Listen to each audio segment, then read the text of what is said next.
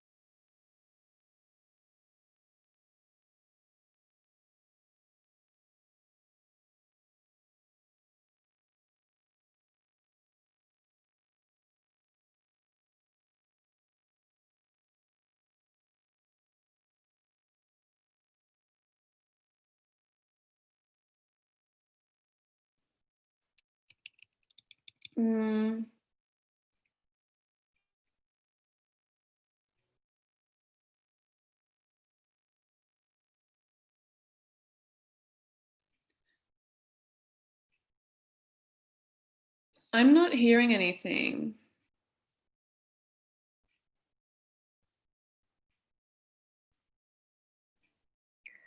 Hi, because everyone has microphones muted. Yes. So, okay, there's nothing to hear, is the response. We are live, by the way. Hi, Vivian. Hi, Clara. Hello, good morning. So yeah, I guess we'll start since it I is think 10:03. Clara, I think YouTube is not on. I think yes, it is. You just have to go towards the end of the broadcast. Yeah, it is. It is on. Let me see. Wait. Yeah, it is on. Yeah, we are live. So. Yeah. Okay. Because the link that you sent before, it doesn't work. Check the email that I sent you. Yeah, hello everybody, bear with us while we handle these new technical things. But yes, if you check the email that I sent you yesterday, but if not, I'll send it to you in the chat. So I guess we should start. Yeah. Hello everybody, good morning, and welcome to the Vantage Body with all of its imperfections. Before we start today's program, I would like to invite Vivian Zerl to give some from formerly known as Witte de Wit and soon to be known as Kunstinstituut Melli, to give us a little welcome to today's program. Thanks, Clara. And it's wonderful to connect and to be giving this kind of flip side or inverse welcome, because what we have within our Zoom conversation is 12 students and academics and guests physically within the space of downstairs Melly, as well as audiences tuning in live, including myself. I'm calling in from home today for health and safety reasons particular to me. And this kind of hybrid mix really speaks to why we're very excited to be collaborating with the social practice department at the Willem de Kooning Academy at the moment. We went into the lockdown in March, in a total lockdown. There were no audiences for that period of time.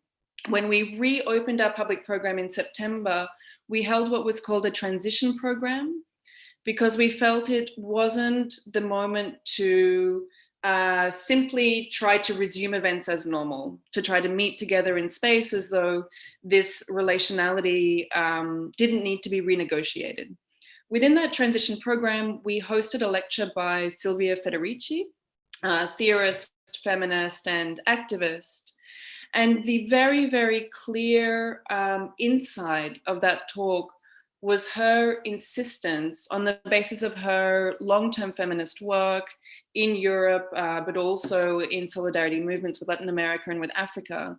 She continually insisted upon the necessity of continuing to negotiate ways of coming together, and continuing to negotiate the possibility of meeting because of the kinds of consciousness that is possible in gathering, and because an individuated consciousness, sort of the consciousness of the teenager in one's bedroom, is precisely the consciousness that the forces of neoliberalism have been pushing for a long time.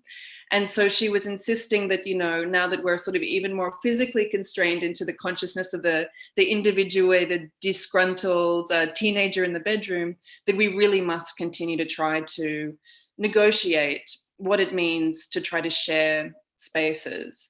And that those processes of negotiation are always already ongoing, but that they've been dramatized under the condition of COVID-19. So as we're reopening our events program, and as we're negotiating that reopening as we move back into a lockdown, we're trying to avoid simply switching onto purely online programming, and to look at ways of trying to maintain some of what the surplus is of an event. Because with events, often the most important part of the events are the conversations before, in between, the dinner after, because often that's when new ideas arise, where new friendships are created, and when new projects actually come about. And something that we've quickly noticed with the nature of Zoom events is often that they're very frontal, and that then the content is delivered, and you have a moment at the end where the Zoom link is over, and the processing and the minutiae between them is very really cut short.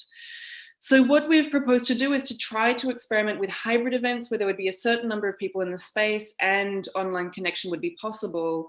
And we could hardly have found a better conversation partner in those experiments than the social practice department.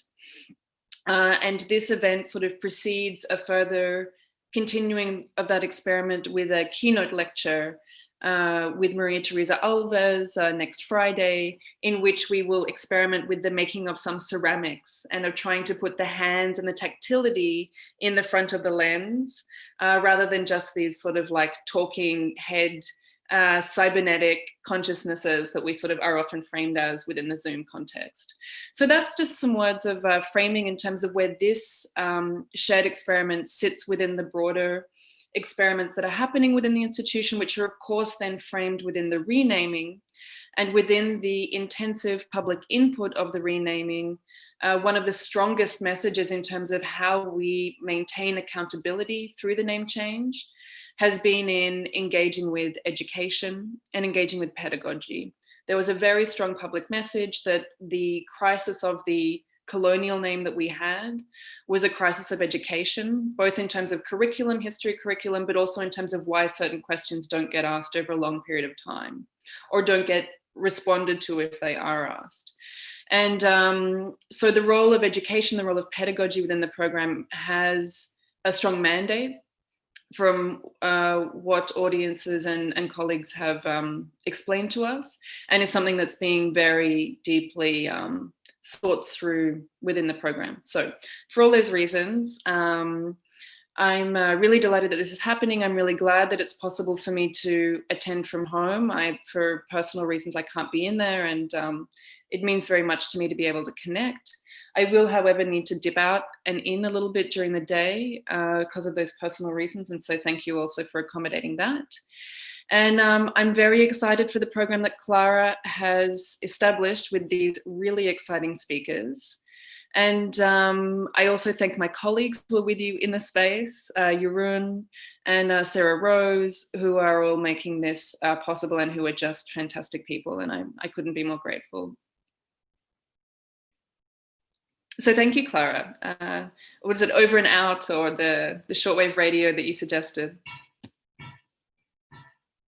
Mute my audio. Yeah, you can say over. Thank you, Vivian, for that super generous introduction, and thank you also to the people at Kunstinstituut Melle, well, future known as Kunstinstituut Melle, for accommodating us in these strange times. I'll just read a brief introduction, and I will have to ask anybody who's watching to bear with us during the day, because this is yeah, we're sort of still learning as we go along.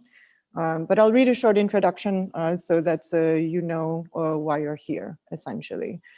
So welcome to the Vantage Body, which is a meet space broadcast by the Willem de Kooning Academy Social Practices Department and in collaboration with Kunstinstituut Melle. I'm Clara Balaguer. I'm the program head of the Social Practices Department, and I'm here in the room with, well, technically we're supposed to be 12 bodies, but I think we're about 13 or 14, give or take, we are 12. We're 12? Yes, I'm being told that we are 12. So every year we have this one moment in the course where we're all together. It's the one moment where, yeah, we get to see throughout all the years that the social practices teaches in, we get to try at least see who all the faces and bodies in the course are. And this year we are not able to do that. This is kind of like an interim solution. So how to still find ways to be together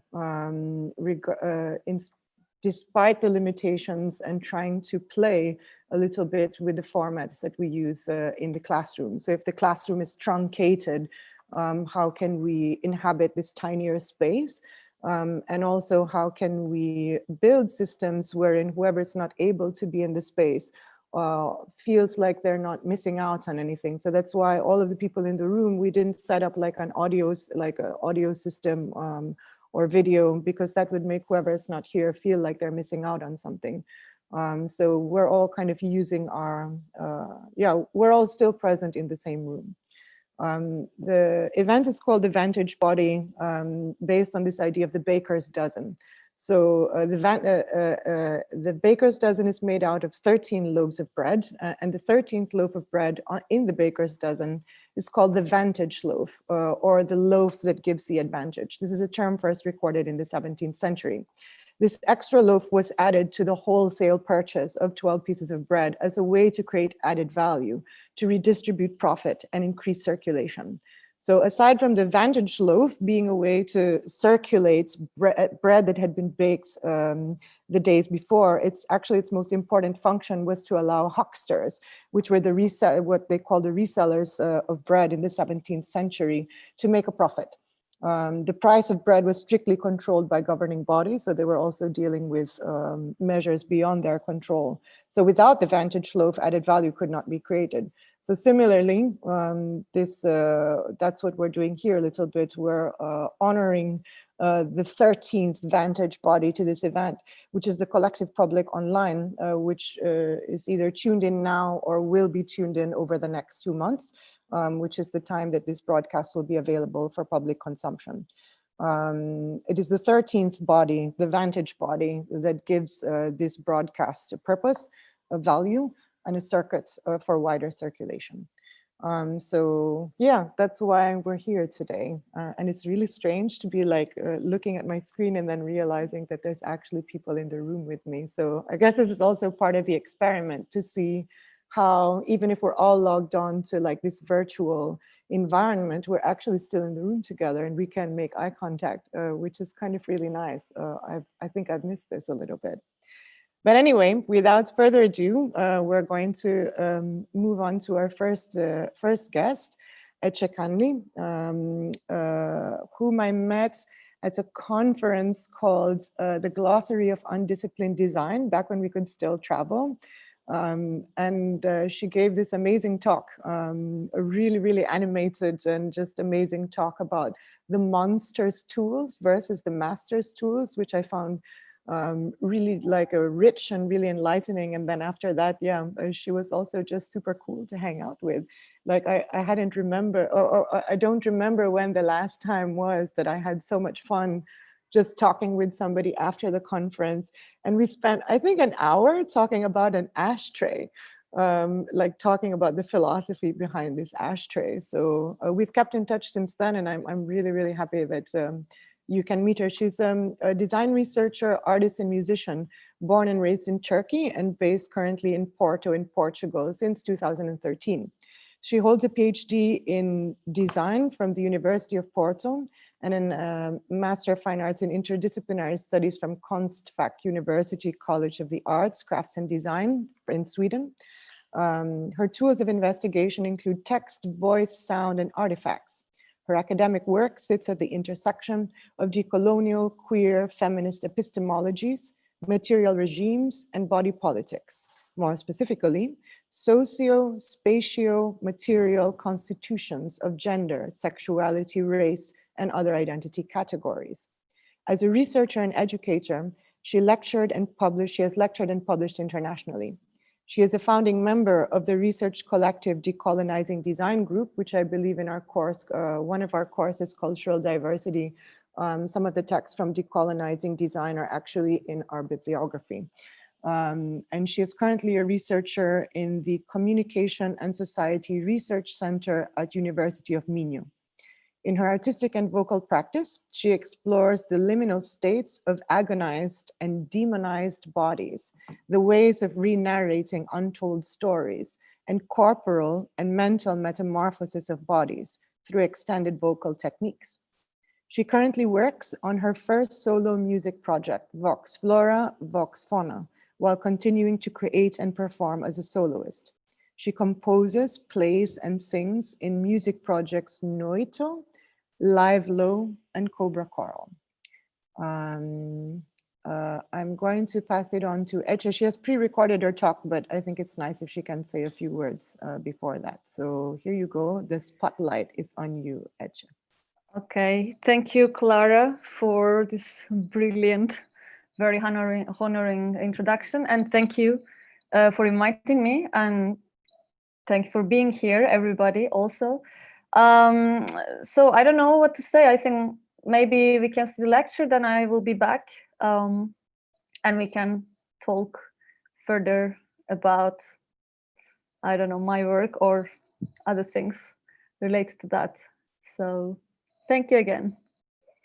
Okay, it's good to see your face before the slides and the voice. Before the slides, yeah, I had a problem with the video and presentation at the same time. So yeah, my video lecture has no face, but I hope you will enjoy. Okay, bear with me for a second because I'm a noob and I'm going to share now. Do you see on YouTube? People can see this, right? Okay, thumbs up. All right, so I think I'm going to play the video. Ece, I'm so. Hi everybody, good morning. I'm Ece. I'm sorry you cannot see me at the moment. I had some difficulties with recording my face and the presentation at the same time, but I hope I will see you after this presentation. So thank you for being here today, and thank you, Clara, and the rest of the faculty for the invitation. It's my first ever pre-recorded lecture online, so I hope everything will go fine and I will fit everything in a 20-minute presentation. I will be very brief to just give a glimpse of what I do as I was asked. So please ask me anything during the Q&A, or please feel free to go to my website or other links that you can find my works and videos that I will not be able to show today here. So to talk about my work in general for me is always challenging because, as you might have seen in my bio, I have two parallel yet intersecting lives, academic and artistic, which are quite different from each other for me. One is design research and material culture studies, and the other is music, vocal practice and performance. On the other hand, although these fields mostly talk in different languages for me with different motives, their common ground, I would say, is the notion of haunting, as it appears in the title of my talk today, as you see, and in the text I had sent you previously, which is called A Glossary of Haunting, to my website, or written by Eve Tak and C. Ree. I hope you read this short but brilliant text that had inspired me a lot, and I hope it inspired you too. And I'm looking forward to discuss this text with you afterwards. So there are several reasons why I chose this text, which has recently informed or made a translation or made sense of, I would say, some of the issues I work with, such as construction of gender and identity, coloniality, but more generally the notion of justice, as these authors emphasize throughout the text. First of all, this text by two artist academic women is written in a fragmented, non-linear, yet such a political and poetic way that I really like working with as well. It's the kind of narrations I like playing with. Second, the author's critique of the reconciliation of wrongdoings and their adoption of haunting and revenge as a form of refusal to condone violence is something I quite align with, both in my work and in my everyday activism.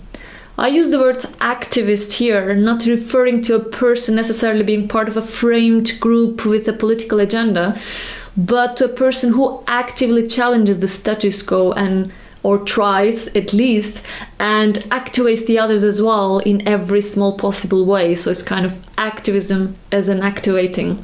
So this idea of haunting has been reflected on my work as a strategy or a method or methodology, as a way of resisting and counteracting any forms of hegemonic power, which means not only denouncing but also disrupting any form of domination, oppression and inequality that systematically excludes certain people and groups in society. So this can be related to gender, sexual or racial politics, class segregation, gentrification, land seizures, territorial and epistemic dominance, and so on and so forth.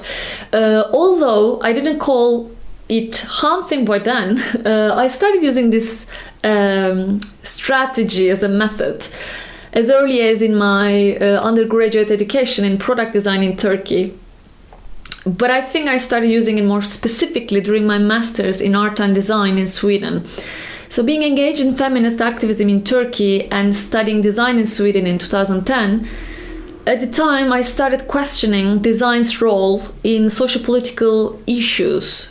When I say design here, I'm not only talking about product design, but also not only objects, but also graphic design, images, interior or urban design, architecture, interaction design, and so on and so forth. So I started questioning how actually, instead of making more things to the industry, how can we use design as an emancipatory tool in the context of gender politics? So by then I was engaged with a feminist activist group in Turkey whose agenda was to pass a law for sexual harassment in universities in particular, especially harassment against women and LGBTQ individuals. And I was the only designer in the group, so I was doing the visuals for the sites, videos, banners and artifacts for public demonstrations and stuff, until these other women challenged me to do more attention-grabbing, or I would say, they said actually, unorthodox, in their terms, public intervention on the issues. They were from other fields, sociology, law. They said we need to grab more attention by not only feminist, but we need attention of other public as well, especially men. So I came up with this workshop I organized by then with the idea of making a dictionary as a symbolic object also for academia,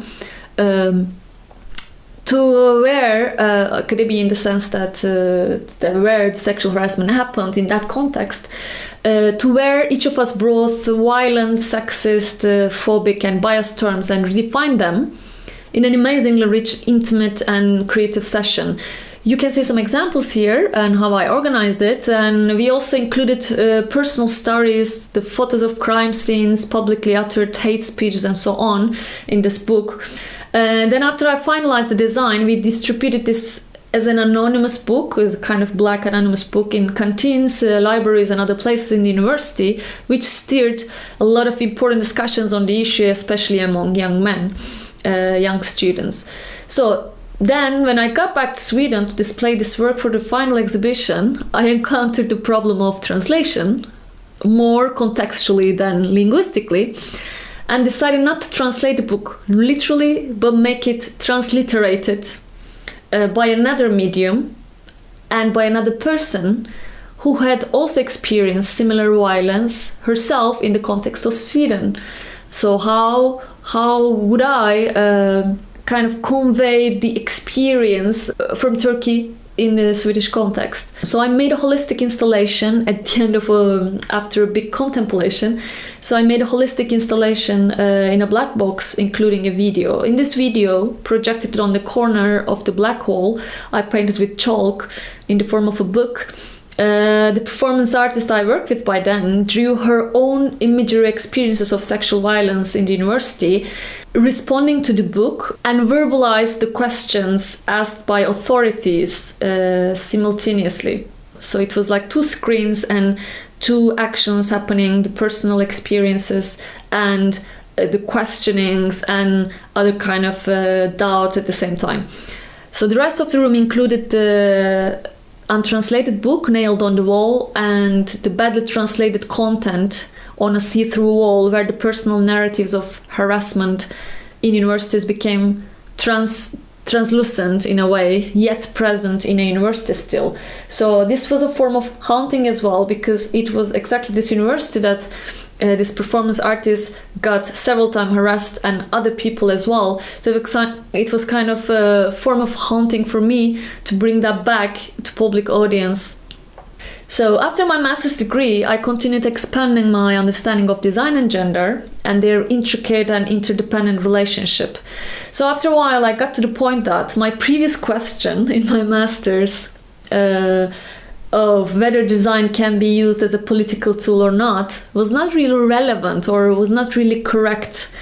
Because first of all, design, I realize, is not a tool, but a system that has many tools within, and design cannot be a political tool because design is always already political. So all design decisions taken either by designers or higher authorities or by non-practitioners, anyone, affect our bodies directly, including all the other species, right? The flora, fauna, in one way or another, which is already a political state of doing things. So design practice and design things, therefore, determine and govern all forms of life, mostly in favor of some groups and in sacrifice of others. So this, while expanding my definition of the politics of design as such and of materiality and design, again, I mean everything from spaces, objects, sites, clothes, to technologies, images, and everything that is material. So I'm not talking about design defined by the discipline. Meanwhile, I was expanding that. I also delved into the question of the construction of identity politics further after my master's. So even though my initial interest laid in gender and sexuality-based discriminations, I realized how socially constructed identities are only bits and axes of a bigger matrix of power, which means we cannot talk about gender without contextualizing it or thinking about sexual, racial, ethnic, class, age, and ability formations. So digging this genealogy of, I would say, privileges and oppressions led me to also examine early material constructions of gender and identity, and thereby I arrived to queer theory, the colonial thought and intersectionality accordingly, and critical race studies and other fields much further than design, I would say. So with these intentions to investigate how ongoing perpetuation of bodily segregation in society is directly reproduced by design practices, I decided to do a PhD on the subject. So my PhD dissertation, called Queering Design, Material Reconfigurations of Body Politics, aimed to provide a basis, a reference work for the design discipline, which still lacks such urgent discussions around design bodies, I would say. So my research had 3 hopefully fulfilled objectives. First was to bridge queer studies and the colonial thought with design theory and practice, really set a basis for to provide a theoretical background, I would say. And second was to offer an open-ended queered methodological framework, I will say, for design researchers and practitioners and beyond. And third was to deconstruct the already existing oppressive design things.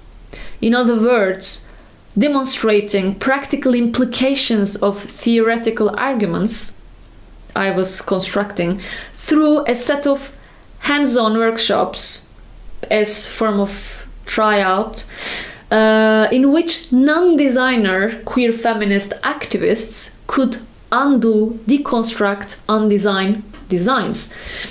So with this last objective, or namely for the practical part of the research, I organized 3 workshops on the concept of so-called queering or unmaking design things in 3 different themes or mediums in 3 different geographical contexts.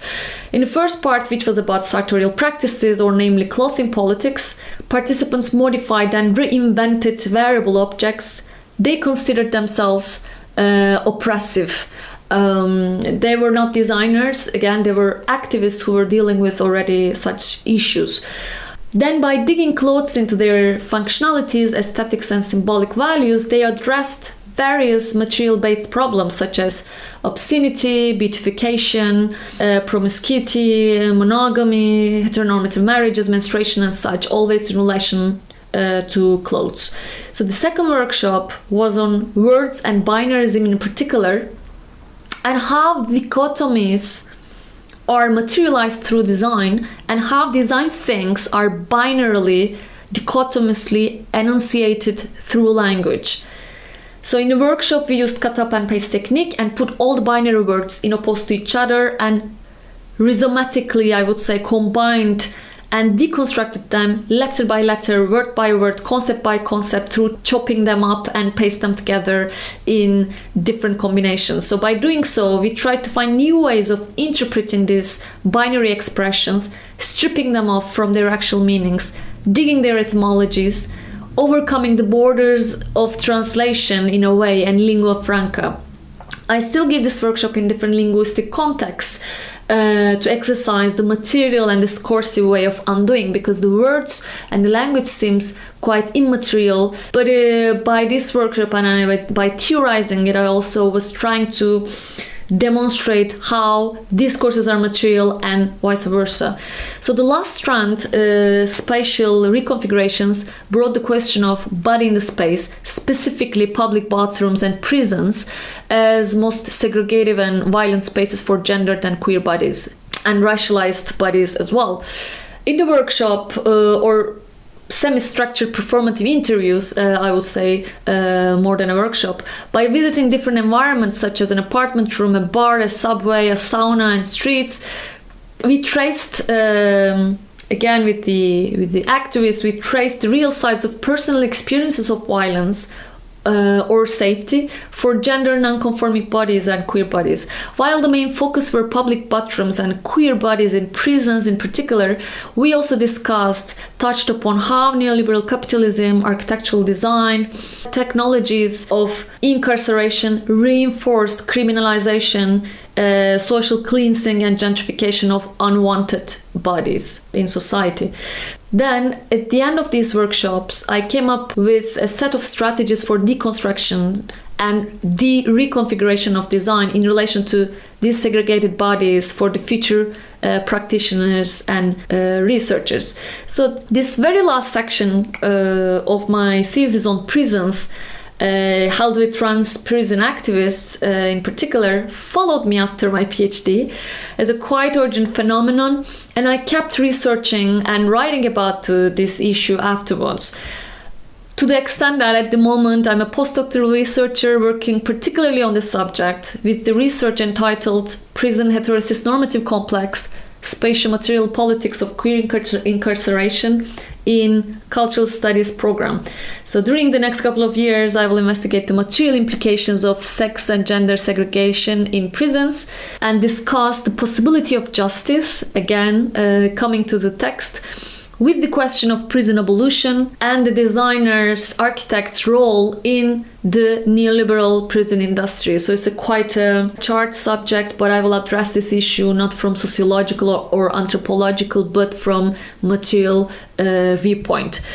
And meanwhile, I continue being part of my international design collective, Decolonizing Design, and publishing and lecturing with them in several locations. And meanwhile, I've been writing, theorizing and researching about agency of things in relation to identity construction and intersection of materiality, gender and race in the context of imperial practices. So this was my academic path. I know, a relatively boring one, sorry. Now I would like to turn to music and performance briefly, as much as the time allows, just to give a glimpse of my other side. So I've been always self-identified as an artist and a musician since my very early ages, much before my design education and academic life. But the more critical turn, I would say, occurred in the same year with when I started my master's project in Sweden. So there, my involvement with TIR, an anarcho-queer feminist performance art collective, shaped my artistic practice dramatically, I would say. So formed by incredibly talented and politicized artists, dancers, musicians and actors, TIR was for me a space not only for experimentation, but also a freer way of digging the stories of, for instance, pathologized and ostracized women, queer people, and rewriting the histories of them and manipulating the manipulated facts that academia didn't really allow in certain ways. So this is very important because this is what I mean by counterfactual artistic practice. So not perform or not creating a discourse, not creating around the facts that are given, but try to rewrite or counter these facts that are actually given with bias.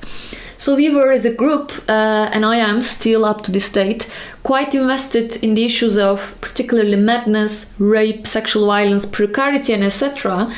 And we did mostly site-specific performances using the texts from women deemed mad, such as Valerie Solanas, Eileen Warnes, Francisca Woodman, and such. And we used many different techniques from literary text to music, from composition to dance.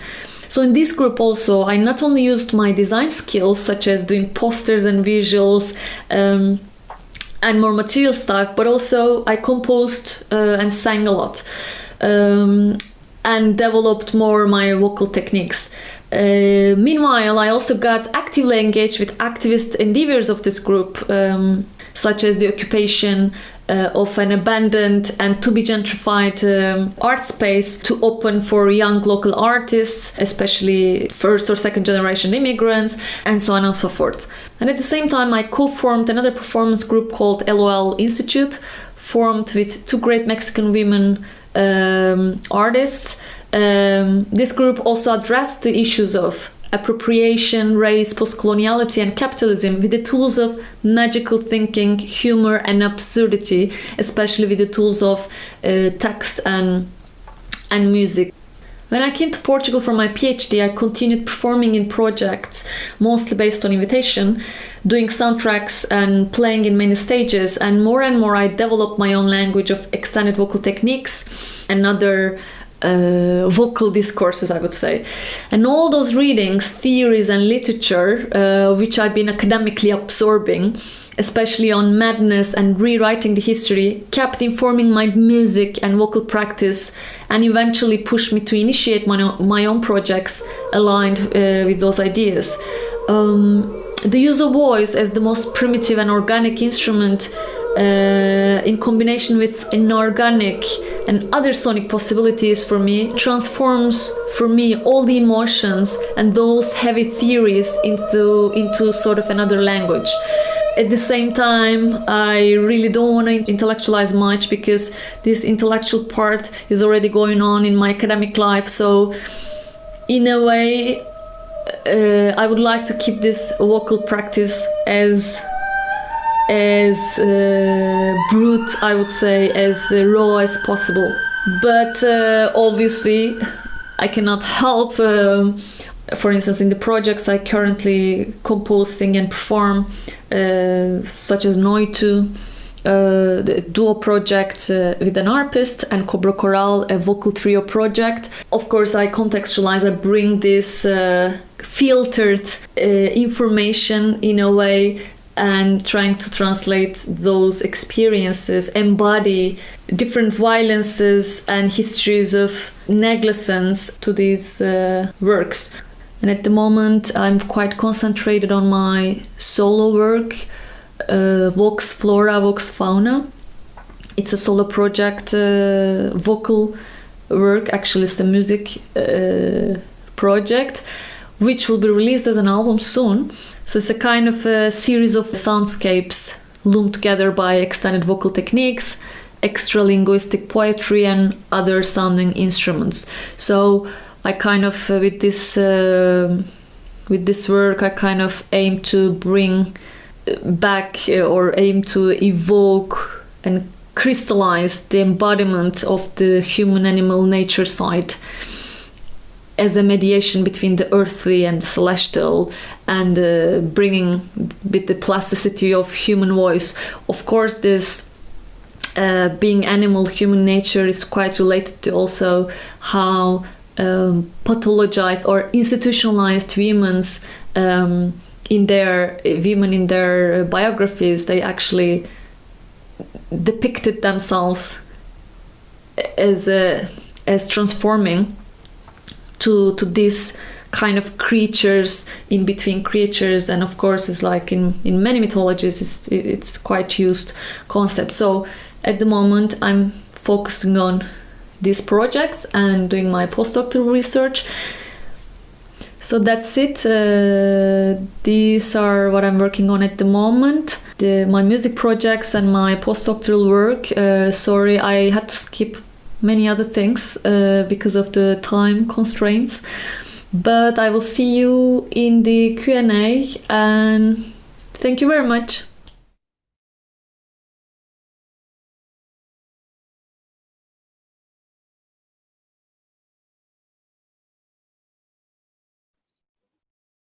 Okay, we're back now.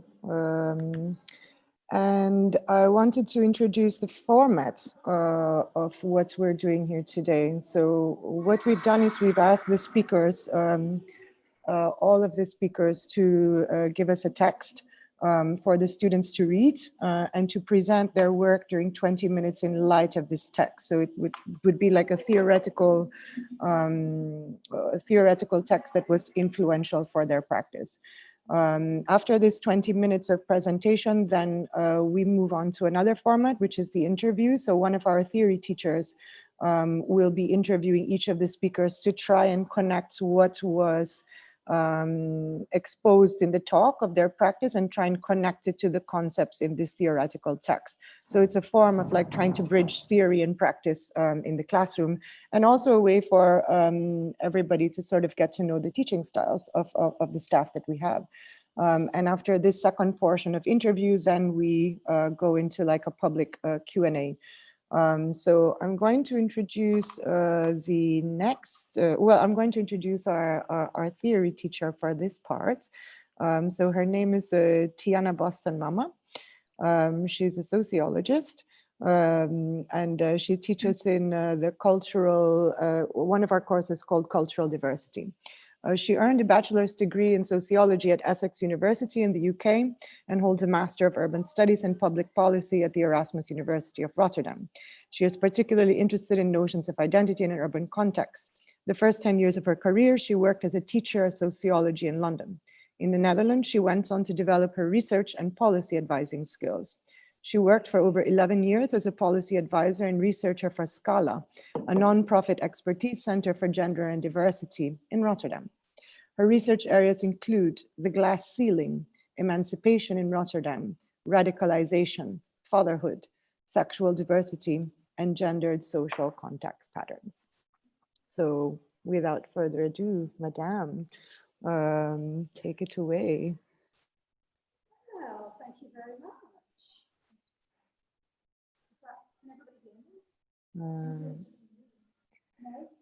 Your mic is muted, I think.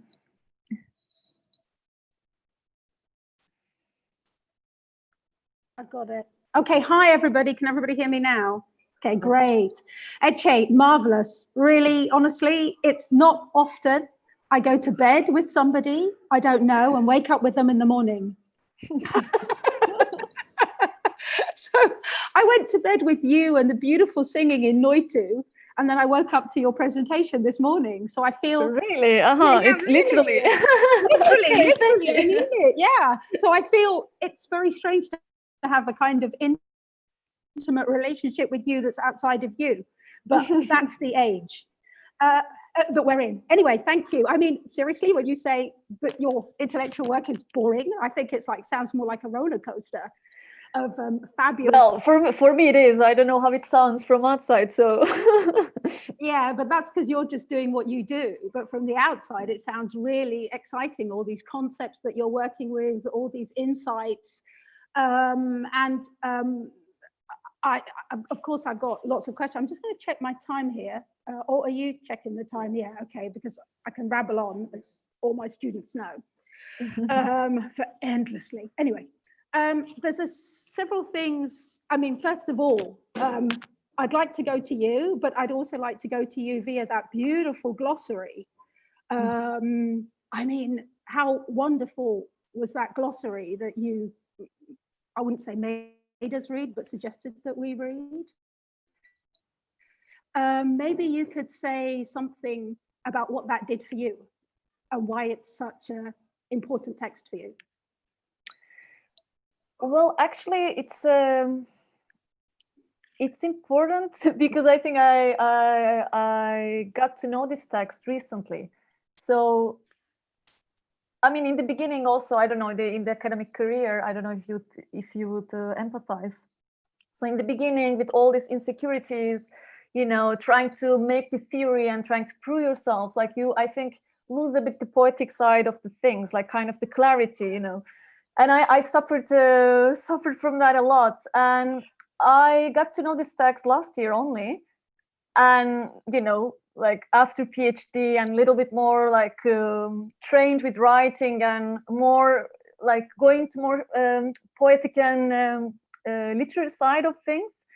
And when I got to read this text, I don't know, I felt just like, wow, how clear and how precise, how poetically they put like things that we've been talking. I mean, it doesn't have to be like you know, so like academically proven or elaborate, but it is indeed for me, I don't know, it's just like the language, I think, and how it was written with the context, just like I don't know, it really intrigued me. And then I really realized this, the hunting, you know, I mean, they don't talk about it as a method. They just like, you know, talk about all the glossaries separately, although interconnectedly. But I just felt like, wow, all these things I've been trying to do so far was this. I mean, it's a great metaphor in a way, and I don't know, I really like that, and I think it touches upon several things that I touch upon in my work, directly or indirectly, and again, it's like a mix of artistic and academic practice. So, and also she's a scholar. Eve is a scholar that I really like the work. So, I mean, I guess, and I think I hope it was an easy read for students. So I thought it could be interesting for them also. That's why I chose, because I mean, you know, I have like so many academic texts, like thick and difficult ones. So I don't know. Well, I mean, we can ask them in a minute how they found it, whether it was an easy read or not. And would you say, do you see it as an example of decolonizing the kind of academic work? And does it kind of link to your design group? Is this the kind of work, or would you say that the kind of design group that you're involved in is a bit more focused on making, although making, of course, is doing research? No, with my design group, I don't know. I think I got. Yeah, it keeps glitching, doesn't it? Yeah, it is. So I was just wondering about the link between this kind of text, which is, for me, a beautiful way to approach a theory and writing outside of the traditional academic requirements. Would this be, if this is something then that in the group that you set up that you aspire to? Just curious. Yeah, I mean, of course, we really think a lot about how to write and to whom we write and who reads what we write, right? So it's like everyday question. Even yesterday, I was discussing with someone, like with my colleague, researcher, like what is the meaning of publishing an academic text in academia if only a few people who are interested reading eventually. So sometimes it's really important to get the language, I don't know, twist the language in a way, or change the direction of the audience to other one, or, and also, like Gloria Anzaldúa, for instance, like one of the writers, that she's using this, you know, the kind of a mix of different languages. I mean, actually, the way that she uses language is exactly what she talks about, you know, the like in the post-colonial society, and in you know, in material and other cultures. So, and I really, I mean, we talk a lot about it, and we kind of, we try to write in many ways, but still, I think it's not a common, I mean, it's not something that we really practiced. Because when I said that, because when people hear decolonizing design, people think that we are a group of designers, we are trying to decolonize design. Actually, our argument is that we cannot decolonize design. So it's a possible act. And actually, all of us work with highly, like I think I would say, like almost merely with theory. So even these examples that I showed, these workshops, I mean, it was like just the practical part, I would say, like of what I was developing as a theory, but they were not like, you know, design things, and they were not claim that they were just like practical implications. I would like to really, I wanted to see how activists, like who don't have any discourse or like thinking about design, although they touch and they see every day. So how would they respond actually to undoing that? So I was like really, and I always work with non-designers. So, but even my work with that, I don't think that it's practical so much. Like, and other my colleagues in the group also, I mean, they don't practice design, so we're highly theoretical. But yeah, I mean, of course, I think they're also interested in this like different way. But this is one of the things that, say, my students struggle with, our students in cultural diversity struggle with, like, how do you, you know, or I'm starting to think that perhaps there's a kind of impossibility to what we do, in that we're in an institution.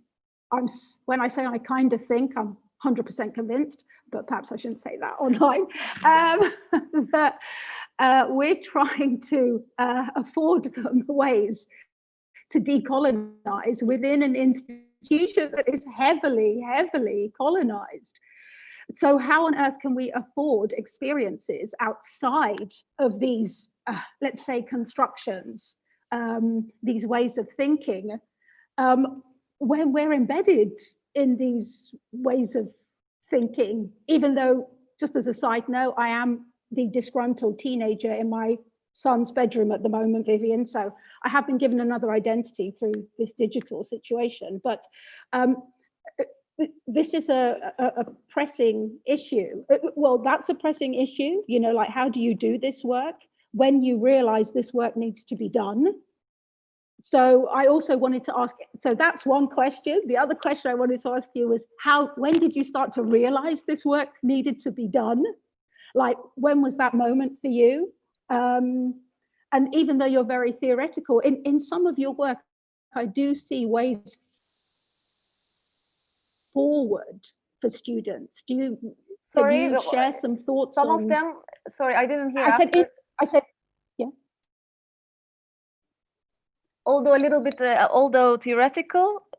I said I do see some, let's say, clues, some hints in your work that could help students. I think that's actually why, because Clara was very clear that please be so clear and please bring your, you know, both practices, and it can be like more, you know, not so, I don't know, it's not a lecture, it's a presentation.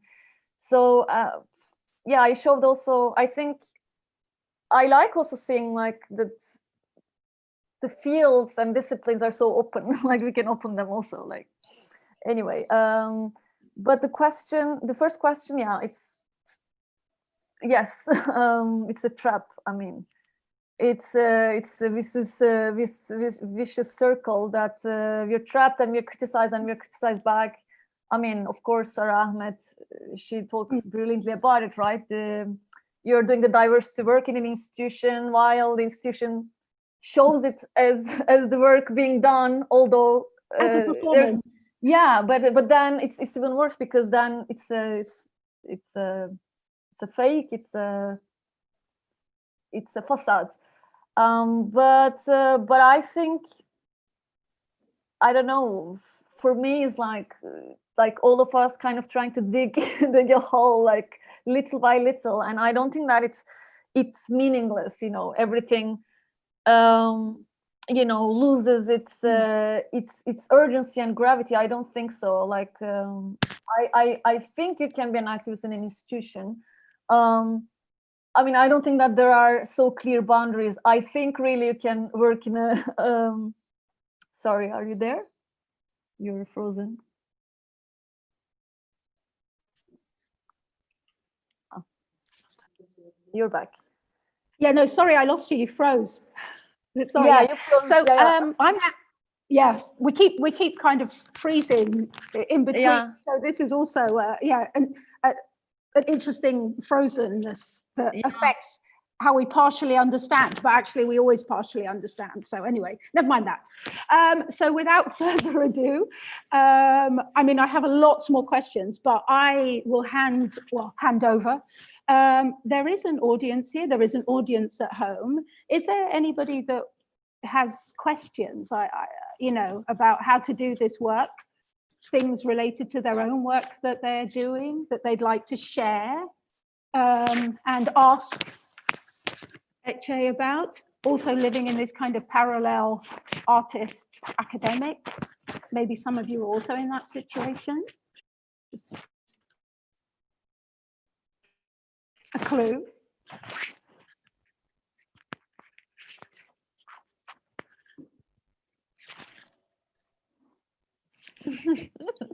I'm not in the room, but can I jump in? Yes. Sure. Hi. Yay. Hi, everyone. Hi. So I was supposed to be in the room, but I will be presenting live later. Right now, I'm just in my room. Hi, Ece. It was lovely to hear your talk. I was wondering, and I must say I was a bit intrigued and maybe provoked by when you said design can't be decolonized. I'd like to hear more. What brought you to this? Partly because my research has been like following a similar track, but in a slightly different focus, has been about post-capitalist design and about disentangling design from capitalism, which also at first sight seems like an impossible ask. And more recently, I guess I'm very much impressed by Arturo Escobar's work in terms of how, some decolonial interpretations of what design can be and can be repurposed. Obviously, it is, so far apart from like the European sense and meanings of design that maybe we shouldn't even use that word. But I'd like to hear more about your take from this. Yeah, I mean, it can be. Yeah, thank you for the question. Sorry. Yeah, we can talk about it, I think, another 2 hours. I have, I overtalk, as Clara knows. That's why I had to record my talk, not to overtalk. But anyway, briefly, actually, maybe you can see better my colleague in decolonizing design, Matt Kiem. He wrote about it exactly, like he wrote about why design cannot be decolonized, and he actually explains it very well. Like actually he goes to the histories and roots of design, like what is design, like as you said, like like the way that we call design as a discipline. And yeah, of course it emerged with the capitalism, right? Like with the capitalist needs, and it's of course like it's connected to colonialism, and then the Mignolo and Anibal Caggiano, and they all talked about it, like capitalism, patriarchy, and modernity is a kind of this 3 kind of pillars of coloniality. So the fact, I mean, it's like kind of again which started what kind of situation. So if design is directly related to capitalism, and if capitalism is directly related to coloniality, so can design be decolonized? But of course, then I think it's also a matter of naming things. Of course, design had existed, always existed in the entire history of humanity, human being. But the way that it's used today, so when we detach design from let's say capitalism or that modes of production, so does it become craft, or does it become art, like all these disciplinary boundaries between them? So it's kind of, yeah, we enter another discussion. But of course it's a very provocative way to say we cannot decolonize. I mean, it's a provocative way to say decolonizing things anyway, queering, decolonizing. I think it's more provocative than, than saying that we cannot decolonize. But yeah, I think that's the kind of the history of design itself, the emergence of it. It's quite tied to, even the, raw materials, like all this travelings and slavery even. So how do we make peace with that in a way? So as this text talk about, like, can we make peace? Sometimes we cannot make peace. So yeah, maybe, I don't know, maybe we will come up with some other names or other practices. But yeah, I mean, again, I would recommend my colleagues' work. Really, I think it's particularly on coloniality and design, and he talks a lot about the neoliberalism and capitalism in that sense. So, sorry, Selçuk, can I just? There's somebody in the audience here that would like to ask a question. If you would go, Ece. Hi. Hi. My question is, well, it's not a proper question, but I was just thinking that in the text that you suggested and also in your work, I see kind of a link between, or I'm wondering about the link between the metaphorical and the material. And I'm not sure yet how to see it, but I do see like how the metaphorical has this very real presence, and how you kind of see that, or if, yeah, I don't know if you're understanding what I'm trying to say. Maybe can you specify in which part for you, or maybe I use that word metaphoric even, but which part maybe I could be more in, like in my academic work, or the other parts, but because I use a lot metaphors, especially in my artistic work. Yeah. I think I see it in the text that was suggested with the haunting. That's like a very metaphorical, but yet a very real thing at the same time. Okay. And then also in your work, it comes back again. I'm not sure which part, because I'm just looking at the notes that I took. I think it's from the academic part. You talk about symbolic, you said the word symbolic values as well. And so I'm kind of wondering about that, if you can share more. How you see it go back in your own work, maybe. Yeah, I mean, I think even when you talk about the metaphor, I mean, you imagine, when you imagine it, it becomes, for me, it is ready to be materialized in a way. So, but in terms of haunting, for instance, I think it is materialized in many works, I guess, that I've been doing, and many other works, from many other artists and practitioners. Even I think this very text is a form of haunting. So it's like never let it rest, never let it be forgotten in a way. And I think, for instance, it's a very old project, but I wanted to put it because it's also, I think, it's quite hands-on and it's quite material. This dictionary, it's a very long and a big project it was, but I tried to explain briefly.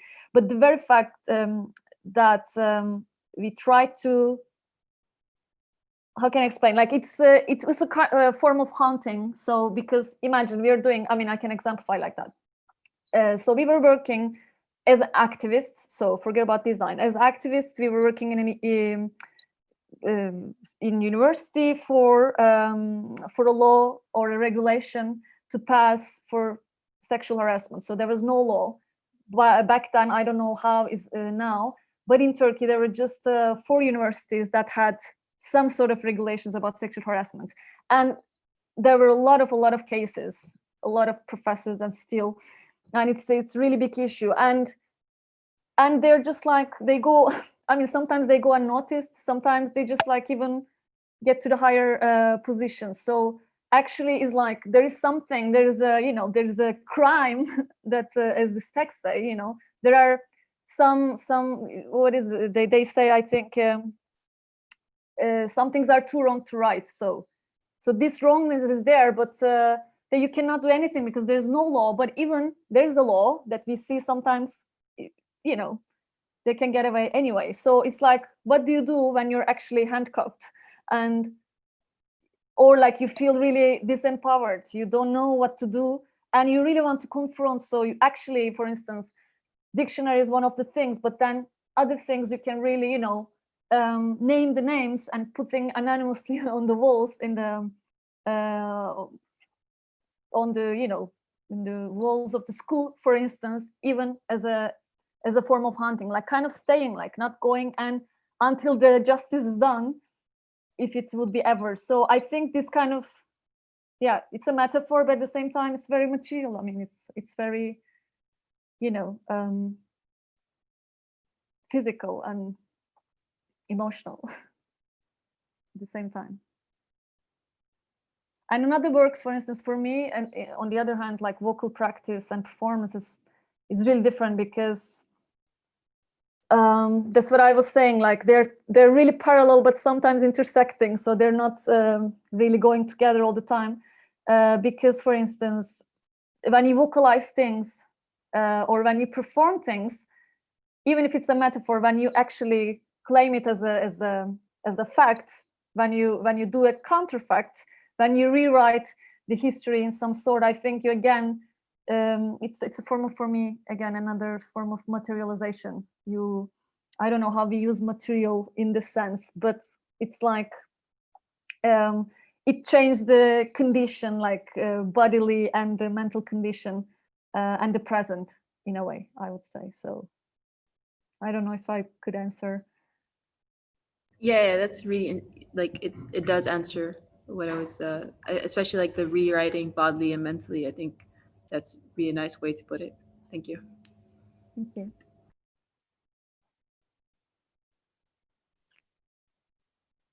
Are there any more questions or comments that anybody wants to share?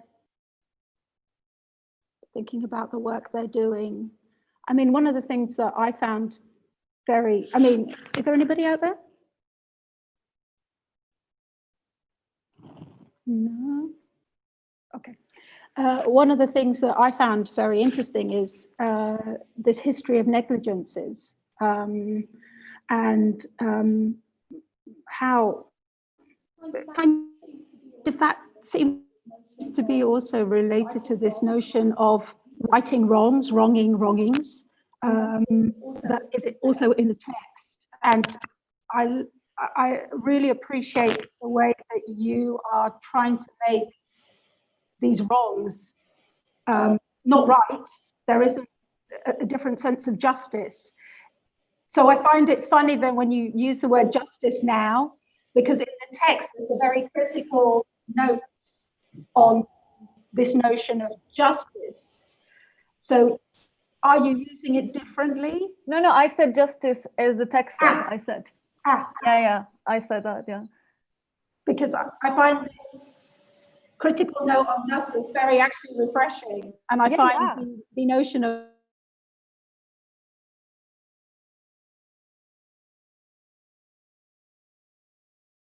someone muted all of us. Someone muted me. Clara, she clearly I've talked too much. No, my microphone was on, and then somebody messaged me and said it was echoing and said, "Can you mute?" And I'm like, "Oh my God, just mute everything." Sorry. I am not a TV station. Carry on. No, so I'm interested in this notion of revenge instead of justice. I mean, I do kind of love that.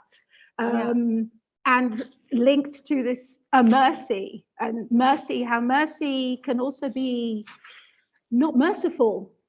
So I was wondering if you would tell us more about your thoughts on these kinds of words and using these words in our practice, making them material, maybe.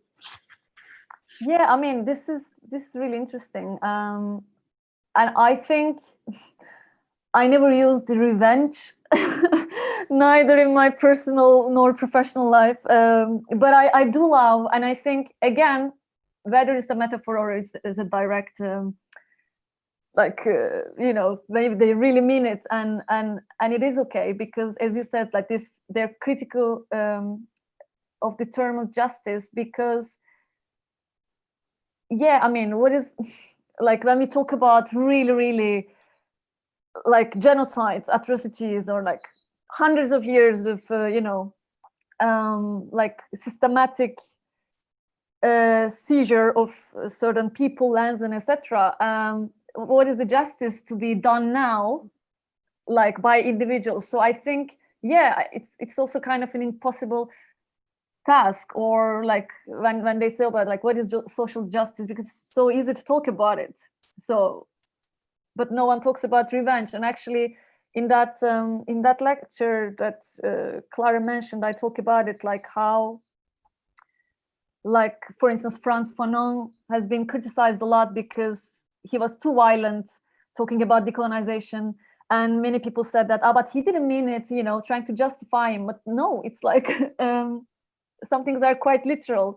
So why? And then there's a great text also by Lewis Gordon talking about Fanon's text, and saying that actually it's like super hypocritical talking about like being irritated by people who talk about violence or revenge,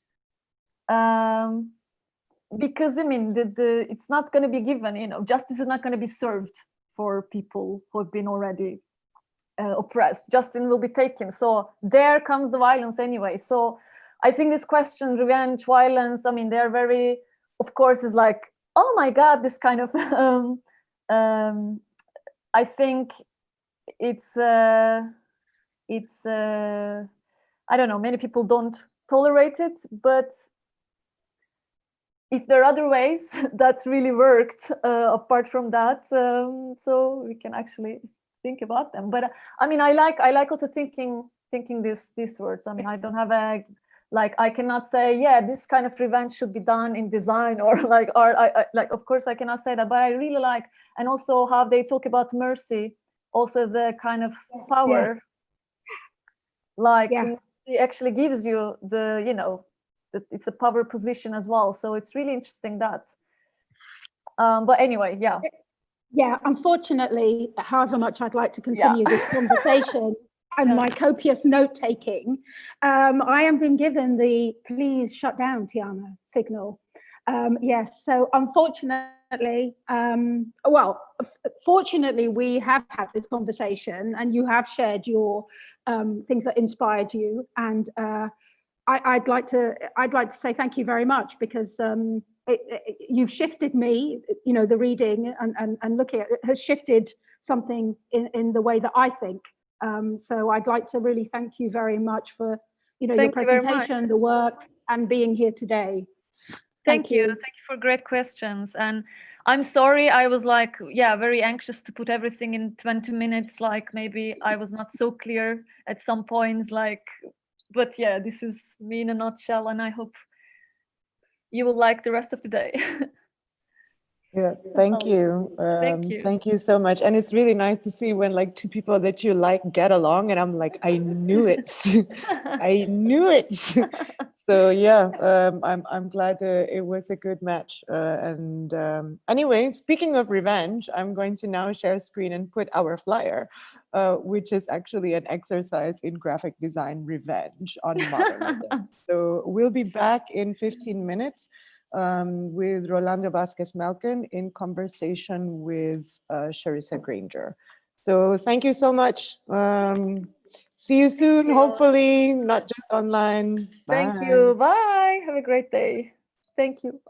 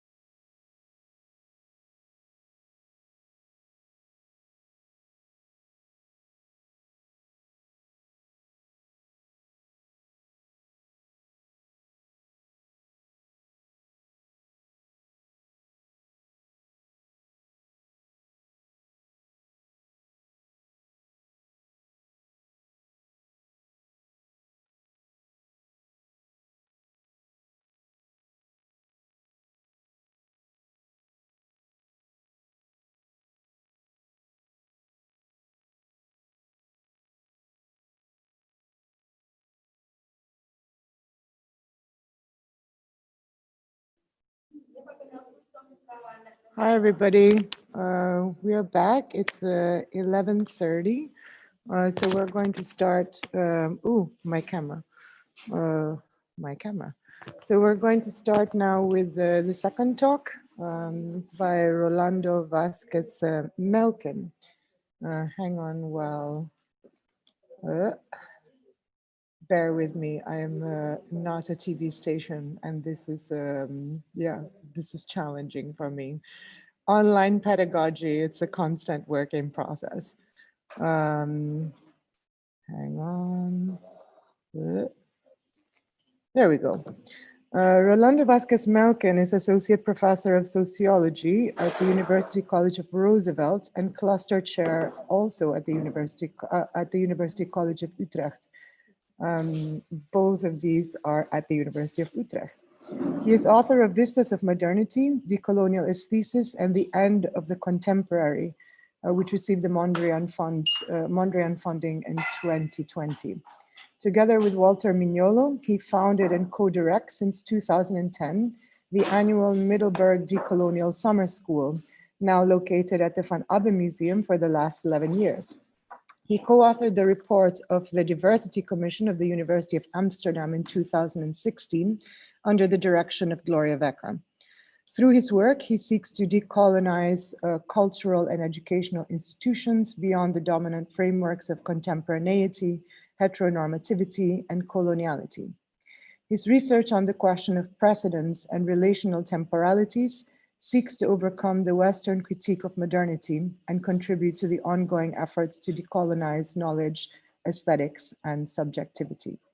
So a little bit of background of how I met Rolando. I actually I went to this online kind of study group, and somebody gave me a text on the violence of like, I think it was I forget the exact title, but it was like the epistemological violence of translation. And I thought it was Rolando that gave it to me. And I asked for permission. I said, hey, can I publish this in a book? It's just a small book, 40 copies. And then the person said, sure, sure.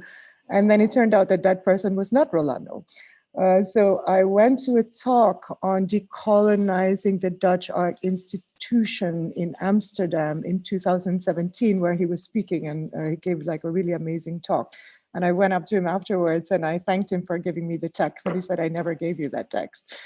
So that was the the interesting story of how I came to know Mr. Vázquez Melken. He was kind enough to forgive me for pirating his text by mistake. And I'm really excited to hear what he's got to say today. He will be talking about decoloniality and time and other things that he knows more about than me. Hang on, let me unmute you. Rolando, are you there? Yes, can you hear me well?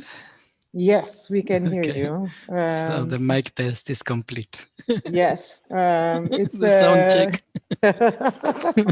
It's going to be a long day of like screwing up the broadcast, but I don't know. Speaking of decoloniality, I think the value of the error and using the error as the error, what's outside of the canon, what is unexpected, for me is always a pathway into finding ways outside of the colonial. But anyway, without further ado, thank you for being here and take it away. Thank you. So I will speak for 20 minutes and then Charissa will enter in conversation. Okay, good. So let me take a note of the time because I can overspeak sometimes. Thank you so much, Clara, for the invitation. And I wish I was with you all at Meli. Also, thank you to Vivian for helping hosting us, as always. So it's a very important task to host in these times. Very challenging as well. Well, I will follow your advice, Clara, of speaking to Yeah, it's good if you stay visible, because sometimes these Zoom conferences where you're speaking into a black screen, it's horrible. So if I can see you, I feel better. I will follow your invitation of speaking about my life practice, and more than, which is really beautiful invitation that is we don't often have. Normally we are invited to speak about something, you know, which is also nice. But so I will, in this context, speak about how my life practice connects to the ideas and the things I do, obviously. For me, I think for many years, I don't know how many, and but it came to clarity only recently, maybe 5 years ago. There is a driving question, and this question is the one I would like to start with, and it's what I call the ethical question. And the ethical question that you might find in some of my writings is the question of whether we can live an ethical life in a world in which our well-being and our sense of self depends on the suffering of others and on the destruction of the earth. So can we live an ethical life when our well-being and our sense of self is dependent on the suffering of others and the destruction of earth? So for me, this question, that is not a question with an answer or with an easy answer, is kind of a guiding question. Is what brings me to do all the things I do. The way I explain it to my students is just asking them to reflect on their clothing, our electronics, our food, and to try to connect to the earth and the people that is on the other side of all those things we have and we consume. And so it is so strange that we are made unaware of this, but we are in direct contact with these processes of suffering of others and the destruction of earth. Like most likely all our clothes, unless we make them ourselves, are done under these conditions. So the first hands that touch our clothes today are the hands of people whose life is being extracted for us to wear these clothes. And not to speak of the cotton plantations and the destruction of the environment, etc. Yesterday we were in this really nice talk in States of Fashion, and that also emphasized the enormous ecological impact of the clothing industry that has more impact than the steel industry. So all the habitats and the ecocide that is behind our way of enjoying life. And for me, this is the ethical question, and it brings us face to face with a sort of perversity or monstrosity in which our well-being and our enjoyment is complicit with the suffering of others. And for me, the question brings us into an awareness and is demanding an answer from us. An answer that we cannot have if we don't place the question, if we keep on ignoring the question and performing as we are just good people for the world and we are trying to save the world, but without understanding who we really are. So one thing is how we perform ourselves in social media, etc., especially in the global north, or in the global north in the south as well. And another thing is, who are we as social historical beings? Whose lives are we consuming? So that is the core of, I think, the axis of many of the things I do. And one of the important tools that I have found through the years is decolonial thought. So we have been engaged with decolonial thought for quite a long time. The Decolonial Summer School, as you mentioned, Clara, is coming into its 12th edition.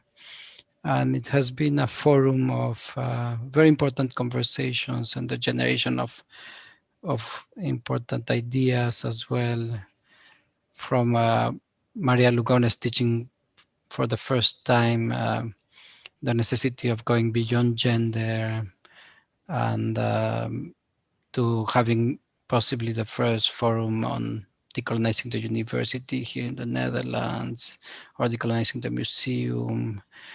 So all these type of things happening in these conversations around the decolonial. Then I will go a bit into the ideas that are connected to it, and then back into the practice. And I think then we can go into conversation. So decolonial thought is oriented not towards just the production of knowledge, but it is doing something. It has a politics. So many people today uses the decolonial terminology, but to do non-decolonial things. And so for us, it is very important that decolonial thought is a politics, is an ethics. And you can even not use the decolonial terms and do it, you know? So now it has become fashion. And for us, it's a big contradiction, or I don't know, something that is paradoxical, because we have been working for so long, not just me, also our elders like Walter Mignolo, Maria Lugones, Catherine Walsh, to bring the vocabulary into the academia, into the arts, because people were not aware of coloniality and colonial history. And now that it is in, we are so scared because it is used as a fashion. It is just being cannibalized, you know. And so I think I say often that it is skinned. People takes the skin and dresses with it and leave the organs to rotten. They are not interested in the politics, in the ethics. They are just interested in the fashion of the terminology. And that is really scary. It is one of these mechanisms of incorporation and erasure that is in that I speak about in the text that that Clara disseminated further, help other people to read. And so this text is called Translation as Erasure, and it shows how some mechanisms of translation are not really great things of bringing in ideas from other people, but they are actually often just mechanisms of incorporation, of appropriation, and of erasing the deep content of things. So that is, so when we do decolonial thought, we carry a politics and an ethics of doing that needs to be with it, you know? And so one is, and in this ethics, we work with in several fields. I will say very general things, but one is decolonizing epistemologies that has been there for a long time. And it's not just coming from our side of the decolonial from Latin America, but it's also obviously coming from other First Nations and indigenous philosophers like Linda Tuwani Smith. And so this idea of decolonizing epistemology is very important, how knowledge is needs to be transformed. But also one thing we have been working very hard here in the Netherlands, and the book, the essay that just came out on Vistas of Modernity, is the question of decolonizing aesthetics. So how power functions not just through the control of the economy, because everybody speaks of capitalism, which we think is very important, but is not sufficient to understand the complexities of oppression or the intersectionality of oppressions, right? So we need to see how power circulates in other ways. Obviously, feminism and especially non-white feminism has shown that the intersectionality is needed to understand how power circulates through bodies and not just through capital, and how it circulates through racialization, through gender. And here we need, that's why we need to add knowledge, epistemology, the control of the worldview, and also the control of aesthetics. And in that way, we understand aesthetics not just as something of the arts, but actually as a field of control of experience, of how we experience the world, the control of the senses. And so that's why we say we need to decolonize aesthetics to liberate aesthesis. And that's why we say decolonial aesthesis, which is the liberation of the senses, of the ways of feeling and being in the world that are not sanctioned or regulated by modernity or by aesthetics, the Western aesthetics. Then we've also been working with decolonizing critique more tangibly. So what is a critique that is decolonial? So many people use the decolonial as a synonym of deconstructing, for example. But decoloniality is not deconstruction. Deconstruction is great, but it's not decoloniality. Or many people use decoloniality as a synonym of queering or a synonym of dialectics, or it is not that, right? And at least for us, I mean, people can use the term as they wish, but there is a history and a politics that the term carries. So the decolonizing critique has to do with undoing coloniality. Right? So with undoing the silence and the erasures of history. Other critiques are doing other things, like criticizing, I don't know, instrumental thought, like the Frankfurt School, criticizing individuality. That's all great. But it's not decolonial. It has another objective. The decolonial is undoing the colonial difference. It is undoing the erasures of history. So decolonial critique is a critique that is aware of the colonial difference, and that you can only practice if you know where you are positioned in that colonial difference and how you are implicated. And you have to ask yourself, is my critique challenging the colonial difference or replicating it? And in that way, you might know if you're doing some decolonial critique. So I think now that the term is in fashion, we need to be much more strict to demand that things are really decolonial and not just named decolonial, right? So under this context, it has been a very great time in the Netherlands with the possibility of making projects around decolonizing institutions. So one of our projects called CRIDE, Critical Decoloniality, is engaged with how to collaborate with institutions that are facing decolonial questions. And this is so great that this conversation is happening at MELI, because MELI has been one of the partners of the network, and the name change process has been in an active conversation with CRIDE and with how to do things decolonially, how to make things participative, open towards social justice. And so I think it is possible to do things. So now being in MELI shows that it is possible, and that the name change is not just a change of a slogan, but it's the change of the ways of doing, you know, the change of content, the remaining in question, the remaining vulnerable, and working with that. With Professor Gloria Becker, we were part of the Diversity Commission at the University of Amsterdam, and we did a very powerful report using intersectional analysis and decoloniality to challenge the university and to give a very big list of concrete steps that the university can do to decolonize, which they haven't implemented them, but still the document becomes a very important signpost or reference for student struggles. And this is what we often thought. We thought we were writing a document that should serve as a guide. We were not under the illusion that the whole institution will change overnight, but we wanted to give a very clear document that will say, well, things can be done. It's not an ideological debate, you know. It is very concrete. And of course, for me, the classroom, I'm first of all a teacher, and I teach a lot. And through the years, the classroom has been a space, like Bell Hooks says, it's a political space. And it's a space where you are really in touch with people and where lives get transformed, you know.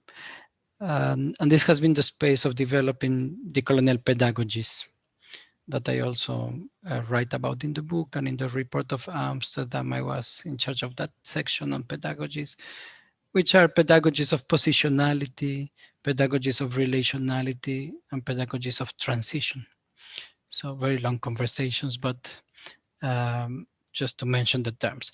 And I know I have like 4 minutes left, so I will go to just a couple of final remarks. And I think speaking about the decolonial horizons. And so we think that the decolonial is oriented towards transition, towards a transformation. And this transformation is a transformation from a modern colonial order that we still live in, that is based on Eurocentrism and anthropocentrism and contemporaneity. So Eurocentrism bringing the loss of worlds, the loss of diversity of the world, of worlds, which I call worldlessness, the condition of worldlessness, the loss of worlds. Anthropocentrism bringing the loss of earth, what I call earthlessness, the condition of earthlessness. And contemporaneity bringing the condition of the loss of time, a general condition of amnesia, of people just living in the surface of desire and the projections of futurity, forgetting who we are. And this, moving away from these conditions, we see as horizon the horizon of pluriversality, of a world where many worlds can fit, like the Zapatista dictum says, and relationality, a world that doesn't function through dichotomies, but through relational ontologies. We also see, more connected to the arts, that we need to move from a logic of appropriation and representation. So when you are schooled in the arts, you are schooled in how to appropriate the world and how to represent, the power of representing the world, becoming that center that represents the world. And what we are suggesting in the colonial aesthesis is the reverse. What about developing the power of reception, not of representation, but of reception, of listening, right? And what could we create together if we listen, if we become more than ourselves by receiving the difference of the other, and not by imposing our singularity through projection, through performativity. So these are kind of the big challenges and the importance of listening for us. I will stop there. Thank you very much.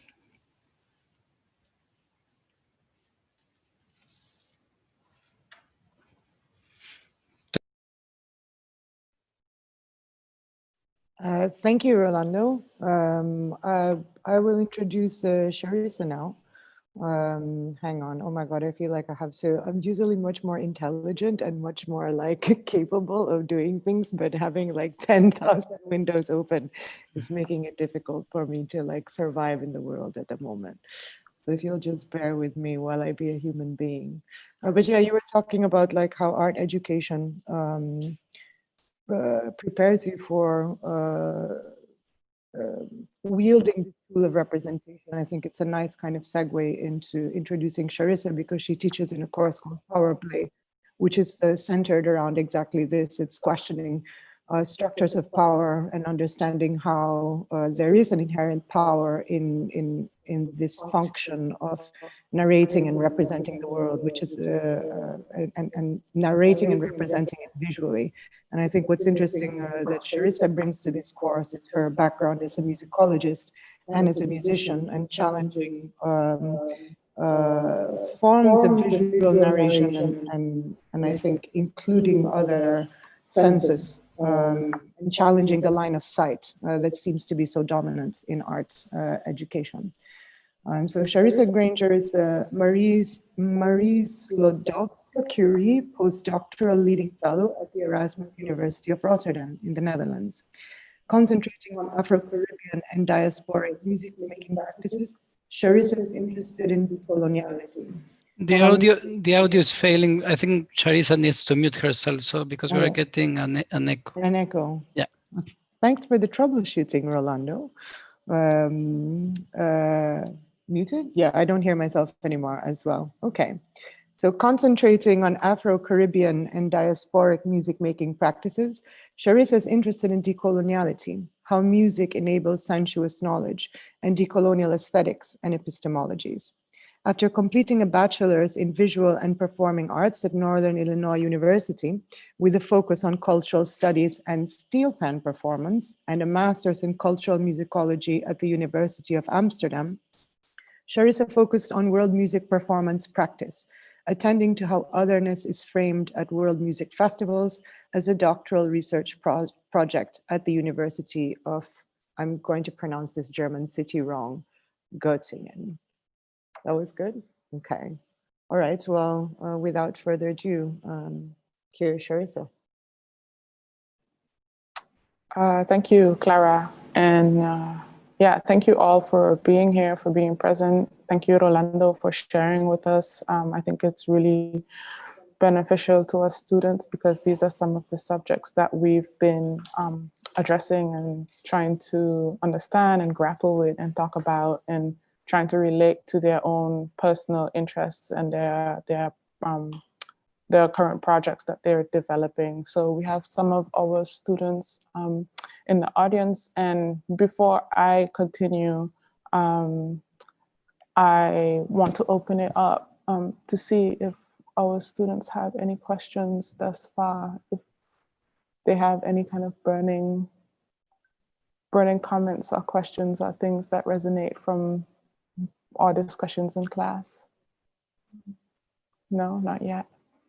Okay, maybe later as we go on. Okay, so Rolando and I met last year at the Decolonial Summer School in Middelburg, and this was really an eye-opener, but an everything opener for me. So I'm very pleased to be once again in conversation with Rolando. So one of the things that I found noteworthy, Clara, maybe you can mute yourself now. Thanks. Sorry, I hear the clicking. Yeah, thank you. Sorry, no worries, no worries. So one of the things that I found very noteworthy in the interview that you provided with us, Rolando, was this aspect of we and the togetherness. So I wondered if I could invite you to speak a little bit more about this we, because for us as decolonial thinking and doing is a deeply ethical practice, as you outline, and a decolonial way of being is generative, requiring devotion and attention and devoted care, right? So departing from here, I invite you to share your use of the we voice, which is noteworthy in the piece entitled Theater in a Space Where We Can Face Our Vulnerability Collectively, which is published in the Theaterkrant. So how do you move with that we, and how do you think and feel together with that we?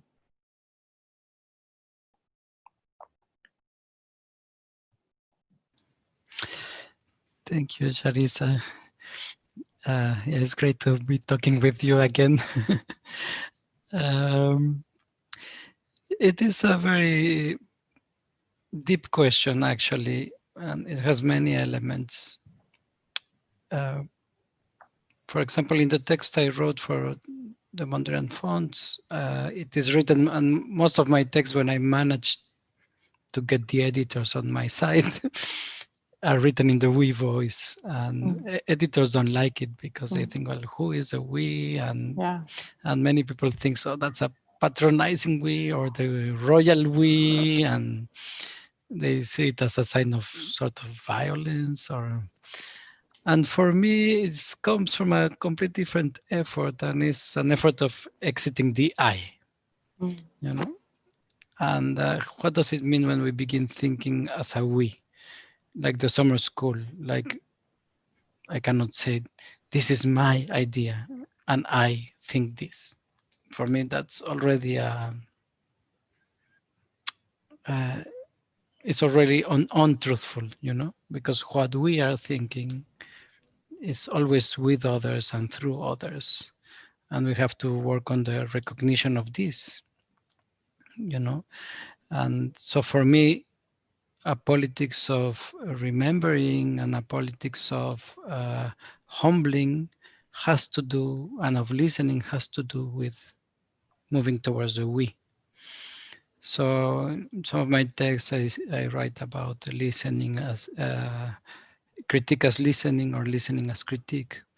So instead of critique being centered in the I, you know, how great my ideas are, it's about listening to the world, you know. And so I think, whereas Western logic of critique, which I really respect, but has to do with a big author generating ideas to teach the world how to see, so this control over representation and thinking, I think that decolonial is about listening, because it is not our ideas. We are listening to the ideas that have been erased, you know.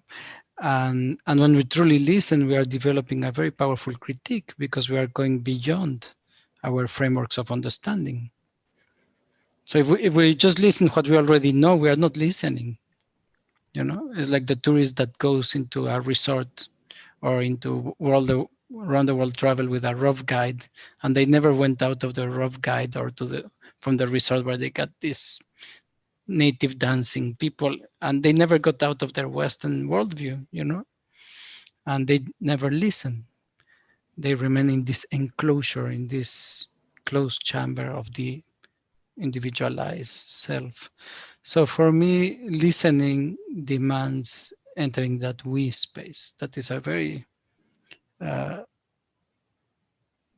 say, it is a very fragile space, but it's also a very powerful space.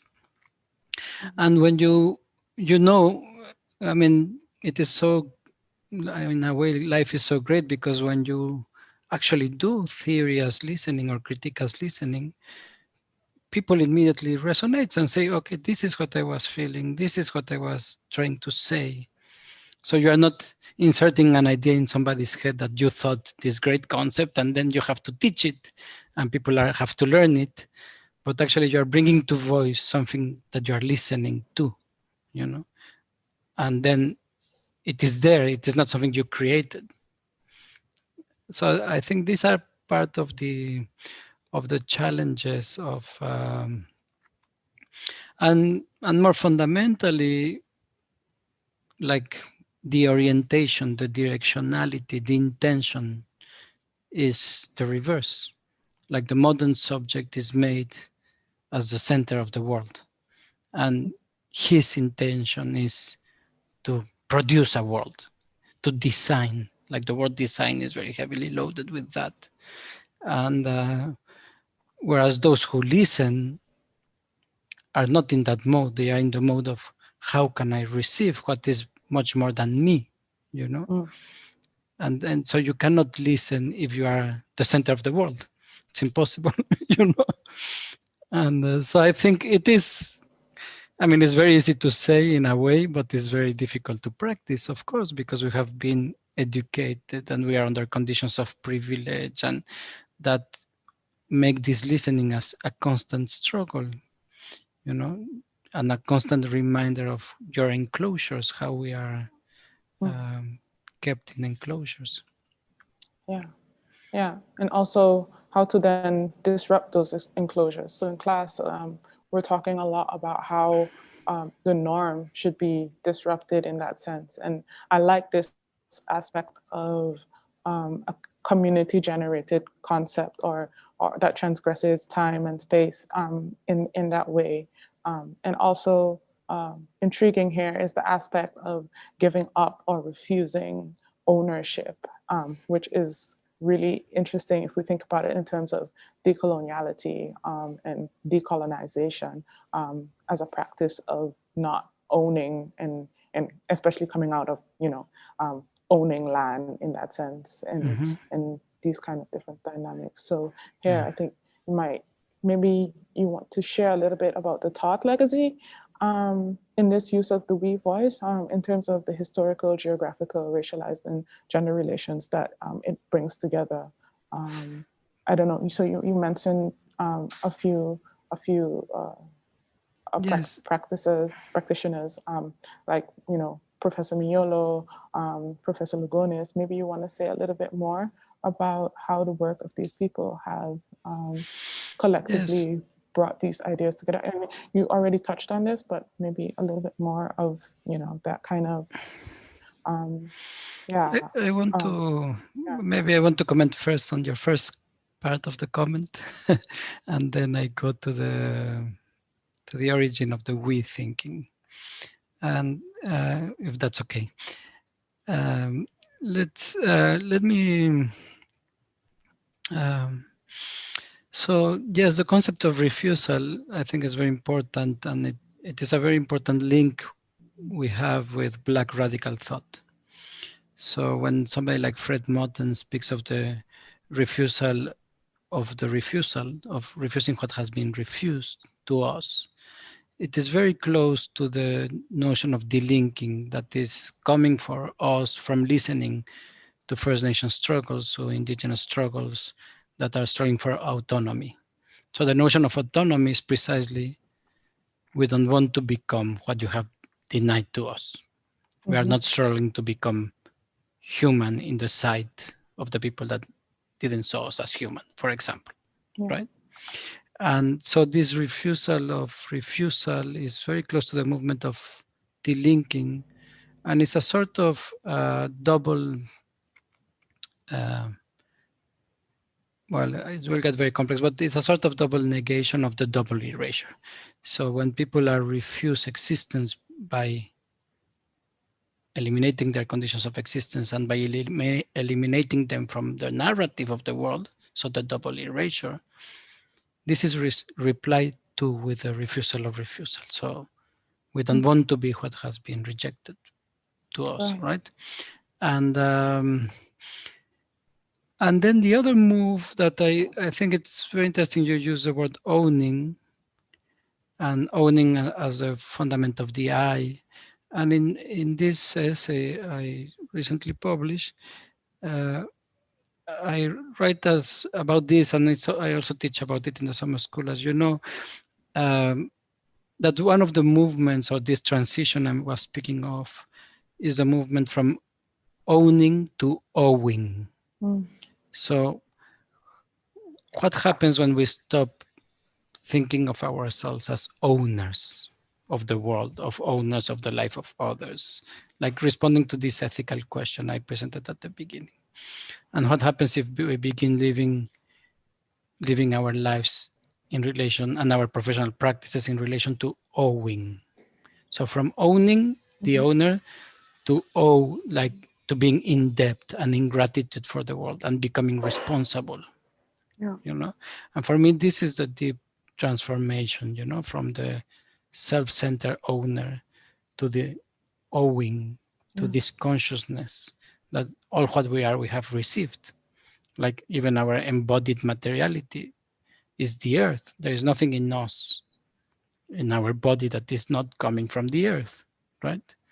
And so why our civilization, or this Western civilization, makes us ignorant of this, this very basic knowledge for many ontologies of the world, that we owe our life to earth, right? And we don't own the earth. So this is part of the genealogy of this thinking of the we, and it comes from, very importantly for me, it comes from listening as critique to First Nations and indigenous philosophies. Because, for example, in Oaxaca, in Mexico, Jaime Luna, Floriberto Diaz. They are thinkers of philosophers, indigenous philosophers of comunalidad, communality. And the Tojolabales in Chiapas, the Maya Tojolabales, their language has no I. They work with the we. You know, the we is their grammar. So it's not something we are inventing. We are just saying, you know, we will take them as seriously as we take Heidegger, you know.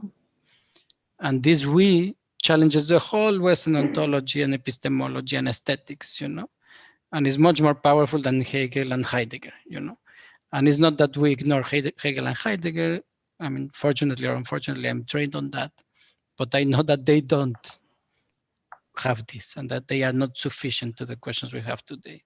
And in the decolonial view, the thoughts that have been erased, like the thought of the Tojolabales, because we are not speaking Tojolabal today among us, they are saying, no, we need a grammars of the we to preserve the earth and to create communal relations, right?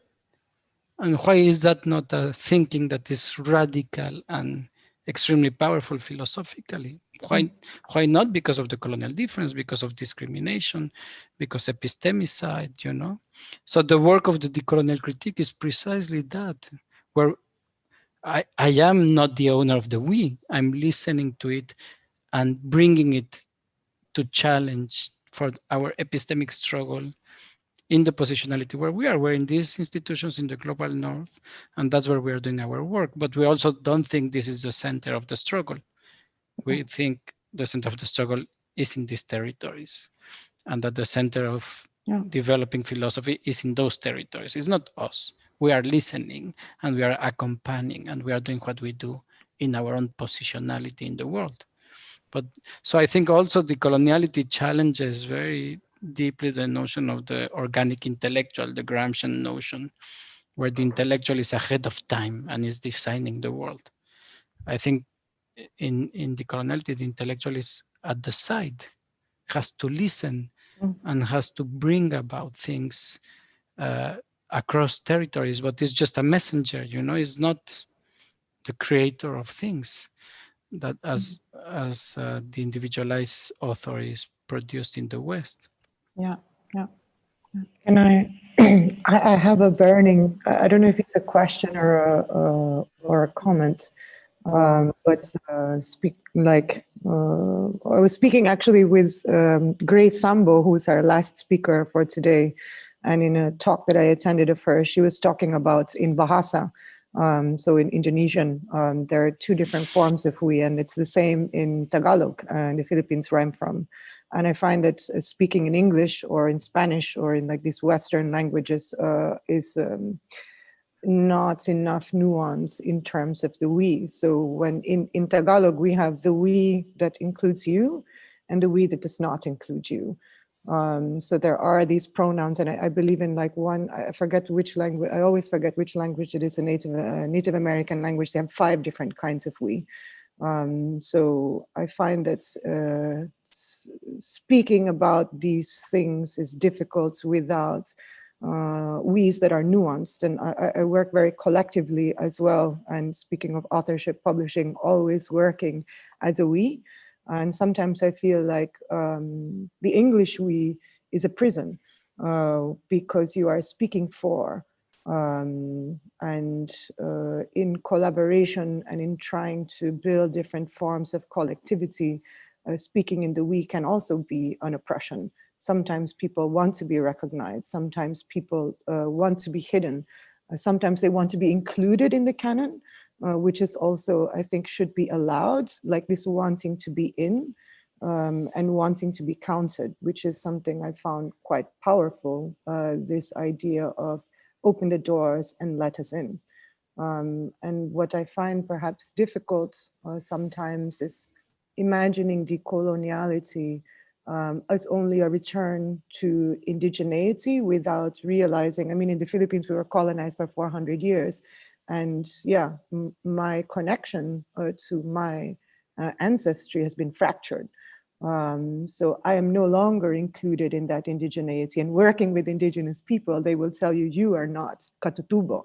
That's the word for indigenous. You are not of the same root.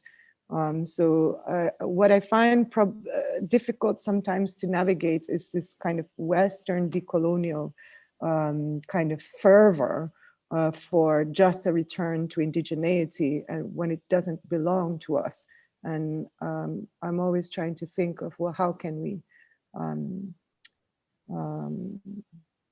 we maintain the separateness also, and not intrude on that we that does not include me, but it is a we that I'm still next to.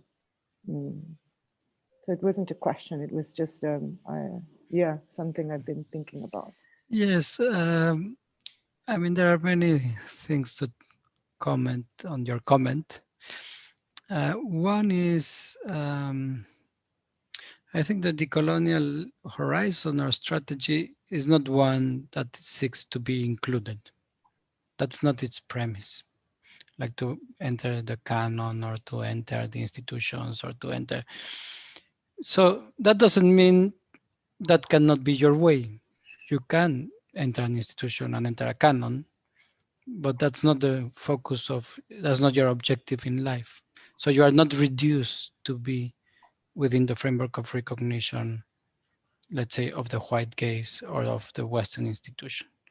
You could work with them and through them, and you might be in the canon, but that's not the end goal of your action, you know. So it is also very valid that some people want to be modern and want to enter the canons and as their objective, and that's okay. We would say that is not a decolonial move, that is reinforcing the given structures that certify the validity of a canon or the validity of an institution. For us, the decolonial has more like learning from autonomous movements and from maroon thinking. The decolonial is not about that. It's about moving towards a pluriversal, moving towards having the possibility of being recognized in each other's terms, right? Without the reduction of difference into a space of validation. So, so that's one thing here, and I think it is very important to say that the decolonial is not a holistic project or a mission. Doesn't mean that we think this is the way, that for everybody that has to be the way, you know. For other people, the way is to become consumers or to become scholars in the academia or whatever. But that's not decolonial. It is a good way. It's not a judgment against them. It is, I'm just trying to separate what we might see as the decolonial and the struggle for autonomy and for delinking. That is a very particular move that is not reinforcing the structures of oppression.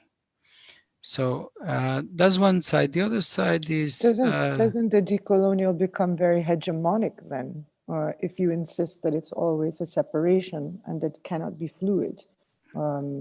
Like, that's what I struggle. I mean, even having this conversation here, like, in order to be counted, in order to practice, in order to have funding, in order to, I mean, to be an academic in the Philippines is very different from being here.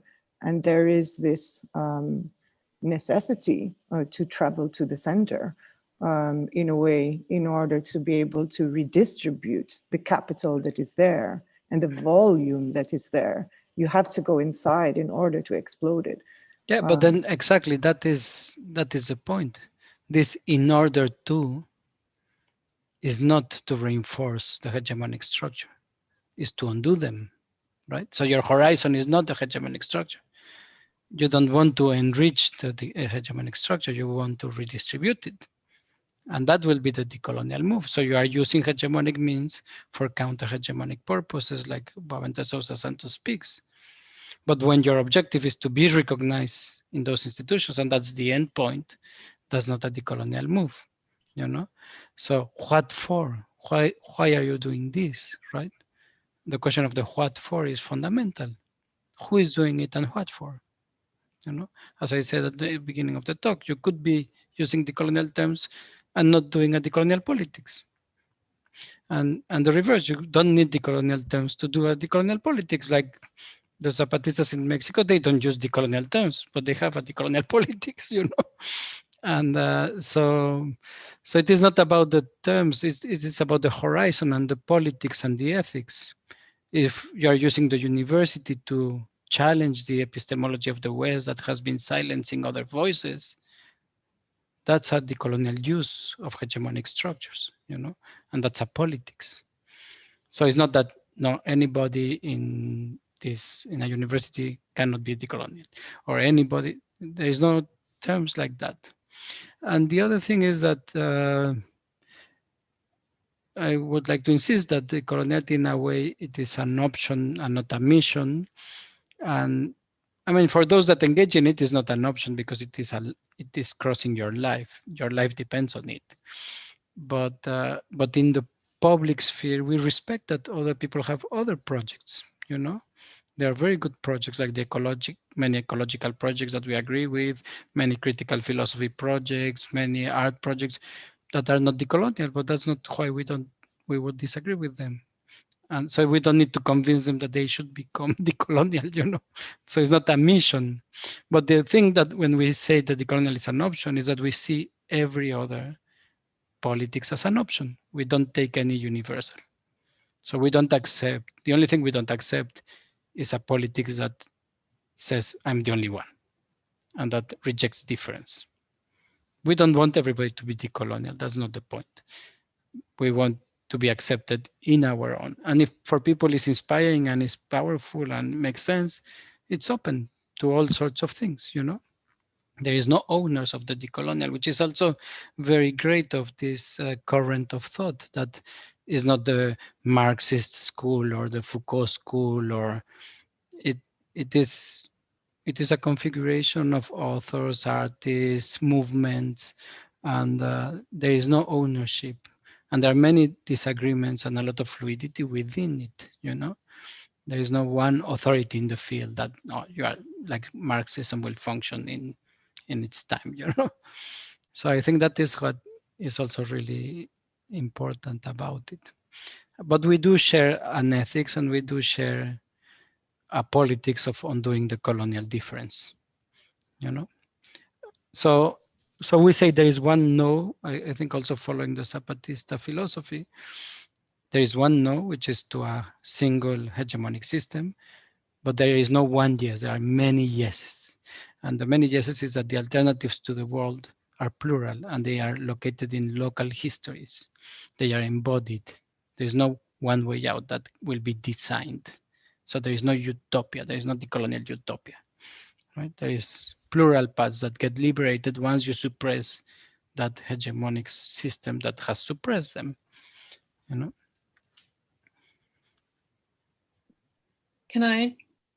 Would it be Clara? May I have permission to ask a question? Thank you.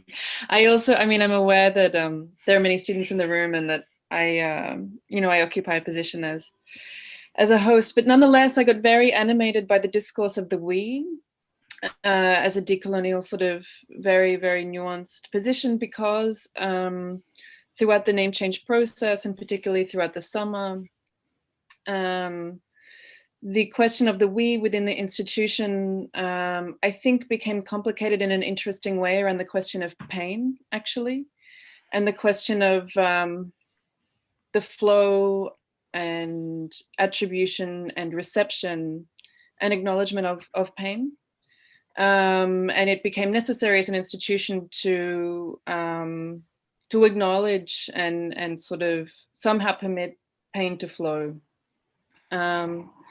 And I think of this very much also because I happen to be reading at the moment If This Be a Man by the Italian Jewish author Primo Levi, which is in fact an Auschwitz memoir. And there's a very striking thing that throughout the text, although he's telling in a blow-by-blow manner his personal story, he constantly uses the word we.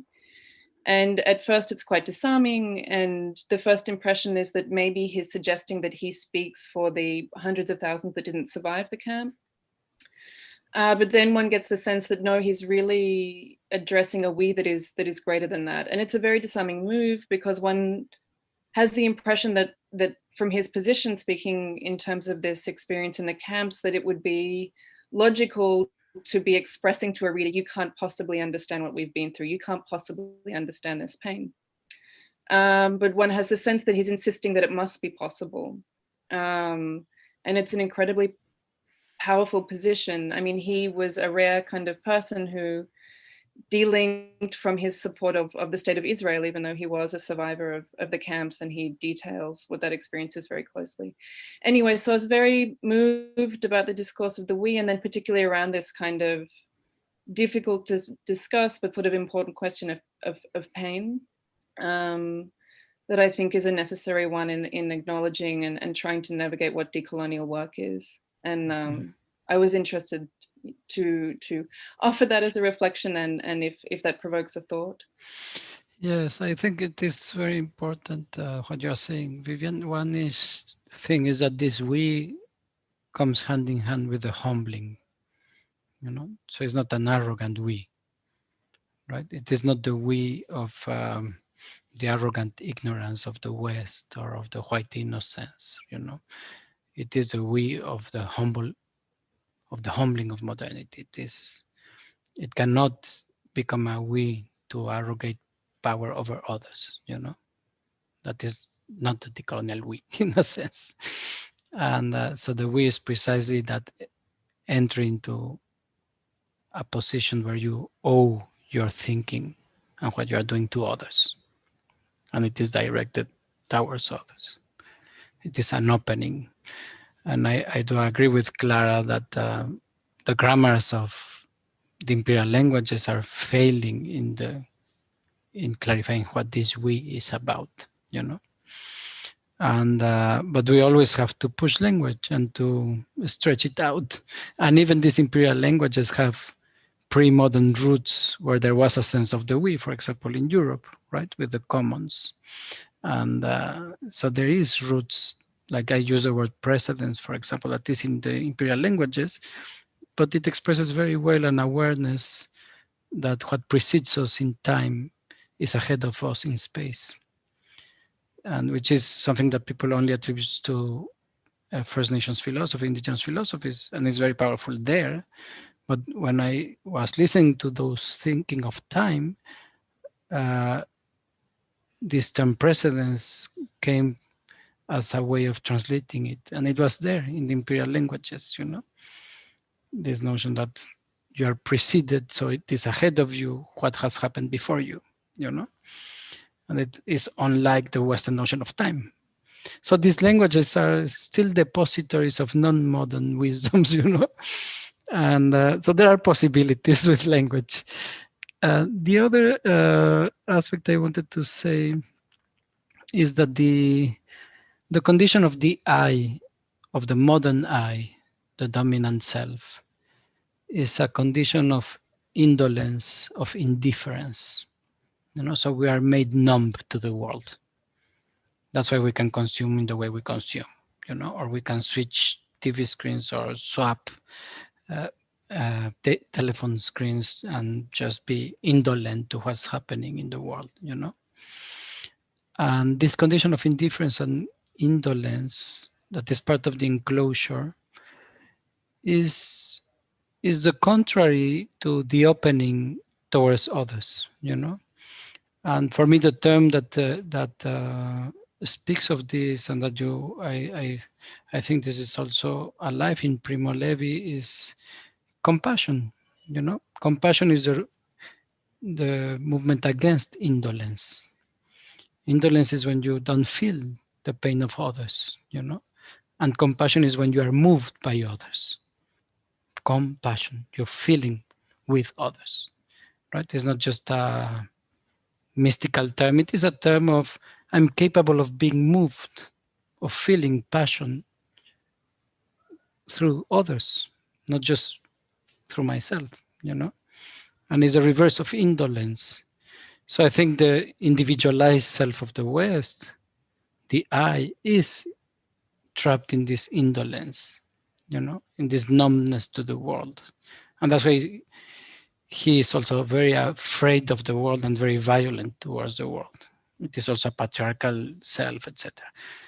And so the opening towards others, towards the we, is an opening towards compassion, towards allowing your life to be moved, and not your design, your individual design, your projection of futurity, but how you can become moved and how you can do music or art or whatever you do in the manner of listening, you know.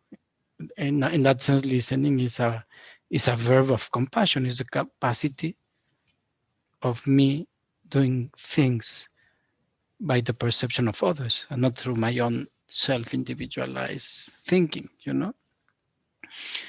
So that doesn't mean that you don't exist. You exist, but you exist in this capacity of reception and not in your arrogance of representation, you know. So, and I think in that sense, I'm also very close to Jewish critical thinking. And I mean, I haven't studied Primo Levi, but people like Walter Benjamin and Hannah Arendt carried this, that some people attribute to Jewish mysticism, but they carry this thing of we need to remain conscious of the pain of the world. Otherwise, we will commit again these atrocities. You know, if you fall into indolence or into the arrogance of the self, we keep on destroying the earth and the life of others.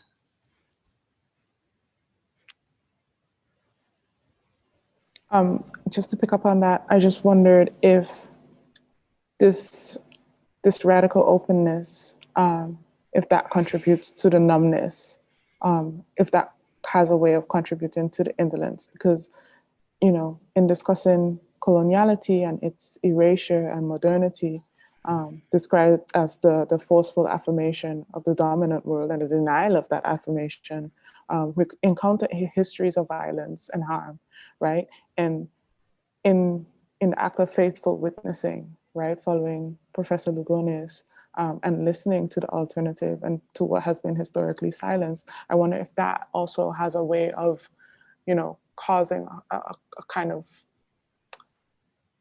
indolence, as you call it. Like it might be paralyzing when, you know, it's such stories are all often imbued with such terror and tyranny. How can we listen in such ways that doesn't cause further harm, in that sense? And in what ways can we move beyond the tragedy, right? So especially when we're talking about these issues in class, right? We get a kind of really dark cloud that kind of sits on our class discussion. And it seems like sometimes we can't move beyond that tragedy. So how do we handle that so that it doesn't consume the entire story and that the whole class session, for instance, doesn't become a spectacle of trauma in that sense? So how can we engage in that act of listening that doesn't, again, reinforce or bring kind of trauma into our discussions? Well, it's a very deep question that needs many more answers than what I can provide. But I would like to say a couple of things. One is, well, as you know, the decolonial, one of the key things we have been working on is the notion of healing. You know, so decoloniality, its politics, and its ethics is about healing the colonial wound. And we use healing because it is not just a, let's say, redistribution of wealth or repatriation. I mean, all that is good and needs to happen, but healing is a process that is different, you know? And in a way, like many Black authors have said, you cannot be healed by the hands that produce the harm, you know? So you will not be healed by white institutions, your historical pain of being excluded from modernity, right? So there are very clear limits to that. And so the healing is a communal process. I mean, that's how we kind of listen to it from the experience of many communities. And it is a healing process that has to include, like Professor Casimir always telling us, that has to include joy. It has to include celebration, you know, celebration that we haven't forgotten. So the not forgetting is already a process of healing. and it has to do with hope, you know. Professor Ramosé, who was a great author on Ubuntu, when he came to Amsterdam, he said something very beautiful, and he said, we are facing hundreds of years of suffering, of colonialism, right? And he said, justice will come, or healing will come in the terms we are using here. But it might take another 500 years, you know, but it will come because the sea doesn't forget. That's what he said. So as long as we don't forget, there is hope, you know.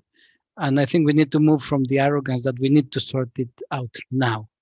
Like we received the whole pain of colonialism or the Holocaust, and then we need to sort it out now. No, that is the individual self thinking itself as the center of the world.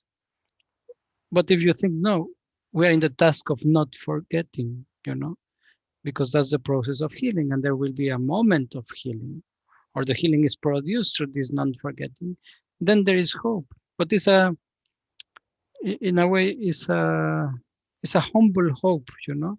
It's not the hope of the big transformation, like we will take over the White House and change the world, you know. That's not the colonial politics, you know. We are in the task of healing because we are remembering, because we are listening, because we are keeping vocabulary to speak about these things, you know. And sometimes it's hard to remember. Sometimes it is hard to remember, you know. But if you remember with others, you can carry it. And we think it is definitely not a way to perpetuate the amnesia, you know, to forget. And then when you forget, you don't heal. The pain remains. The pain, you just silence what is producing the pain, you know. So, I mean, any basic psychology says to overcome trauma, you have to speak about it. You have to give it words. So this is what we are doing. And we are not speaking of an individual body trauma. We are speaking of intergenerational trauma.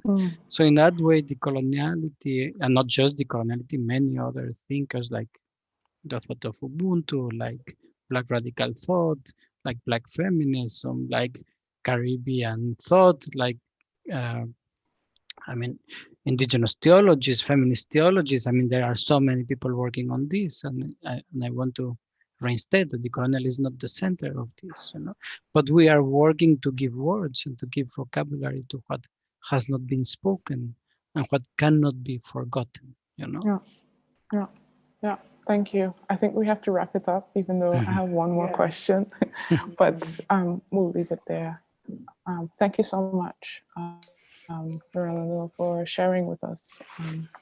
And I know that students who look back on this will be enriched in their thinkings of, you know, decolonial listening and decolonial practice. So thank you so much. Thank you, Charissa. Thank you, Clara. Yeah, Thank you, Vivian. Thank you, Rolando. The decolonial demands time spans that are capable of digesting complexity. And 1 hour is not dilated enough. Yeah. Hopefully it's a seed. It's oh my God, for me it's half a seed. Like there's so much that you need to contextualize before you can even get into the root of the matter. But yeah, hopefully we can continue this conversation at another time, in another place, and hopefully in the same room. Yes. But yeah, thanks everybody for being here. We're going to take another short break. I'm going to share the thingy again. The next speaker is Fossil Free Culture at 1 o'clock. And before you do that, just at that final note in terms of the room that you are in the let's say foreseeable future, as much as we have of foreseeable futures at the moment, there is planned to be a reading group in relation to Vistas of Modernity, Rolando's publication, in which we'll be really delving chapter by chapter into that text over a series of sessions. So that's an opportunity coming up. Great. Thank you. See you in 20 minutes. We got a 20-minute break. Okay, share screen. Bye.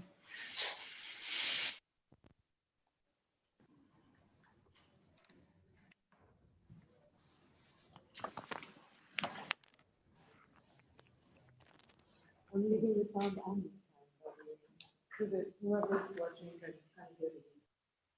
So you're going to talk shit. Don't talk shit.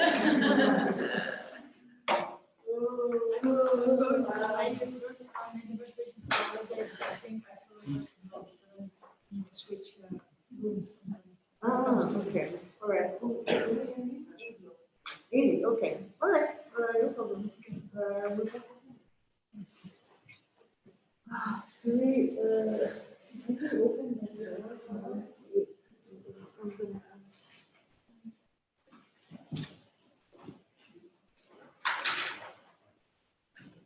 But you know what, like, I always have this problem, seeing the we as the only answer, because the we, yeah, it can be very violent, especially in English. And often you can't qualify the we, you cannot fragment the we as a deference. Allowing the extract from the lead. Right, yeah. Agreed. You can have like this, yes, yes. So that, I understand that, but I also do in terms of like rectifying. I still change my mind.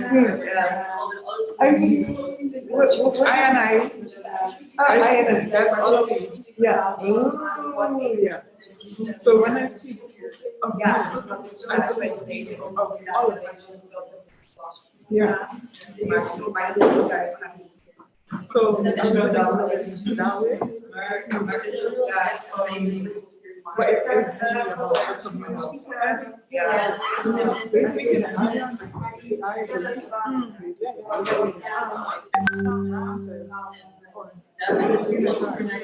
anybody who wants to be part of the I quite like this. It's real, but I mean, I guess I like really this possibility of different ways. It's not like space for others. Like you just say anybody can enter or exit, so I think it's still quite good. This we, I think, this English we only works when everybody learns expectations. When there is a power within, which is almost always, no, it doesn't. But I also think that. Is it you? No,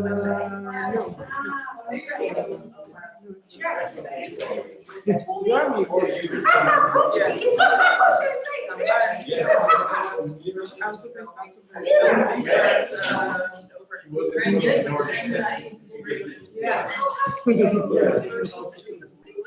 She's going, yeah.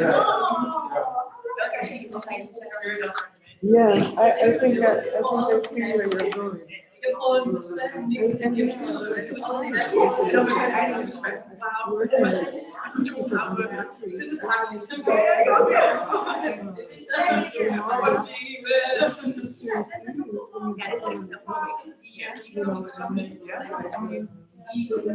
I want to be a professor.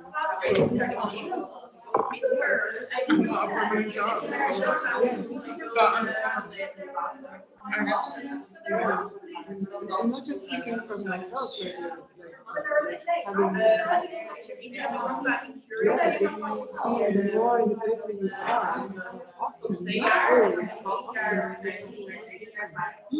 there is this judgment for wanting it's like over the provincial. And it's like, yes, that is provincial. And you know in order to affect the problems, it must be consistent. Like not even learning. It doesn't always have to be a refusal. Yeah, I think decoloniality can also be a negotiation. It requires negotiation. I mean, you should be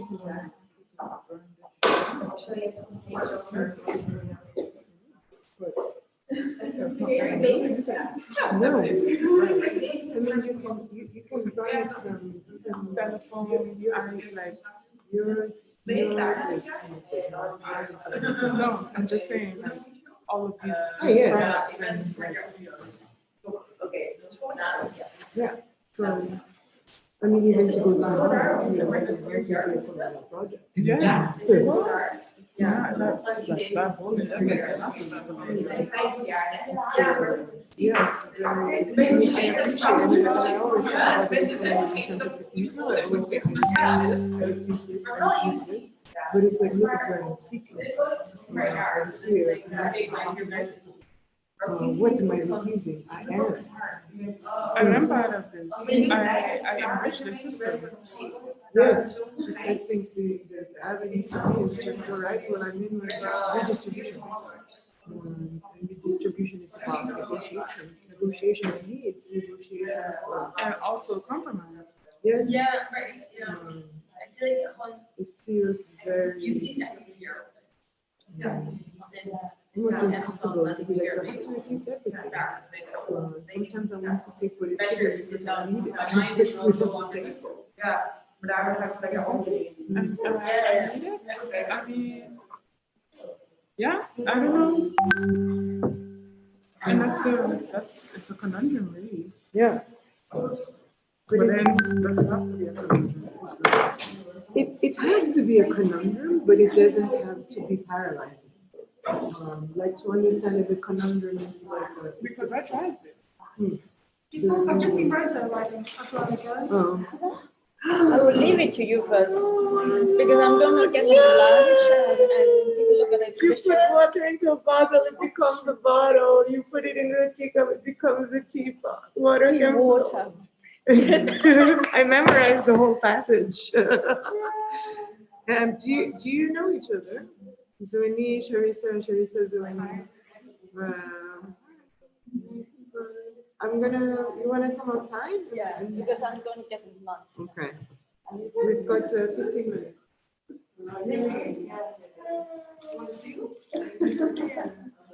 All right, so you're off now.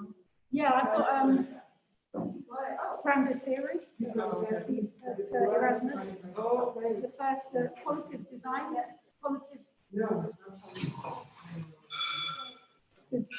data analysis using Atlas AI. What department is that? It's not for graduate school, you know, there's all these courses for PhDs. So literally to keep myself motivated, I'm doing a lot of I'm the first one, and I never use Atlas AI, and I think I'll use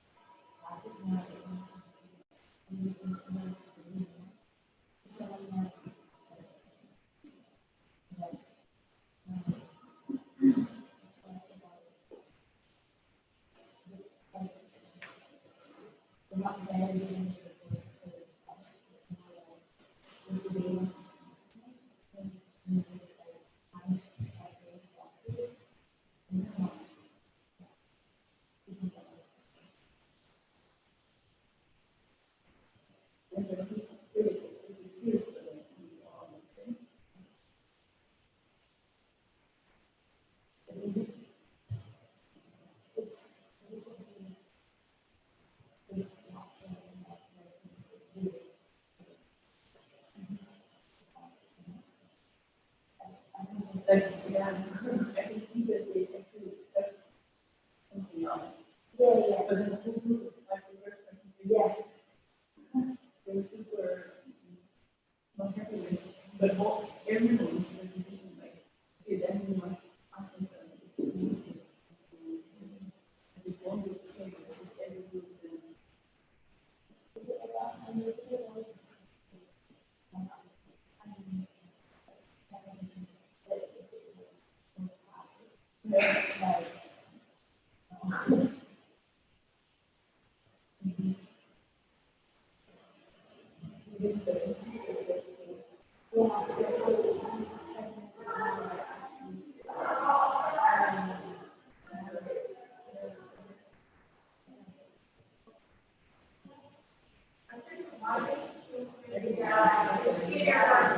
I try to do my best and learn from your situation, but of course sometimes. Yeah, I guess that, yeah. Okay, everybody set up. Check. Did you, Rosa, in your email, you have the link for the Zoom room? I'm super late with everything, yeah. But I saw that there's a new link, huh? Yeah. Yeah, because I tried to log in at 10.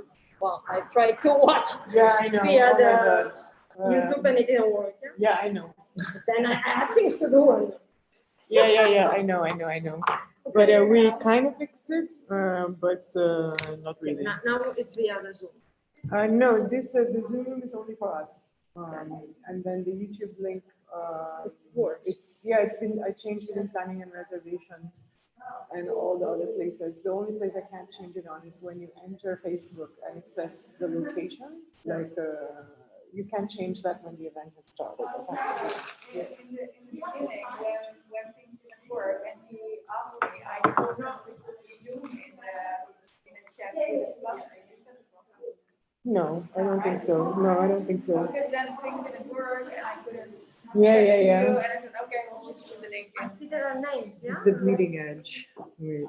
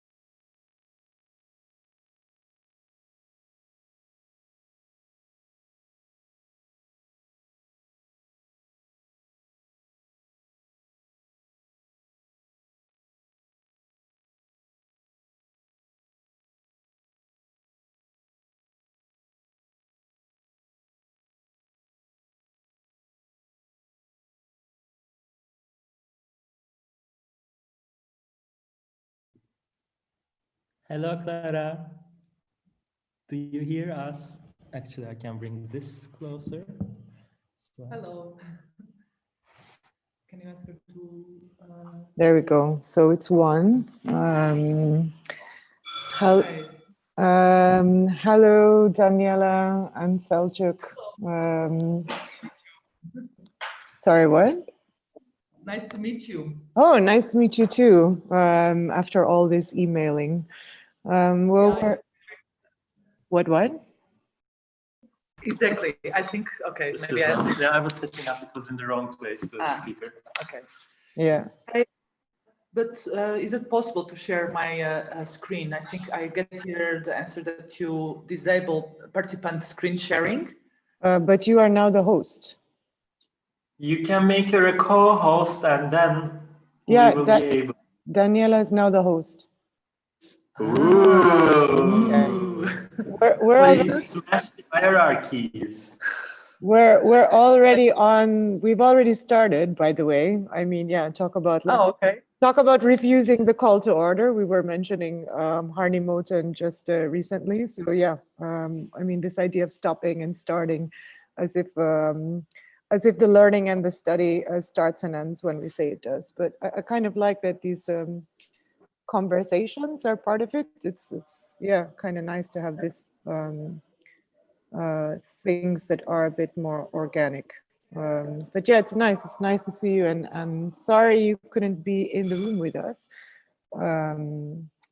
But I will go ahead and start with the introduction. The room is just starting to sit down. So we're going to go to our third talk for the day from Fossil-Free Culture. Fossil-Free Culture is a collective of artists, activists, researchers, and critics working at the intersection of art and climate activism. Their goal is to confront oil and gas sponsorship of public cultural institutions in the Netherlands. They are committed to eroding the fossil fuel industry's public image and their social license to operate. Through unsolicited art performances in institutions that accept such sponsorship, they expose the ecological and social devastation that the fossil fuel industry inflicts on the planet and lay bare the way these cultural institutions actively sanitize the reputation of companies like Royal Dutch Shell.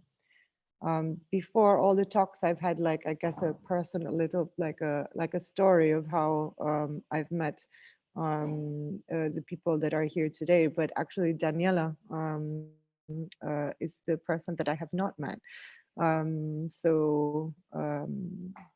Yeah, I have no interesting anecdotes, so perhaps it's best if you begin.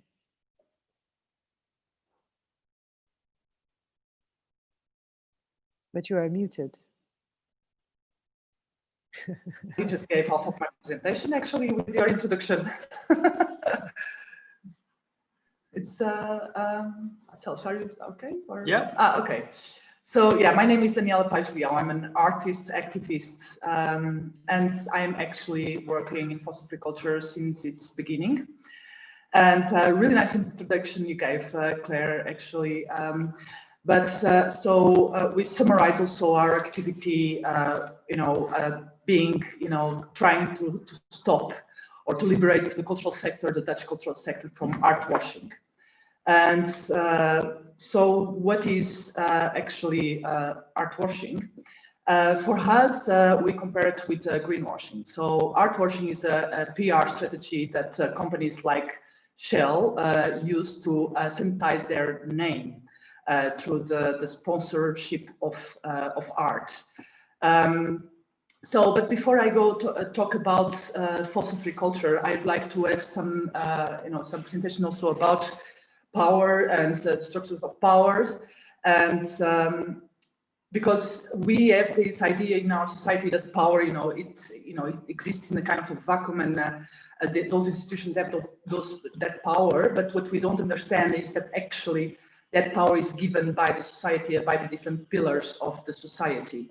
As you can see in this slide, you see that Shell, and I'm using the example of Shell because it's the company that we are actually more connected with in terms of target. you see that as that there is this side of the law and order, and that is supported by the financial pillar of our society and the government pillar of our society, and also by the media pillar. And then you have the social license that is also supported by the media pillar, the schools, and the cultural institutions. And more specific within the cultural institutions is actually where Shell can do this practice of art washing, gaining also not just this social license to operate, but also having access to a network of the elite to keep lobbying in a less formal way, and having influence also in that elite, the Dutch elite in this case. So it is a really valuable pillar for them. And we can dismantle this power through different ways, and it can be through this, demonstrations, petitions, direct actions, and issues for disobedient art. So, well, I'd like also to dismantle now this, or not dismantle, but to talk a bit about disobedient art and what it is, and why is it important, exactly disobedient art in dismantling this power. And the first thing is why art. This article that actually I read in 2014 was, it's a very interesting article because it shows actually how our brain is not wired to perceive long-term threats. For instance, we are very good in perceiving short-term threats, but not long-term threats. So when we read all these numbers about climate change and so on, we think with our rational brain, oh, this is really so problematic, and yeah, we really should do something about it. Oh yeah, I need to pick up the kid from school, and I need to do the shopping for dinner and so on. And we immediately forget about that information that we get. And that's the way like our brain works. So just to give a little example, for instance, when you are, imagine that we are, I don't know, in an African savanna and we see a lion. So that is an immediate threat. So we go immediately into action, and you immediately, start to run because you know that in 30 seconds you're going to be dead if you don't do that. But when we see this image of the Nigeria Delta polluted by Shell, our brain doesn't understand that in 30 years' time, we're going to be facing extinction if we don't do nothing now. So this is a kind of a problem. Is a characteristic of our brain. And what I believe actually is that, we in fossil-free culture, is that art actually has this power of speaking directly into emotion. So passing through this frontal cortex and going into the most primary brain that we have, where emotions can be printed and stay with us. And even if we need to pick up the kid from school or to do dinner or to whatever, we still with that emotion in you. And that is also what, moves you into action, is that emotion of this urgency of climate crisis, and that we need to do something now. So this is why we think that art can be very valuable in this context. And then the other question is, why disobedience? And in that sense, we need also to think that disobedience is nothing, of civil disobedience is nothing new. Is actually, this term appeared as first in an essay by Thoreau in 1848, where Thoreau says that actually civil disobedience, it is a tool a very important tool to engage or to keep power not abusive in any political system.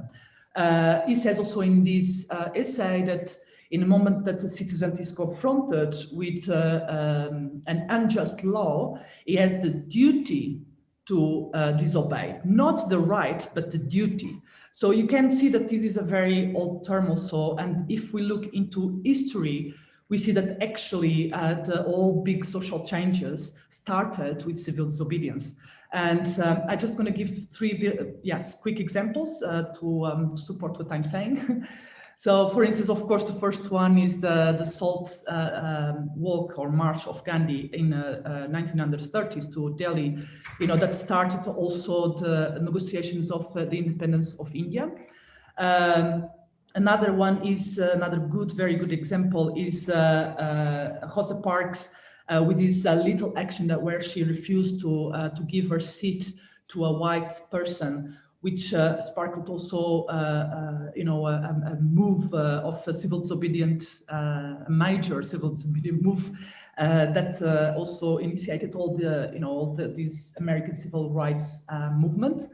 And you have also, for instance, the Baltic Way, that was very 700 kilometers of chain of humans with more than 2 million people across Estonia, Latvia, and Lithuania, which were, you know, at that time they were considered part of the Soviet Union.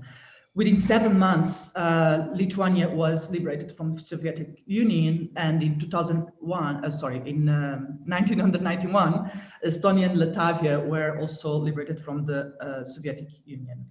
So this is what we do. What we do is combining, you know, what we do is disobedient art performance within the institutions that receive Shell sponsorship. And actually what we do is that we combine the poetic and creative force of the artistic power with audacious strategic thinking of the activism. And this combination is actually what fossil-free culture is. And we have a set of tactics, and I would like to speak about some tactics. And while I'm speaking about them, I can also show the work that we do. So the first tactic that we have is, of course, make sure that it's art. And this is because art is a very effective way to disrupt any situation. So I would like first to show a little video of one of our performances, and I will speak a little bit more why it's important that it's art. Does it have sound?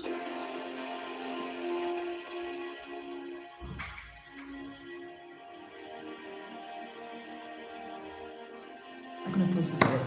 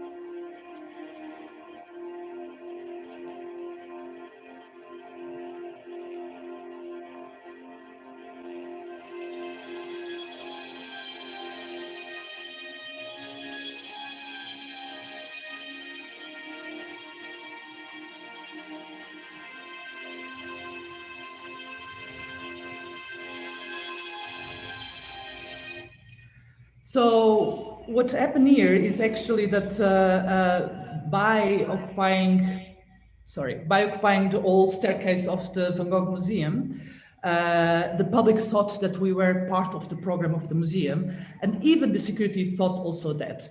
So when they realized that we were a protest and not part of their program, it was too late to stop us because they were confronted with a very peaceful act, also very aesthetically beautiful. The public already got around us and they really didn't dare to touch us. So this is, you know, the power of art also. So the second tactic that I'd like to talk about a bit is balance art with message. And in this performance, it was very clear that there was this dirty shell that was poisoning the muses of the museum and that should be dropped. And so it is, and why this is important to balance the message with art, because we are talking to a broader public, and we need that the message that we want to bring, that that reach that public. And so that is for us very important, that in all performance that we do, that is very clear, you know, what's the message. So and that is as important as the aesthetics and as the beauty of it also. So where do we get inspiration from? Well, we hack their stories, nothing better than that. And in this example, that was a performance we did in Concertgebouw. We did this performance during the opening season of the Concertgebouw Orchestra, where we appear as waiters with black champagne, because there is nothing to celebrate in a dead planet. And by using, you know, the content of their of the institution, rather is, for instance, an opening season or an exhibition or wherever, by using that content and perverting the content of that event, we expose also that contradiction of the institution, you know, that want to celebrate something beautiful and so on, but at the same time they are accepting money. You could call it dirty money, you know, and this is painful for them. It's really painful. Yeah, so this is another image. And then also became their nightmare, you know, keep coming back. So 2 weeks later, after that performance that you just saw, we did another performance where we went to their stage, and we you know, showed these banners with a poem of Hannah van Binsberg. Sorry, her name is a bit difficult for me to pronounce. But here you're going to see, this is also a video, you're going to see how persistence and perseverance is super important in during our performances. Okay.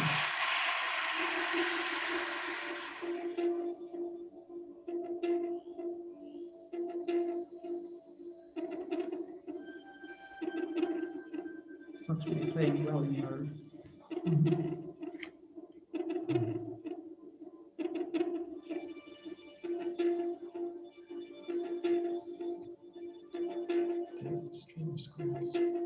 Okay.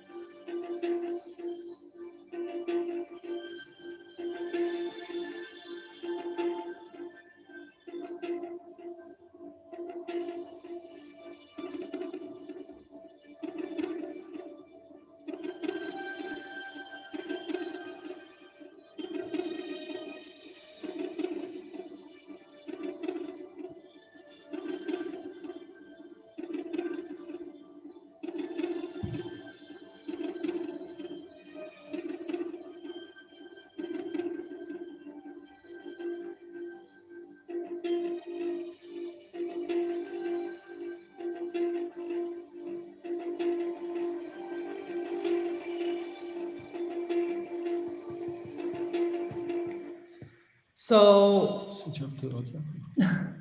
So as you saw in the video, you saw this girl, you know, resisting, not giving up, holding to that banner while the security was really pulling, you know, pushing the banner. And this is also a powerful part on our side, that is we have the whole time to stay there holding that banner. You know, they are the ones who need to give up, because they cannot stay there the whole night waiting that, you know, we give up, because we do not give up. You know, and this is also a kind of strategy to, you know, that makes them at a certain point say, okay, do whatever you want. Well, not whatever you want, but as long as not violent and so on. And other tactic that we have is escalate. And then you get on their nerves, actually. So escalate rather with more participants, higher frequency, and more disruption, more duration, a larger scale. And in this example, that was again 2 weeks after the banner poem of Hannah, we came embedded in the public, and we create a silent storm with 10,000 music scores from the balcony. And those music scores was written a music that was so distorted and so horrible to listen. And then on the bottom, that was this sentence saying, made mogelijk gemaakt door Shell. And actually the whole saal was covered with it. And so that distorted music was, of course, a portrait of a future Earth destroyed by Shell. And another tactic that we have is celebrate your victories. And that is very important for us. It's very important to celebrate your victories. Doesn't matter how busy you are, and you should celebrate it in their presence and invite everyone that made part of those performances. So actually last September, we just celebrated the Fossil Free Museum plan because Concertgebouw and Shell, they broke their ties. And it is also important to make these celebrations because in this way you create the community, you reinforce the community around you, of the people that are working with you. So I just have also a little video about it, which is, sorry. And you see that here is a totally different feeling kind of video.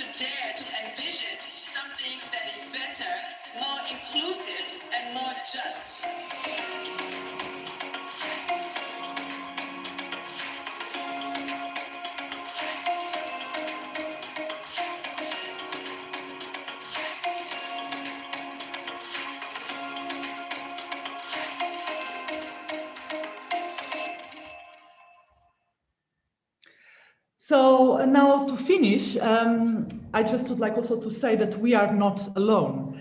And I'm going to give, so we came in a line of artists and group of artists that actually do institutional critique.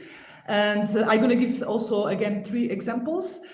Starting with this one that is from the GAG, that is the Guerrilla Art Action Group that started in '69 in New York by the artists John Hendricks and Jen Tosh. And so their work was actually criticizing MoMA in New York because MoMA had in its board the Rockefeller representatives of the Rockefeller family that were at the same time, supporting the museum and benefiting from the weapon industry of the Vietnam War. And the first performance that they did, there is unfortunately no image about that performance, was called the Bloodbath, and they just went into the foyer of the hotel of the museum, and they had plastic bags under their clothes full of this liquid that looked like blood, and they just died on the floor and spread a big bath of blood in the foyer of MoMA. Years later, eventually they reach dialogue with the museum after many demonstrations, of course, and the museum actually then invite them to make a work to present in the museum, and that was the work. And Babies is the title of the work, and as you see, is a group of women and babies, Vietnamese women and babies killed during the Vietnam War. Another very good example is, for instance, the Guerrilla Girls. That is an anonymous group of feminists, female artists that are devoted to fight, let's say, sexism and racism within the cultural sector. They started also in New York in '85, and their mission is to bring gender and racial equality within the cultural sector. As last example, of course, I need to talk about the Liberate Tate. because it's the artistic group where we draw inspiration from. And this was a group that started during a workshop at Tate about art and activism led by John Jordan in 2010, which then became this, Liberate Tate, the group that was tackling this issue of the BP sponsorship of Tate. And they reached their mission. So the Tate was liberated by BP in 2016. And I think I'm finished. And I hope that I was understandable. Now I enter the frame. Yes. Clara, shall I just continue with questions? Well, I've been introducing everybody. Maybe it's nice if I, so people know who's in the room. Shall I quickly read your, or would you prefer it? Would you? Yeah, I don't know. Up to you. What do you prefer? Doesn't matter. I can also self-introduce. That's fine. Okay. Hello, everybody. This is Selçuk Balamir. I'm one of the New Earth teachers, tutors in Willem de Kooning Social Practices. And well, Daniela and Fossil Free Culture was my guest of honor for this event, partially because I've been involved in the beginning, so I'm wanting to learn more how things evolved and what is the position today of Fossil Free Culture. The first set of questions, and I will be asking this not on my own capacity, but the standard devil's advocate questions that you probably have encountered before, but it's good to get out of the way these questions. I wonder, aren't you just taking very much needed funding that these art institutions depend on in order to survive? Aren't you actually making, impoverishing these institutions that should be actually, at least they are putting the money in arts and culture and not more extraction and more destruction?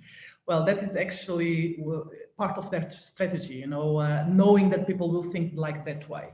But no, we are talking about very prestigious institutions like the Concertgebouw and Van Gogh Museum. And I'm sure that there are thousands of companies that would love to sponsor those institutions. And I think that is actually from the institution itself, they have the duty to choose very well who sponsor them. Because by accepting this money, and you are not just accepting the money, of course, you are also accepting the influence, and as a prestigious institution in this society, you should give the example. You should be the first one to step in the right side of history and say, no, we don't want nothing to have nothing to do with Shell, because Shell is a criminal institution that is, destroying the world, ecosystems, killing people, name it. So this is the kind of changing the social license and taking the social license from these company parts. Fine. Yeah. But to do this, as you've mentioned in the kind of pillars of power, on one hand, you have the social license, so you are targeting those with it. But at the other side, you have law and order, which you are openly breaking. So this is my follow-up devil's advocate question. So can't you just do petitions and lobbying and opinion pieces like normal people? Why do you have to do these attention-grabbing pieces? Isn't just for you to grab onto this attention and visibility? Well, first of all, we are also normal people. Secondly, as I explained, that civil disobedience is a very important tool. So look, if you are talking about grabbing attention, and yes, we are grabbing attention not for ourselves, but for the situation itself. We are bringing to people, and breaking open, this discussion of what means accepting money from such a company. Mm-hmm. And that means indeed that company has a podium to clean their own image. So we need to indeed to create this attention, and it's not easy. It's really difficult to be confronted with securities of the institutions, and sometimes even go to jail, like it happened with the first performance that I showed. Yeah. And it's not what I want. I don't want to spend 3 nights in jail because it's fun. It's not fun at all. I must say. But I do see that this is the way, as I explained also and you can see that in history, that is, that because we are being very pacific and we are creating beautiful situations, that are in one hand beautiful, but on the other hand painful, because they really go into subjects that are very painful. And we bring those subjects within these aesthetical constructions that, as I explained, also really goes into your emotions and you stay with it. And this is what, what we want actually, is that people do not forget those subjects, that they can then also keep on discussing and keep on trying to change and so on. And sorry, but what was the last petition that you signed? Do you remember? I don't. Do you remember the all fossil-free culture actions, right? So you see how this works? It has to do with that. Which brings me to my last devil's advocate question. You did call it, beautiful and painful and aesthetic. And you did mention as a motivation in the beginning how this is a tactic to reach to people's emotions, so that it triggers both like the sense of survival mechanisms and sense of emergency. But where is art in that? Aren't you just instrumentalizing art, putting art in the service of what is actually like primarily your politics? What happens to the autonomy of art if I would, I'm just to be clear, these are not my words. These are like recurrent questions that I've also faced in my practice and also I'm sure for quite a lot actually. It's very interesting because this discourse of the autonomy of art, of the art for itself, it is a modernist discourse. It is a very problematic discourse, because what happened with it, like doing art for the heart, is that you isolate art from society, and actually you took out from art, the potentiality of art of shaping society. Because if you tell me, if you look into history of art, you're going to see also that art is much more connected with society than it is in our days, actually. And you are talking about the instrumentalization of art. I really have a kind of, I really don't understand why people think that way. Art as a function since its beginning, was always to open mind of people. It was always to see what are the future visions, to question the status quo. That has been always the function of art. And that is also what we are doing. So no, we are not instrumentalizing art. We are doing art as everyone has done before us. And I think that we'll continue doing. Thank you for this. I think would be a good moment to introduce a quote from the text we've had suggested. So this is from John Jordan. It's entitled Art and Activism in the Age of Anthropocene, and John Jordan and Isabelle Frémaux, the Laboratory of Insurrectionary Imagination, have been a source of inspiration, as Daniela also mentioned. Their intervention in Tate Gallery has been the starting point of Liberate Tate. In this piece, they say, so they are telling one of the moments where they've been leading this workshop to produce disobedient tools and machines in an art gallery leading up to the climate summit in Copenhagen 10 years ago. And the gallery kind of gives up to the pressure from security and the police and cuts in the last moment the functioning of this workshop, where they had since the beginning expressed this is going to be a disobedient act, we are going to produce disobedient machines. And this becomes, as John Jordan says, it was one of those moments that clarified everything. The contemporary art world's discourse on activist art was just that, a discourse. As long as the artists pretended to do politics, everything was okay. Show the world, discuss it, analyze it, make comments on it, But under no circumstances must art actually transform the world. For when it becomes useful, it is no longer art. So goes the other discourse. So this is indeed tensions that you probably also experience in your own subjectivity, right? Like, when do you work as an artist? When do you work as an activist? Or has they actually merged into the very same subjectivity? What are the tactics you use from one or the other? And more crucially, maybe, how do you bring people from these different communities to collaborate or to have a choreography together? So can you explain a bit more about the methodologies of your own practice as a collective? Yeah. You know, I must say that for me, I started as an artist, but through my practice, I always have been using kind of little, you could say activist tactics and you could say, for instance, that graffiti could be such a tactic, and interventions in the public domain and so on. So I always have been doing that, and actually, so my growing into activism was very natural. It was through that article that I show, but it was, and then as soon as I realized, okay, I need to put my skills as an artist into activism, I went into different groups of activists, and I have learned so much with them. Also, all these strategies, the long-term planning, and really thinking about, shaping the society that we want to see. It's very important. So inside of me, I don't see any conflict between artists and being activists. And I do believe also that every people are creative. Actually, creativity is a kind of a quality of the human being. And this thing that creativity is being cut is also something that is very new, that you don't, that society, this neoliberal society really puts in a box and so on.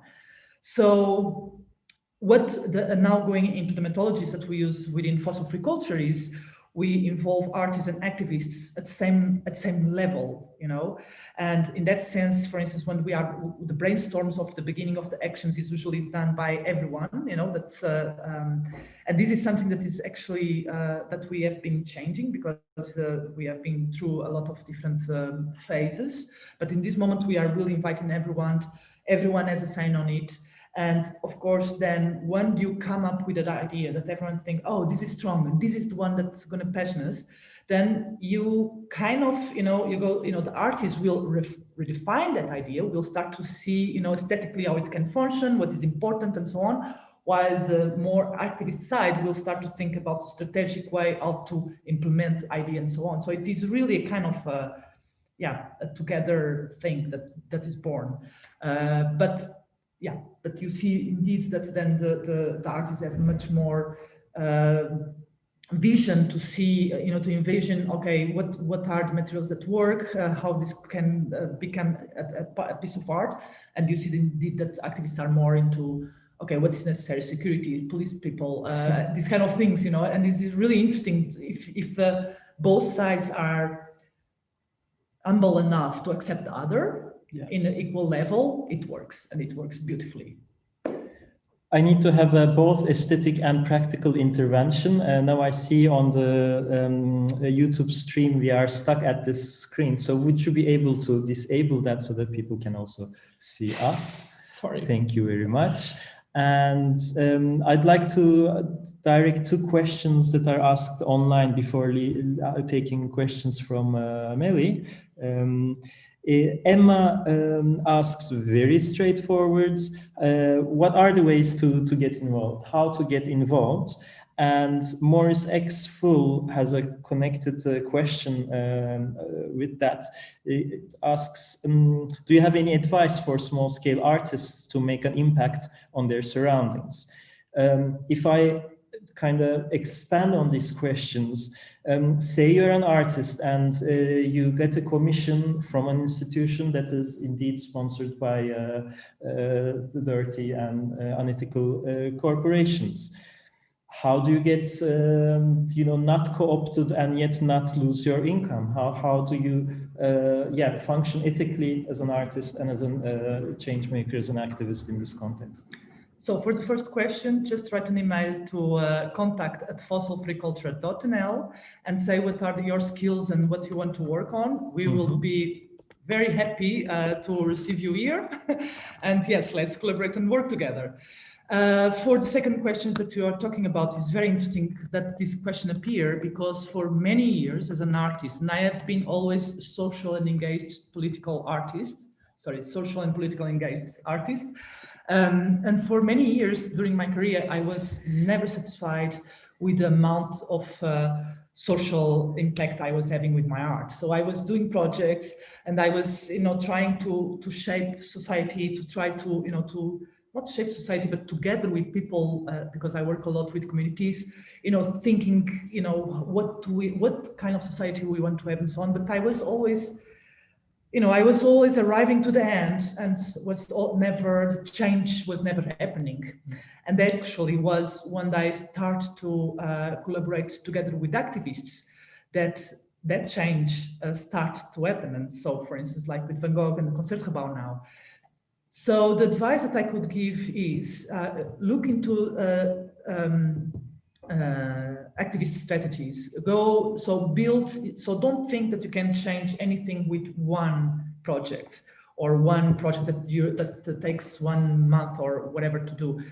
Thinking long term, think in strategy, think what is your vision that you want to see, your goal that you want to have, and then start to set objectives that will to reach that goal that you want to have, and then go little by little, so be perseverant, be strategic, and so on. It's interesting because many times I give workshops within fossil free culture where we actually, explain this way and this is what I learned from the activists, this long-term thinking and long-term strategizing to reach what you want, and it's so valuable for artists.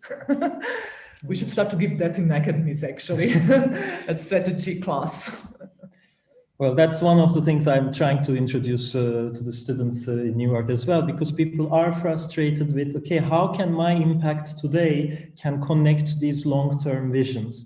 And this brings me to my last question, which, explicitly with New Earth program, and we can call it also the Anthropocene, even though it's a problematic term. So the name of your collective is Fossil Free Culture. Mm-hmm. On one hand, because you are targeting cultural institutions in the present with, because they are misbehaving, so to speak. Mm-hmm. But culture isn't just cultural institutions. And I guess part of it is to also, prefigure and show what culture and cultures could be and should be in that future. So in that longer term vision. So what's the role of arts in this new earth of ours? Not just in the political disruptive disobedience fight against misdeeds, and not in the resistance, but in the affirmative positive visions and the ways that take us there. So like what the arts and creativity do in favor of life. Yeah. It's very interesting that you are asking that, and also nice, because then I can talk about a bit about the future. Yes. And this, of course, we have been the last 4 years being always against something, and actually we realized that yes, you do make change, but you do not bring nothing to the table. So actually the last summer during Corona that we had so much time, so we engaged in conversations where we were thinking, okay, what do we want? Actually, we want also to create future visions. We want also to give this what we want to have in the future. And actually, art has been always the function. That is, as I said in the beginning of this talk, breaking up, open the minds of people and trying to shape, but in a different way that has been done until now. And that is what is important. Art can be also a place of experimentation, a place where you can try different things and then extrapolate to the outside world, And so I see art actually as a place or art or culture and so on, or a place where you can experiment and a place where you can envisioning what, the utopian world that we want to have. And we cannot forget that the utopian of today can be the reality of tomorrow, depending if you really truly believe in that. And I think that the power of art is also giving that, starting to believe in these things. It's sad that we arrive in such a society with such a big lack of creativity, while that is a human quality. It's I don't know. Did I answer your question? Sorry, maybe I'm a bit.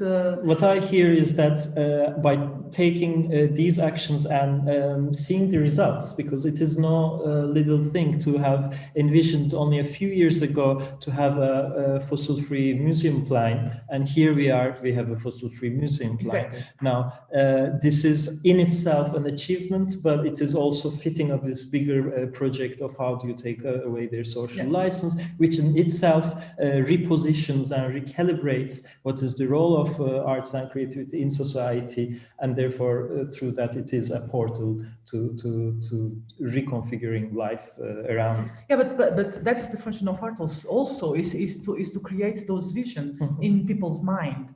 And not just in the artist's mind, in people's mind, is to to reshape imagination of people, is to really breaking the status quo of the beliefs that people have that is what is possible or impossible. So that's what we want now to create with fossil-free culture for the future. So we are starting and changing that also. So not just being against, but starting to gain this part of the artistic side that until now was a little bit forgotten because we had so much to do. Okay, before taking questions from mainly last question, what's next? Next, do you want to tease anything? Very quick. And as you just said, because the culture is not just art or music, it's also science and education. We're going to tackle the Nemo Science Museum in Amsterdam because it's incredible that they cooperate. They just don't receive money from Shell, but they are also together with Shell developing a method, a learning method for children's. I think this is outrageous. I don't want to have that in my culture and in if this is not child abuse, I don't know what is. Of brainwashing, what do you think about that? So here we are in the fossil-free culture headquarters in an undisclosed location in Amsterdam, and we are ready to take your questions from Rotterdam on one hand, and I'm also monitoring the questions on YouTube, so feel free to write or speak up. The famous 12, do you have any questions? They can be also devil's advocate questions. I had by no means tried to exhaust those avenues.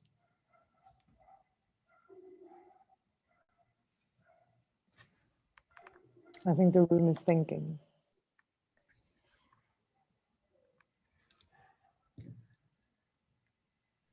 I have a question. I feel like this focus on art, and I think you were saying we want it to be art. I find it difficult to signpost, like when you're doing art and political and social, politically and socially engaged art. It's often very difficult to say where one thing ends and the other begins, and just because it's an aestheticized thing or action done within an art institution. I don't know, I feel like it kind of caps actually the potential to insist upon it being art.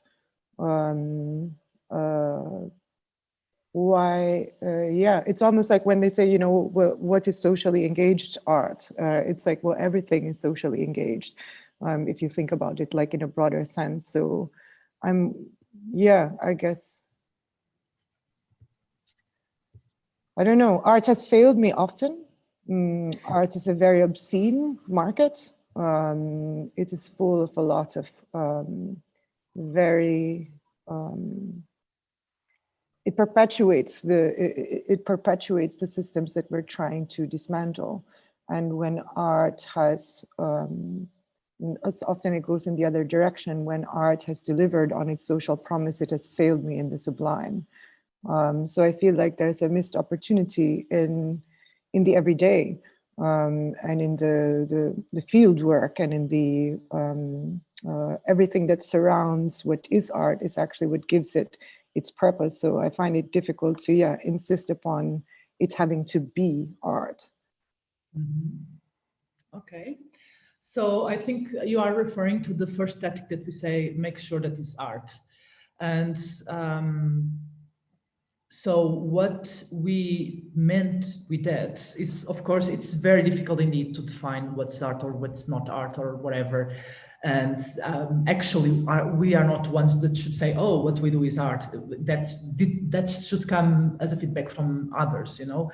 But what we meant with that, and this is because we showed these slides, of course, to a broader public, is that, so when you are creating those actions, is that you do need to be aware that is aesthetically pleasing, that you need to be aware that they form, you know, that they have connections also with other works in history. Do you know, that this kind of, it's just a practice that you have as an artist also, you know, so it is how I work. I do not work isolated in a vacuum. And so I when I see, okay, we need to bring this message across, then I do think, okay, what is the most poetic way to make it possible, that message? You know, how can I? What are the elements? Which colors we use? Which, you know, all these kind of things that makes part of my practice. I mean, I'm an artist, so whatever I do, I have this kind of tendency to bring with me my normal practice, and so it's not so much. But you see, actually, for instance, I'm just now thinking about. Remember these banners that we did for the march in 2017, I think, right? I don't remember. 18, yes. And that was also done by artists of fossil-free culture. Oh, here we go. I'm going to use it as our background right away, if it allows me. Yes. Yeah. Oh, wow. So yeah. So what happened here is also that is this art or not? I mean, when we designed those banners, it was very clear we were referring into history. So you had this. You had the different elements of the banner. So I don't know if you see, you have a lot of other banners, but the black ones with white writing were those from us, and you don't really see very well in this picture. But there was, yeah, maybe it might disappear also. Compost capitalism, like, oh, I don't, well, whatever. Anyway, see the points, yeah. What I was saying. So here you are also using your perception of aesthetics to design those banners as an artist, because it's what you do. It's inherent to you. So you make reference to other struggles. You make you know, the texts are written in a certain way. You have the horizontal banner, you had the square banners, and then in the back you had those vertical banners that were really strong and powerful. So there was a whole design around it that actually certainly a block of people that were totally chaotic, full of colors and so on, became a very homogeneous thing just because of 5 different banners, you know. So yeah, is this art? Well, I'm an artist. You are a designer. This is an artist. There is other artists. Or is it beautiful? Like, I mean, that's another word, like beauty. What is beauty? And what are the canonical standards of beauty that we are, I don't know. I guess, yeah, those are the 2 words that for me, and thinking of like the really broad topics and important and urgent topics that your work seems to be addressing. I don't know if art and beauty, or I don't know by which canon we are measuring that. Well, I see Gaspar commenting on YouTube. Actually, you are reframing art's position. So in a world that is cluttered, in an art world that is cluttered with, you know, okay, if it is in these institutions and with these labels and with these sponsors, then it is art. Well, it is kind of cluttering that conversation, right? It's hijacking that space. So it is not necessarily having essentialist claims about what art is or should be. It's not necessarily normative either. But, you know, if they are using art as just a backdrop to their cocktails between the elite networking events, then, you know, if that is what is normalized, anything can be labeled as such as well. Yeah. There's a final. But wait, I just want to go to this idea of the beauty and not beauty in art and so on, because it's very interesting. You know, the work that we do, the message. I don't know if that was clear in the presentation, but many times the message that we bring across, they are very painful. For instance, the first picture that I show was the writing on the wall performance, where you see these bodies full of oil against the windows, and then they go out. We were trying there to create some shapes of animals, for instance, and they were referring to those oil spills where you see a bird full of oil. That image is very, everyone knows that image. And so, you know, the stains on the glass, they actually were, you know, this normal concept beauty, but then what they were portraying was so horrible. So then you go into a different kind of concept. It's, you know, it is not anymore about beauty, it's about the kind of sublime where you really are, you know, creating something that is, you know, visually pleasing, let's say, but mentally or intellectually really painful. And we play a lot with this kind of,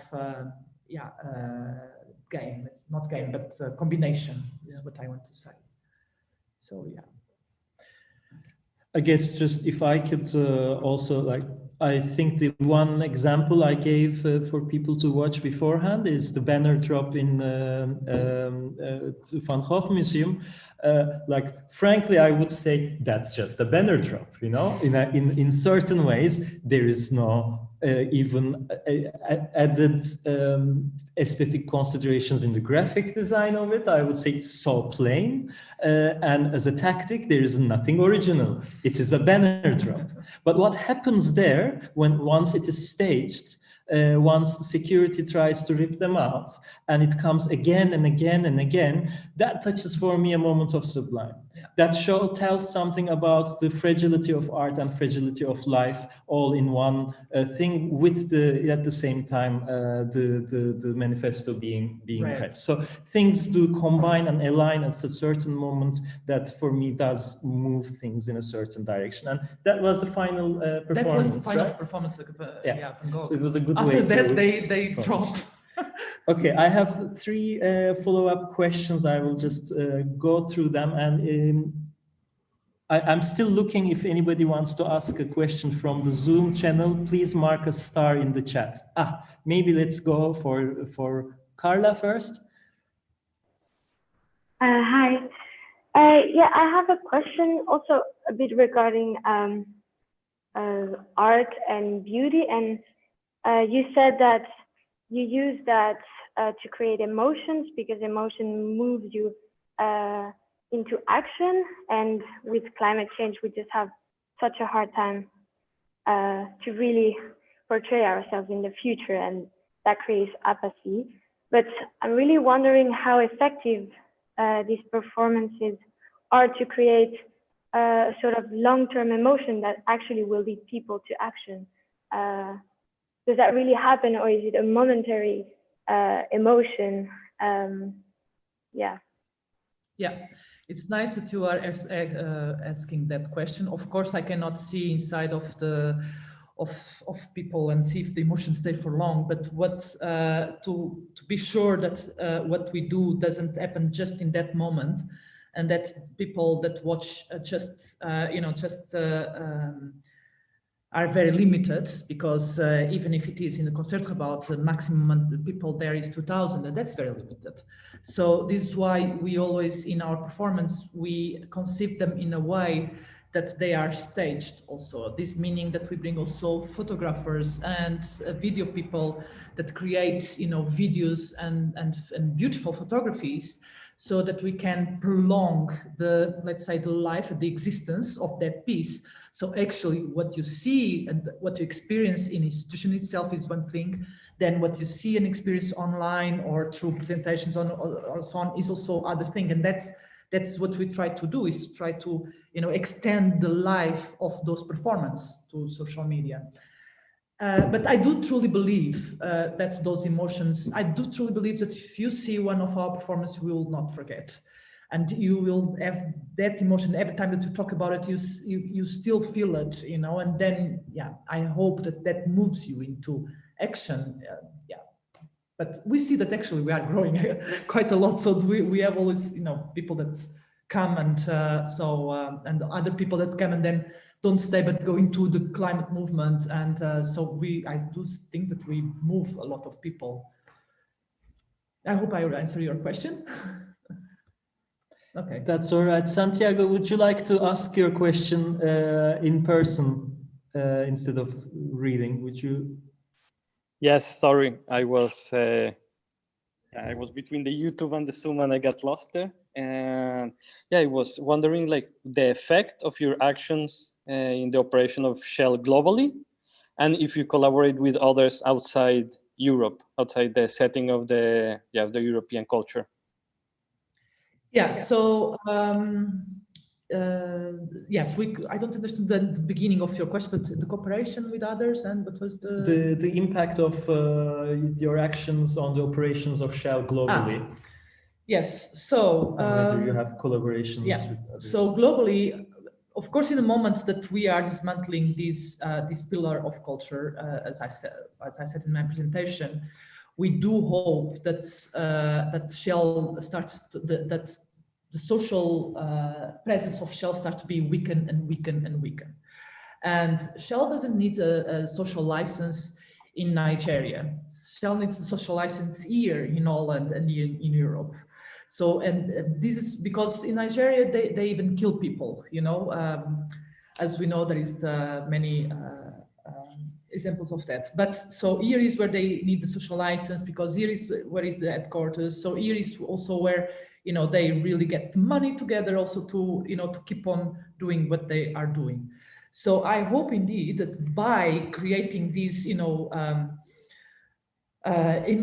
actions, and by creating these by changing the people's perception about Shell, that they start to lose the social license, and that because of that they will be more weakened, get less resources, money resources to keep on operating.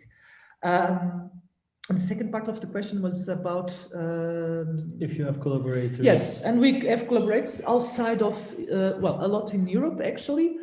Outside of Europe, not so much, because it is difficult to get in contact, and also because we struggle a lot with the lack of time to keep, you know, extending. But that is for sure one of our aims.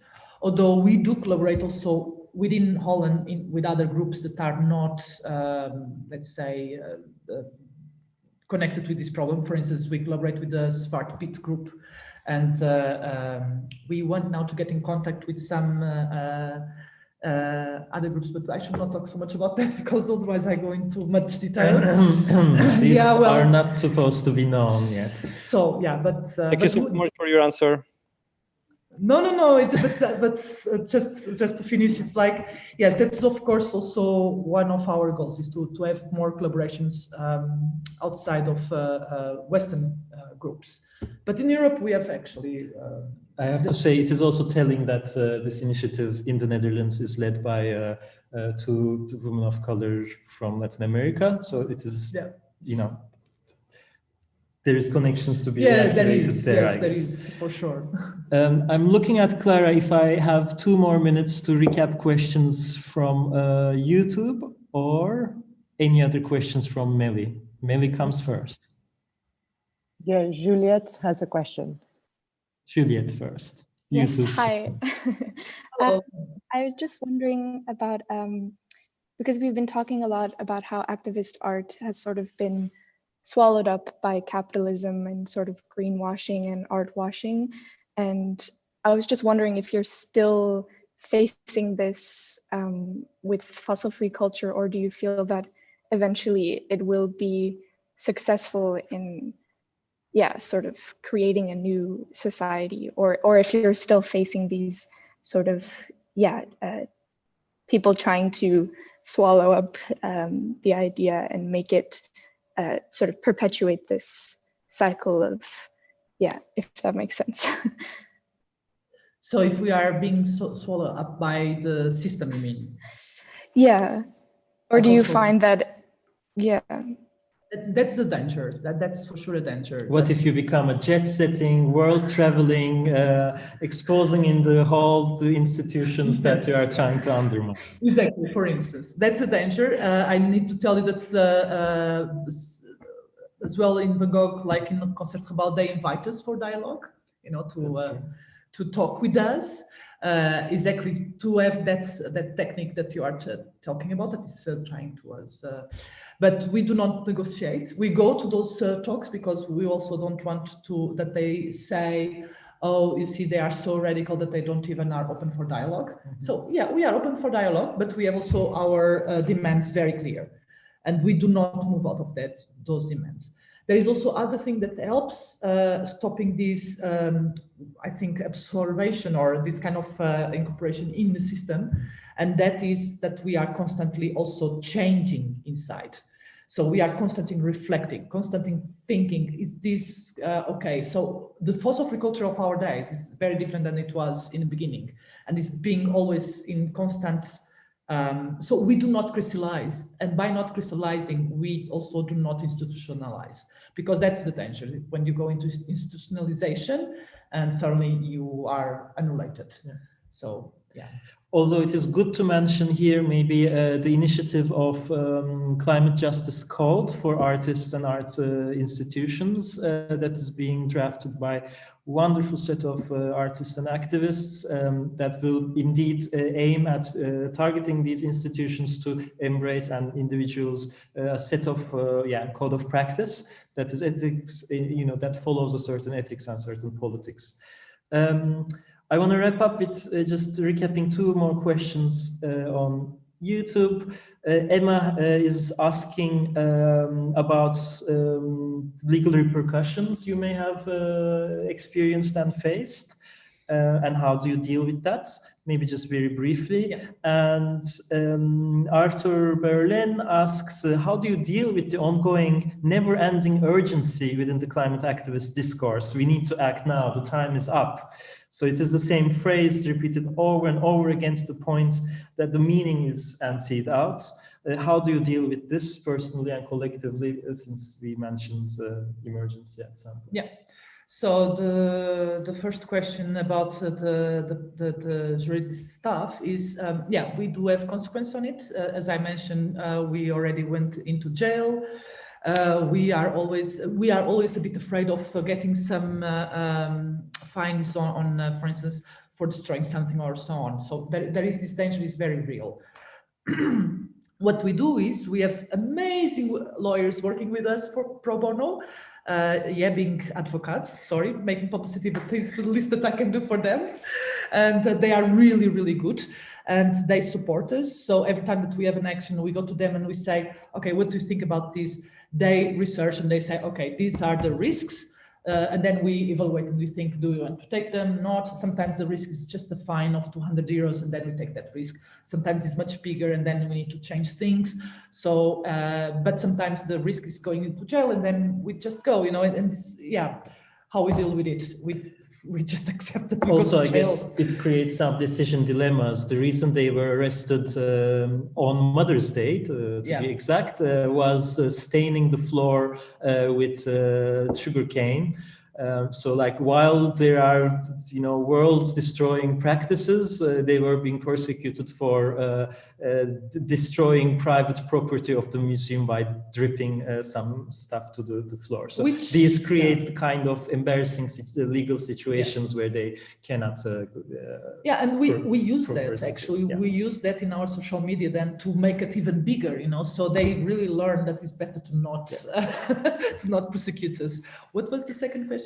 Arthur's question is about urgency, and you will have to respond it in a great sense of urgency within 1 minute, and then we wrap it up. Urgency, it's true, that's a problem, a big problem, but I have been through a depression because of that, and you just certain point I just thought, this is going to be my life is giving my skills to activism, and to make the urgency every time urgent and not becoming a boring stuff. Art is a very good tactic for it. So always reinventing the discourse in a different way, in a different angle, with a different perspective, with so it's you need a lot of creativity. And in a way, if it puts artists into taking these risks and troubles, I mean that level of stepping out of the comfort zone is also a sense of an index of the sense of emergency, I guess. Yeah. Thank you very much for this. It was great to have this also physically here. Yeah. It was nice to see everyone online also. Yeah. Clara, you have the last words to wrap this up.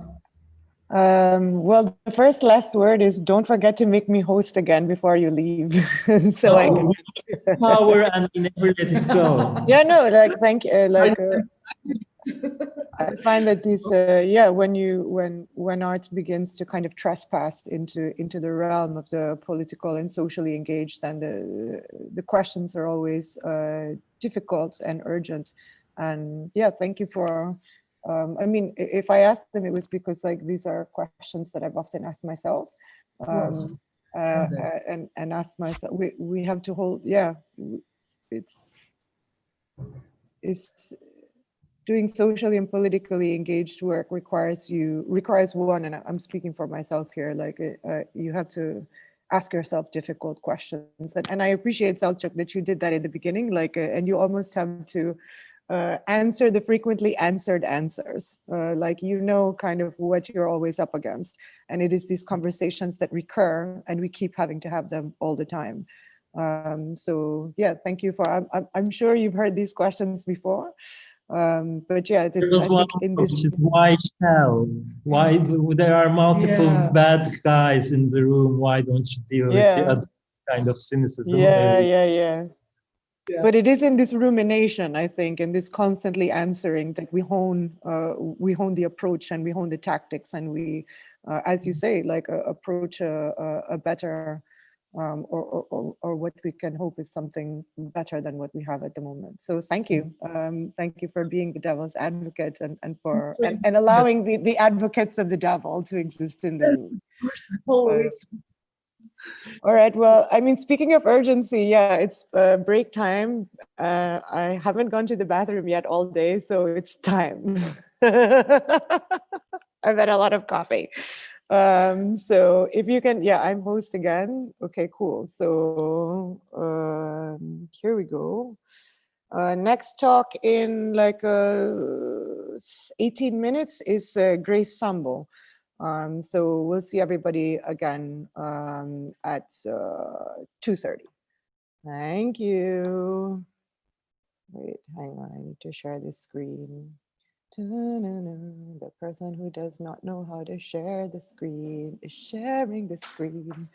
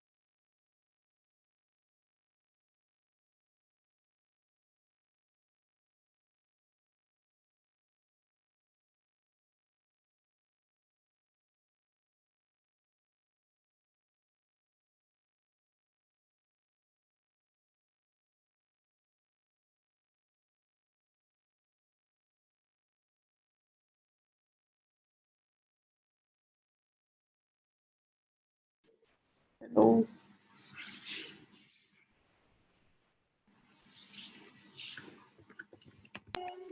Hey Grace, we're online now, but are you muted? Have you been here all day?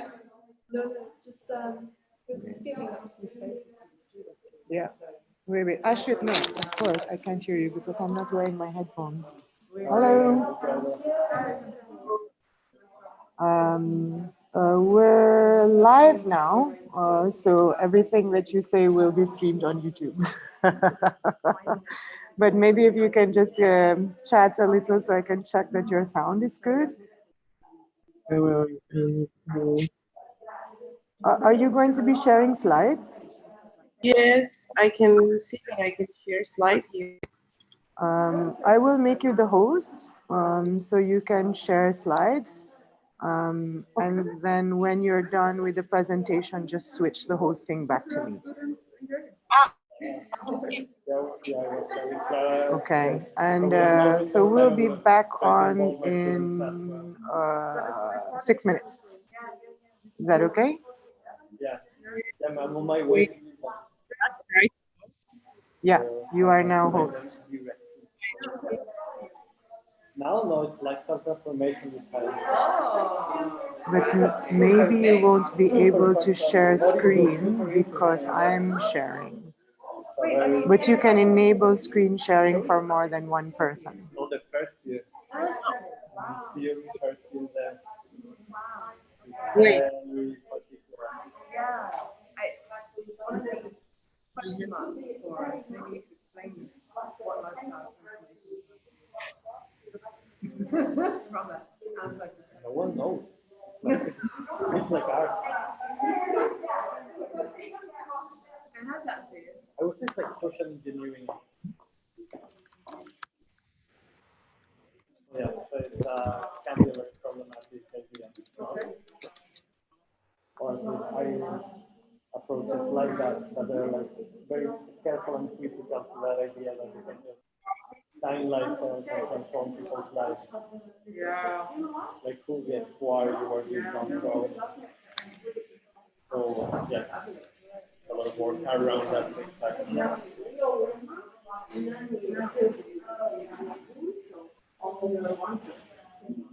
Yeah, there it is.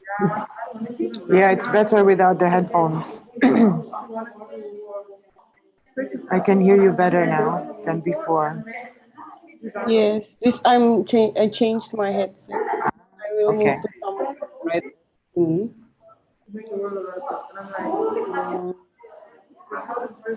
Few people. Okay, I will try. Yeah, I'm sure it should be fine. You can see this, right? Yeah.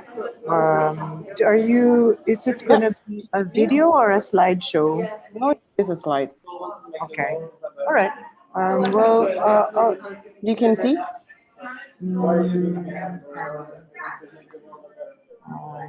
I can't see because I'm sharing something.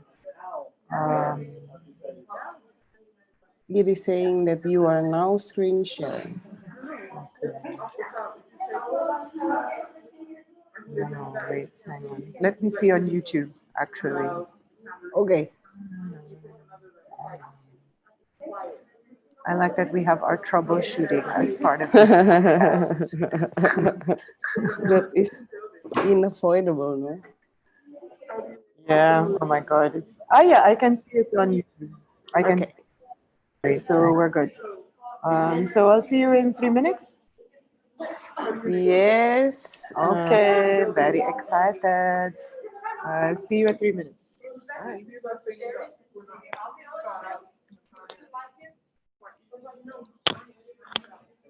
Each religion has its own space, or were they all in the same space? One building.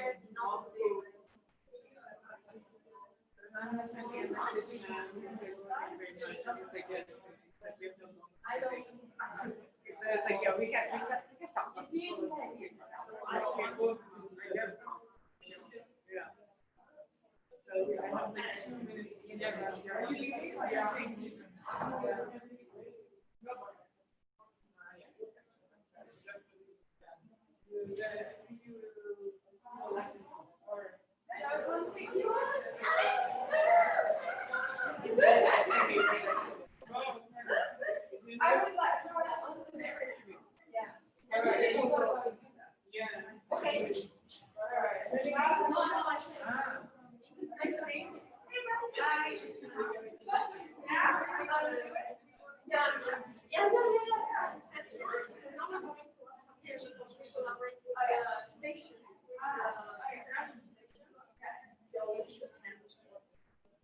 I know it's only a week, but it should be possible.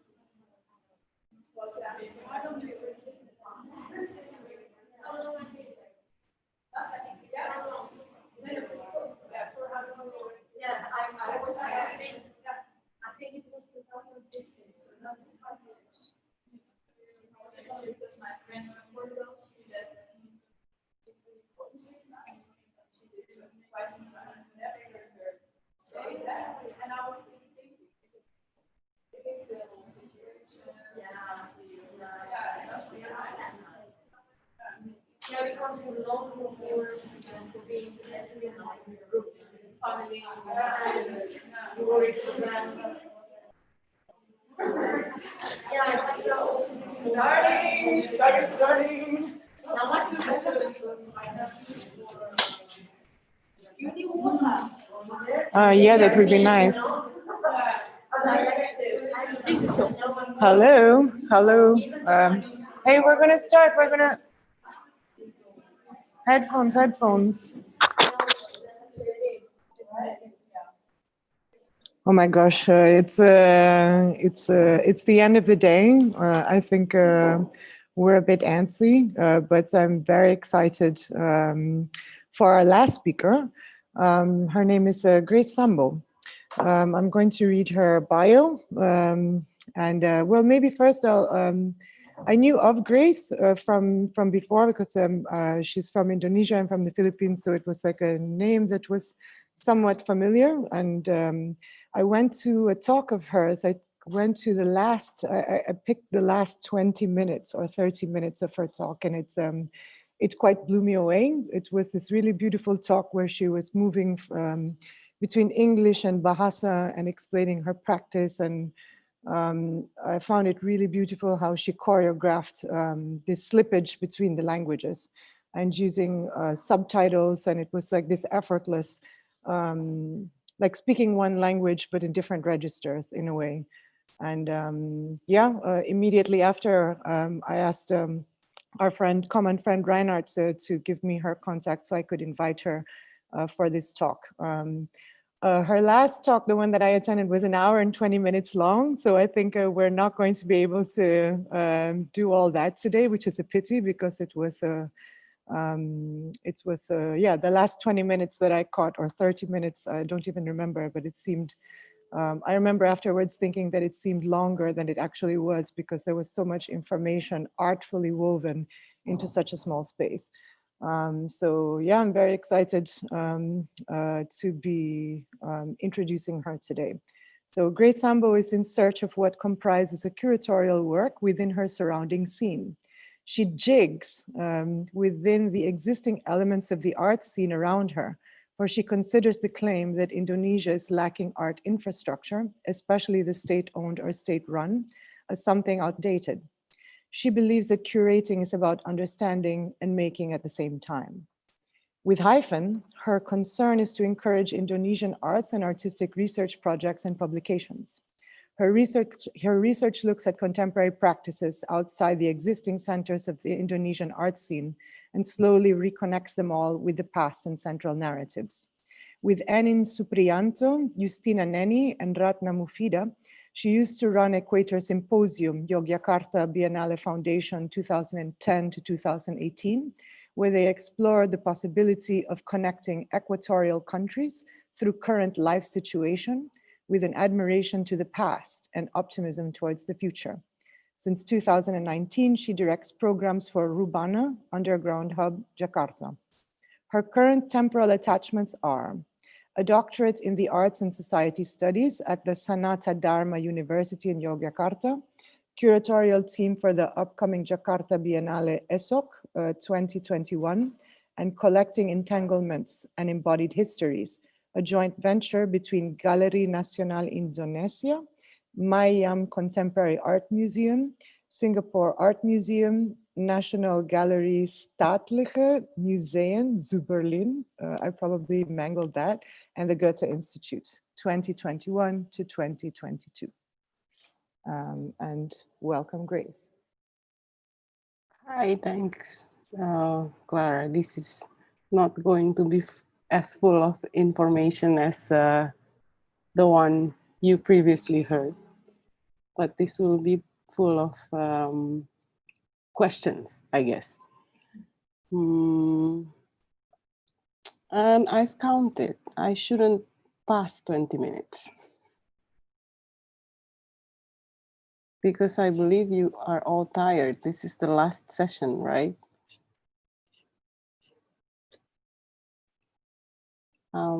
Let me know if you can see it. Yes, we can see it. Okay, thanks. Hello, thanks for having me here, Clara. Bear with my dwellings, please. I will begin with the notion of self-correction. My text on the reading list came from half a decade ago, like what Sid Perez would say about me and about many of my talks. And yes, this is from another text that is also in our reading list. I quote her here. Her lecture, as with most of her talk, weigh on her ongoing endeavors. Often she describes these projects as working with friends, experimenting with blind spots in the generational relay within the art world public she inhabits. I guess it is sort of in line with one of the favorite person that wrote my bio that you were just reading. End of quote. Sid's text came from 2018. She was addressing one of my talks from 2017. So I guess this cross-references, this trajectory of dwelling is in a very tight time frame. Not necessarily that tight when you are living it, but definitely tight when you see it in retrospect, or dare I say, historically. I have to state though, when I say or write the word history, it was never the one that came with a capital H. So yeah, 2015 to now, half a decade, really. Across the time frame, the sentiment is nothing is the same, yet nothing have changed. I still work with my friends. I still experiment with blind spots, but I am growing older. There is no way to avoid that. Growing older simply means having done more experiments. And for me, that also means having so many notes or maybe too many notes. Hence my mode of self-correction for now. This text came from a talk I did in a curatorial symposium in Auckland by St. Paul Street Gallery, a gallery where Vera May, another good friend of mine, used to work for. One of Vera May's texts is also in our reading list. The symposium in St. Paul Street Gallery was indeed a curatorial symposium. Hence, the tone of the text is somewhat self-reflective. Motorbike. Welcome to Jogja. Hence, the tone of the text is self-reflective, coming from my side of the story. It doesn't reflect so much the artist sides of the story, nor the communities that the artists were trying so hard to engage with. When Clara invited me to lightly talk about or around my practice, I immediately thought of this text.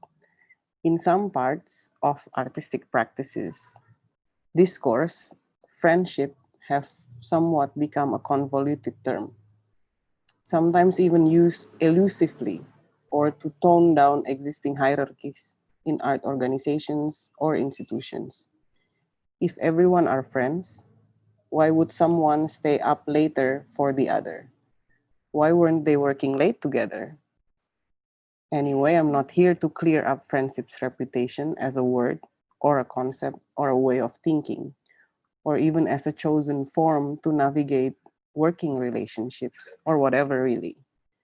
I'm just thinking about the end of my sentence. I can still see it functioning as a way to think, but not necessarily a way of doing things, especially within the industrial setting of our current artistic practice all over the world. I wanted to think about this particular text as I now realize that it may came across as a working method. I don't think it should ever be.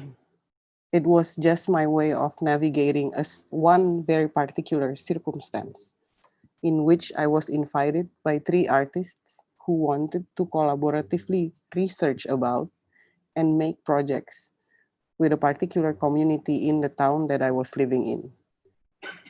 I've laid them in detail in the text. There's nothing to revisit in terms of how the story went. But now that I have reread the text over and over, it is the lining of questions in the end of the text that needs to be updated. We can only go as far as taking care of each other. Still true, but taking care is never easy nor light.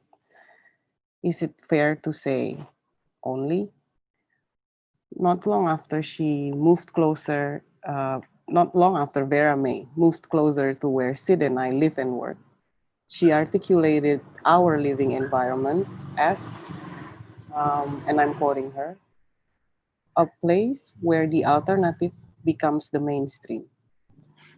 With the dearth of institutionalism, what were these spaces alternative to? I'm going to repeat it so you have a chance to not only digest the words, but also imagine what it may mean. Our neighborhood, our living environment, is, I quote, a place where the alternative becomes the mainstream. With a dearth of institutionalism, what were these spaces alternative to? End of quote.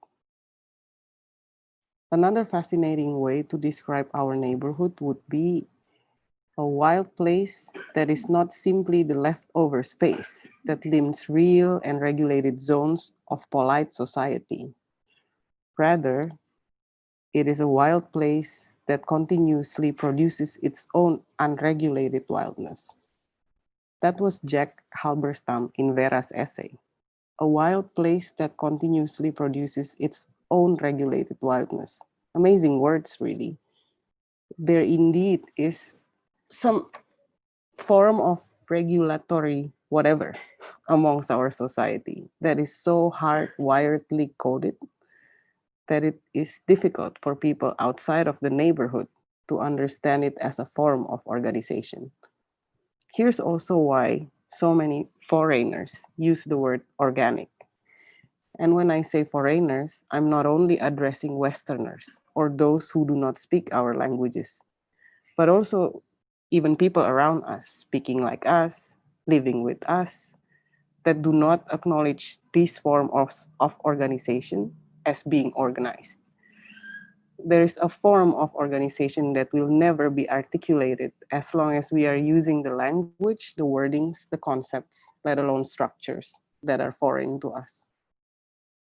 So yeah, back to taking care of each other. Now that we have questioned the word only, my correction would be, let us strive in taking care of each other. But I wonder if this is enough. Relaying Sid, I think we need to insist on friendship as an interdependence that essentially carries complexity. I want to think that friendship can create variety of ways to meet our inconsistent, untidy needs, and is a space where we need not check whether our relationship is transactional in ways that we may think friendship must be mutually beneficial.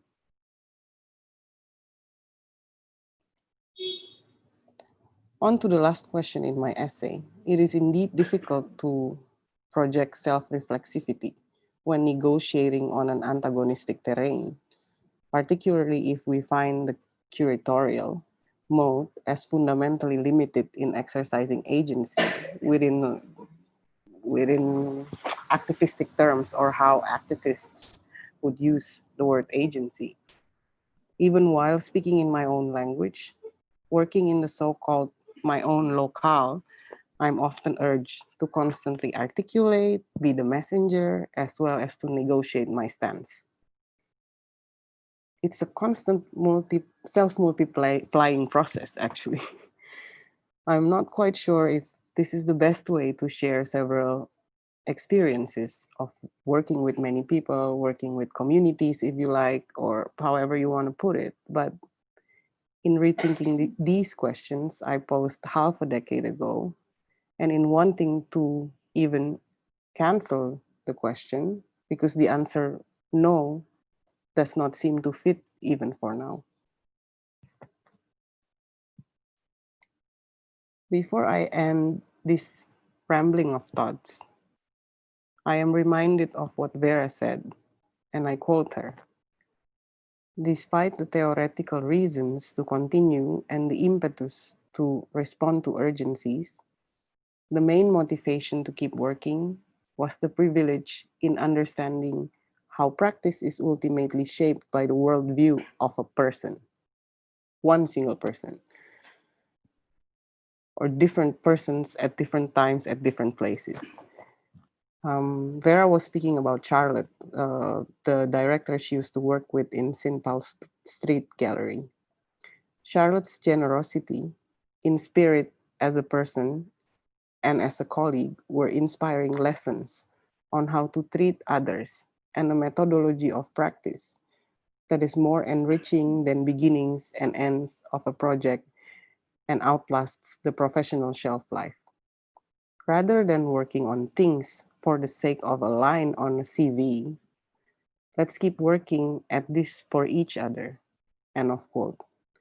It was indeed with Charlotte and Abby that I was in conversation with towards preparing this paper that was delivered in that symposium.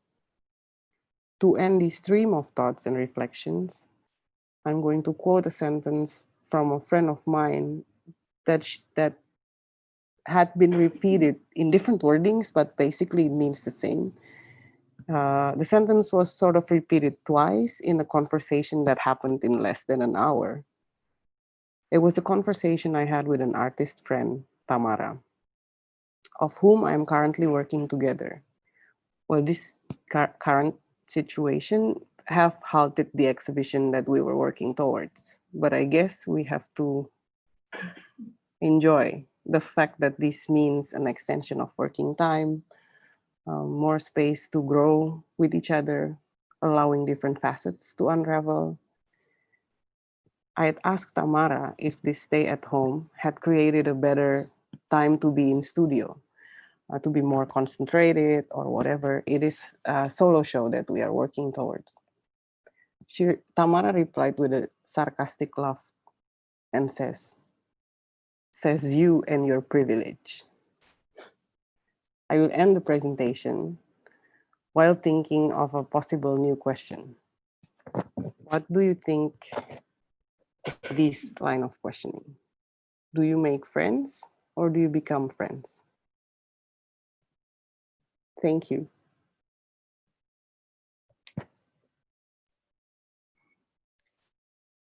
Thank you too.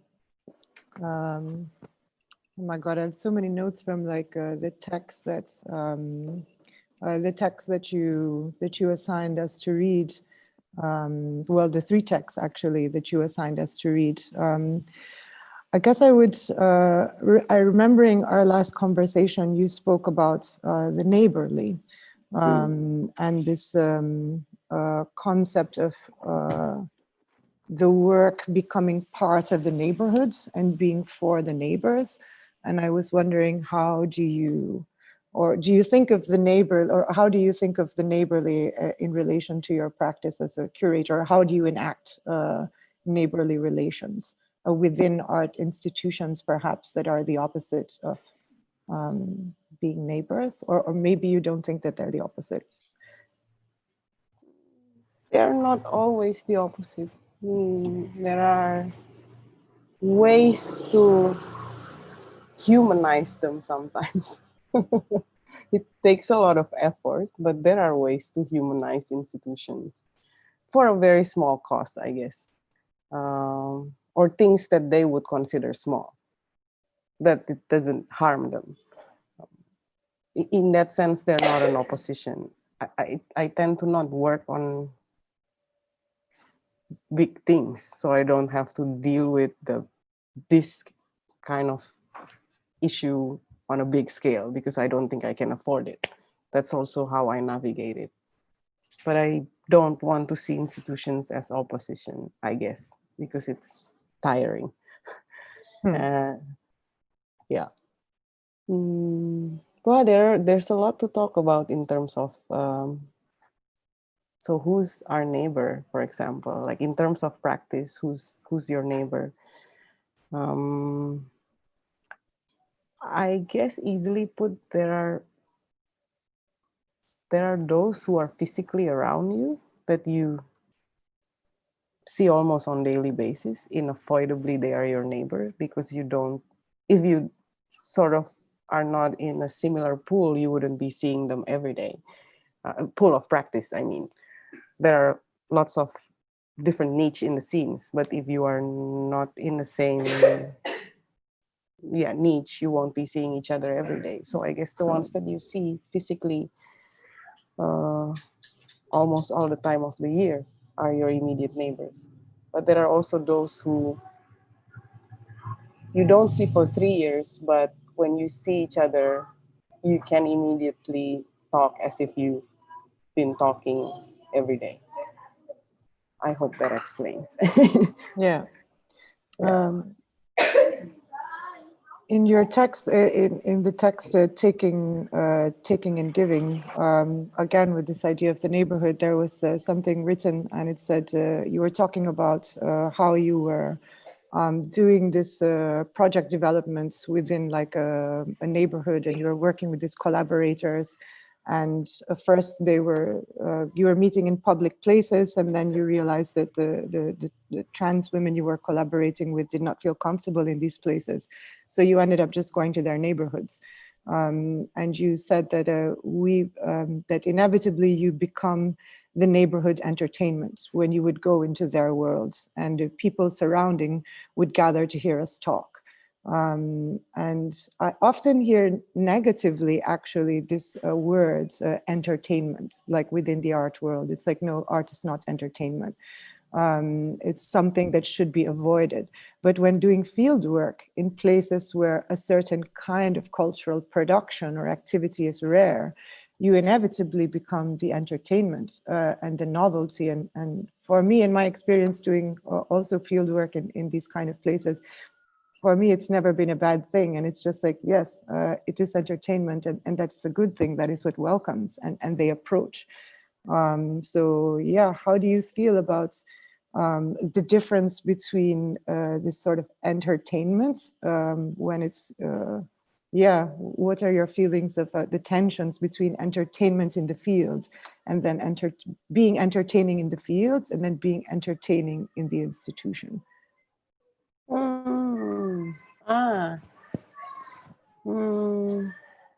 I tend to take institutions too seriously, that they don't see me as entertainment.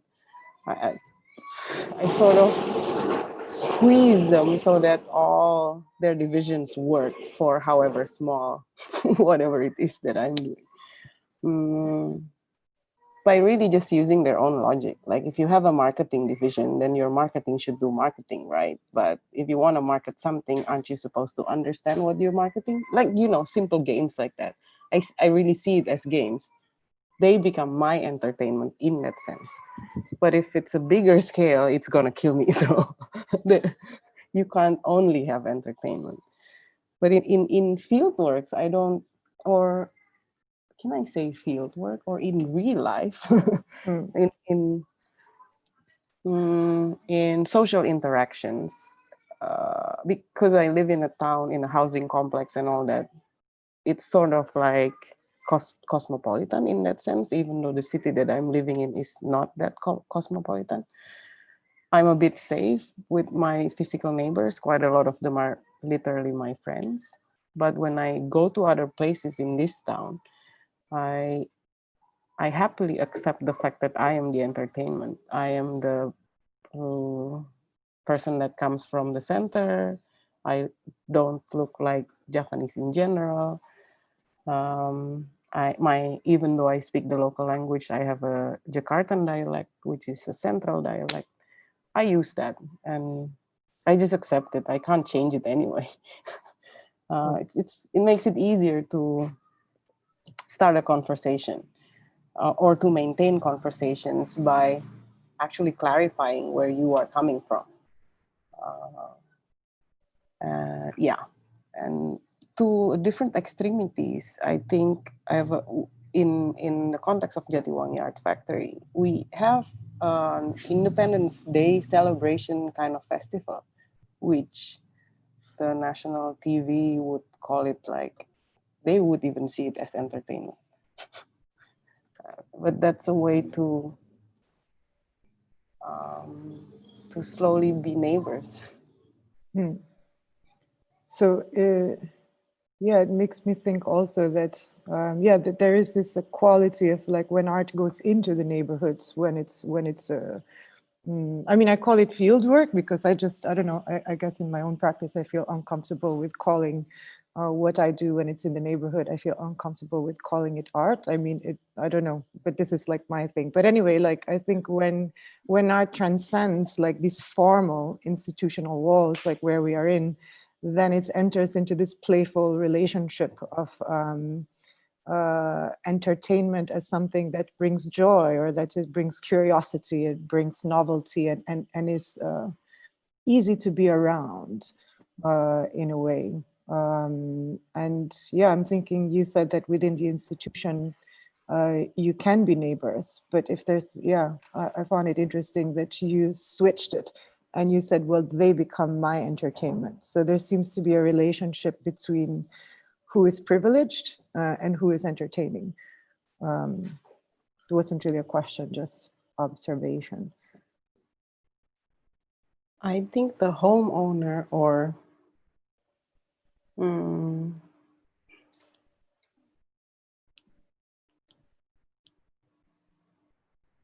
in that kind of settings, you are never the privilege.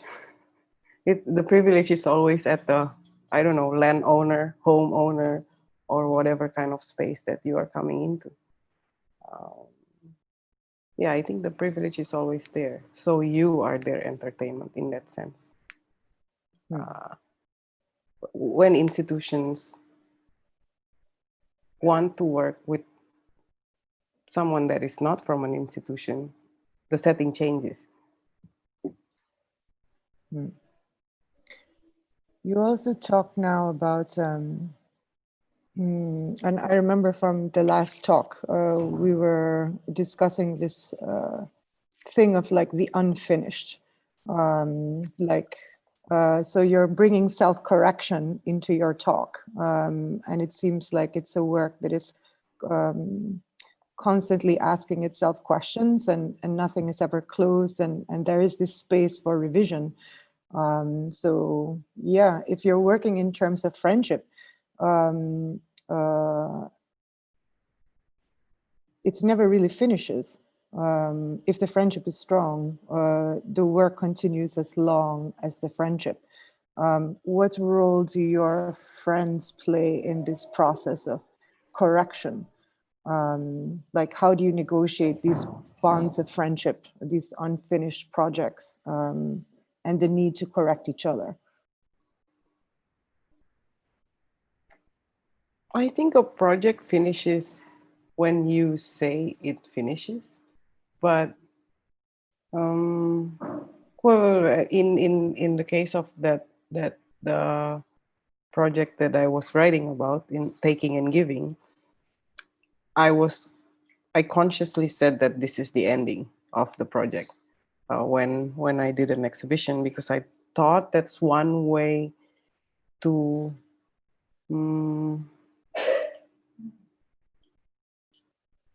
just be done with the burden of the title and with the burden of a project, of this needing to be an art project. If it's a relationship, I don't think it ever ends, even if you hated each other.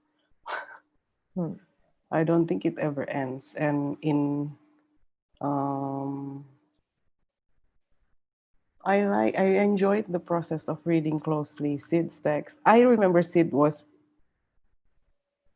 angry when she started writing her text, but I think she grew out of the anger by also rereading different texts that we had written. And I think that's not all what friends are for, but that's some parts of what they are for, no? Helps you see where you are. Not necessarily correct. I don't think we can correct each other, but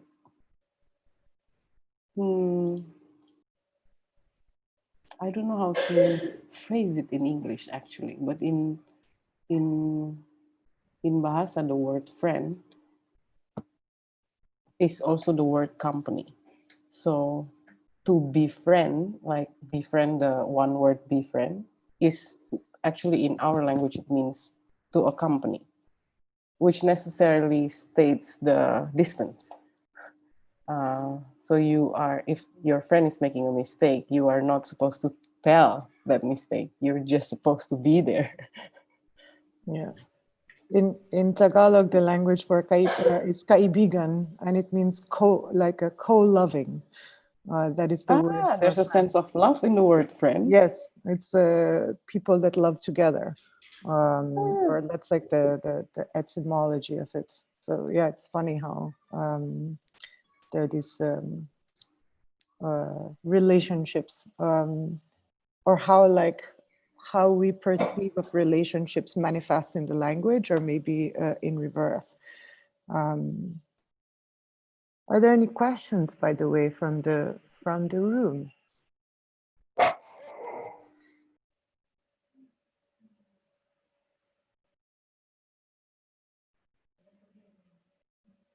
Oh, somebody said they want to hear more. I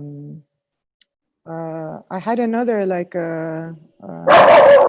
ooh, oh my God, this is really like Manila. Like there's dogs, there's like bicycles, there's tricycles. Feels very much like home. I wrote down something in capital letters. I know I said that, and then so in capital letters I wrote to profess the unprofessional, and then it continued with something you said, which was to insist on friendship as interdependence that need not be mutually beneficial.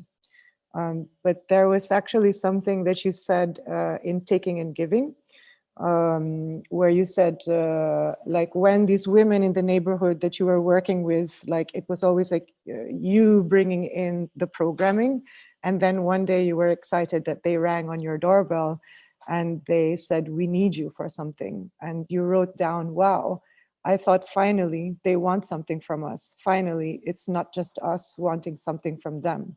And I wrote down after that structures of mutual need, being able to fulfill needs for others, the others being able to ask you for a service. This is trust and this is friendship. So yeah, in your text, you said that kind of this friendship, I guess, began when there was a mutual need. But then in the end, you also say that in friendship, there is no accounting in a way. So I was wondering how these, I mean, not to me, they're not contradictory, but yeah, how do you, how do you conceive of structures of mutual need within friendship, which is also the work?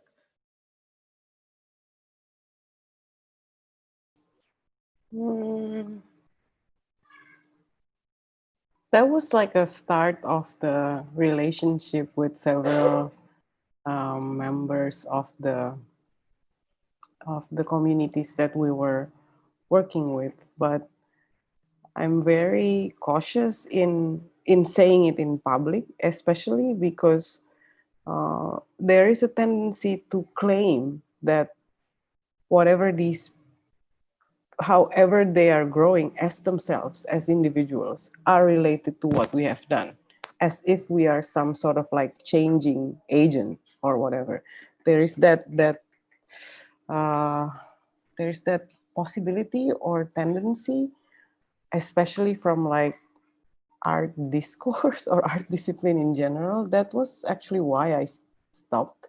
I thought I would like, this is my end of going on with this thing this banner as a project.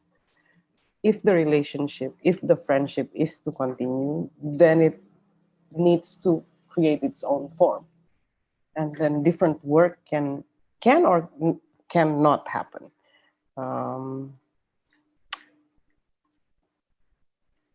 Yeah, it was a gray and scary area, I guess. That's why I consciously stopped it. But I don't think it needs to be mutual in the sense of accounting, as you put it. Because when you think of a relationship, of friendship, you do not imagine the ending of it. So there is no possibility of counting it, which is why it cannot be a working method. It cannot be a way of doing. You can think that way, but in doing, you cannot think that way. You cannot operate that way, I mean. I mean, thinking of like friendships and working relationships, like there has to be some form of accounting, especially if there are goods and services being exchanged. Like there has to be some, yeah, like when money, when professional or institutional or contractual obligations come into play, then inevitably you have to come up with some form of accounting, but that is loose, I guess. Like how do you, yeah, when your friendships turn into professional arrangements, what kind of accounting in terms of the economics do you institute to not overly formalize the friendship, but also not overly tax the friendship? Let me try an example and see if I can figure it out along the way. Not all work are professional, in the sense that I mean, in terms of poster, you may see it as like, you know, curator, someone's name, but and in enacting or in performing that role within that time frame, you do have to perform certain professionalism. But that does not necessarily mean professional, in the sense that there is no money involved, and but that doesn't mean that you are going to use it in, you know, in 2 years' time. Like, hey, I did this for you. It doesn't work like that, and I don't think it can ever work like that. A lot of the things that are done here are also not done in that kind of like institutionalized setting. Like, for example, the gallery belongs to an artist and it's in someone's garage. Where's the economy in that? That's why I'm like, it's not always professional in that sense. It is, or maybe it is not always industrialized. Maybe like you're talking about economy, and I'm thinking an emotional economy, which also that is the. I mean, if you're doing work wherein there is no financial return, the economics or the return that you get is emotional in a way. Would you agree with that, or yeah? But do you count it per thing? Or isn't that a lifetime dynamic? I think there's loose economics. There's faulty accounting. But for me, it does help. Yeah, it does help to keep a general idea of who's doing more work, who's doing less, and how can we, it's always uneven, but how can we adjust to each other so that we can care for each other? Because if somebody's taking extra loads, then at some point, if you're working collectively, the collective has to somehow adapt and care for each other and step in when somebody is unable. And that's a form of keeping track. Maybe it's not, and checking in.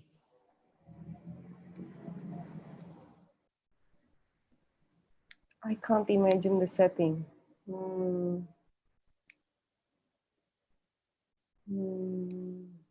I don't keep track.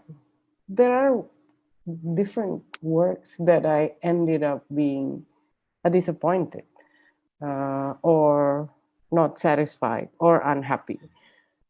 But I see that more because I grew and the counterparts didn't, or we grew towards different directions. Therefore, there's nothing more to balance. It's just that's just life, no?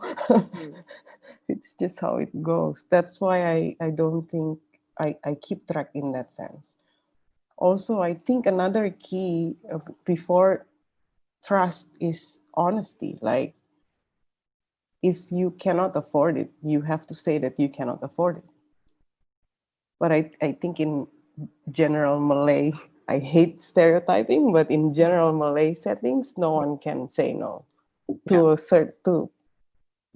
a very extreme example is in Japanese, there is no word for no. Really? No, there is word for not yet, not now, not today, but there's no word for no. That's differing. Yeah. That is I mean, if you're thinking of emotional currency, it's impossible to navigate in that sense. No one really says no. Yeah, in the Philippines, we have a word for no, but silence, no reply is usually no. So if you send an email and you don't get a response for a while, that means no. But it is, yeah, this deferral. It's I'll think about it. Let me see, or the, yeah, maybe. I don't generally count. Yeah, I'm sorry if this sounds so abstract. I was thinking about confronting the problematic regionalism and all that, but I thought that would need more bridges to really go there, like to create the setting, the fact that in a regional or in area studies kind of perspective, I am an Indonesian, even though I am a minority in an Indonesian context. Sid is a Pinoy, and Vera May is a New Zealander that is neither Maori nor Pakia. So there's also that complexity, but I thought it needed too many bridges to go there. This talk or? To be, yeah. Yes.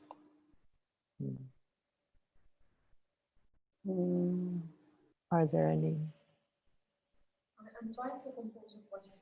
Oh, you want to unmute or not yet?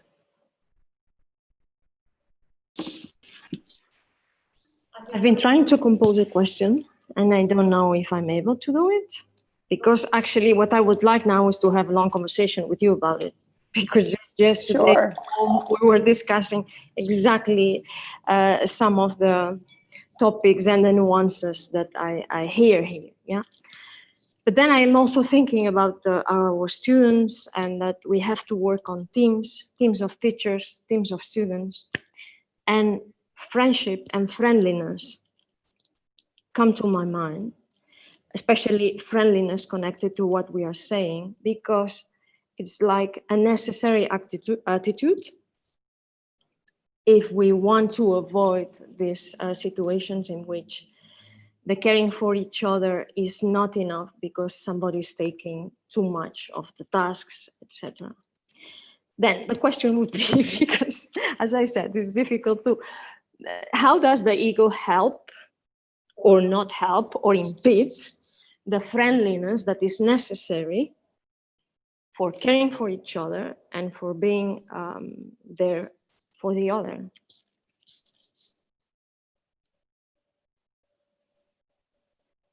So the question is about the ego. I think a lot. Oops. I think a lot about niceness, but not about friendliness. I've never thought of friendliness. Because a lot of my friends are not friendly. They're not friendly. Like an attitude of being kind, open. Nice. That's what I thought. Like quite a lot of time when people use the word kind, they actually mean nice, and it's not kind. It's about performing certain facade of kindness, but not necessarily coming from a place of kindness. These things I measure, but the friendship is really difficult to measure because you clearly see it, like, especially in service. In service, you really see it. People have to perform being nice, and ego.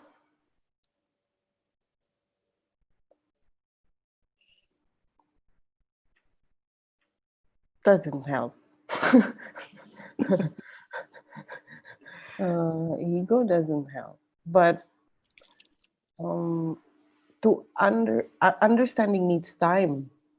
No, have you ever thought about allocating time to understand instead of just continuing thinking that you get it?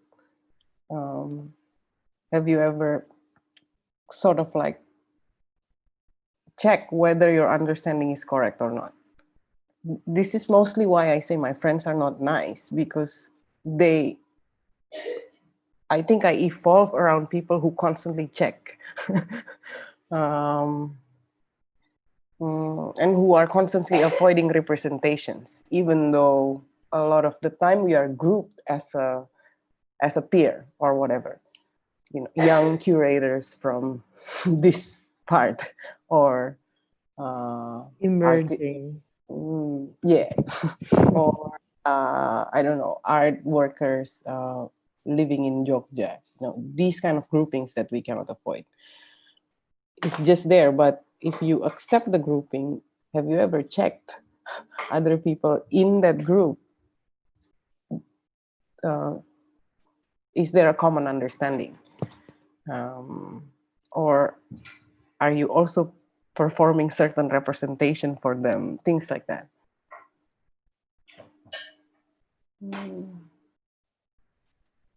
We have a question in the chat. Do you want to read it, or do you want me to read it for you? You read it? Okay. Branko is asking me to read it for him. Sorry, I didn't see the chat. It says that you were just mentioning that your friend was writing out of anger. Do you have tips to write out of an angry place? When I write out of anger, I have this tendency to just shut down and I can't write. How can I write a piece closest to a real perspective without being struck by anger? Exclamation point, question mark, asterisk.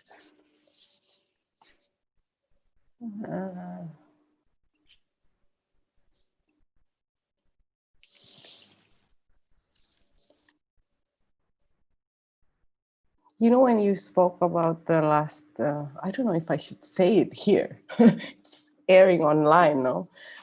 No worries. When you spoke about the last, the presentation that you caught in the last 30 minutes, I chose that form because I was angry, actually. I chose that form because I was angry. Like I was angry because the typical settings that I have to face when working within the setting that you use other language that's not your mother tongue to bridge, everything is always exhausting, like in a doubly exhausting. And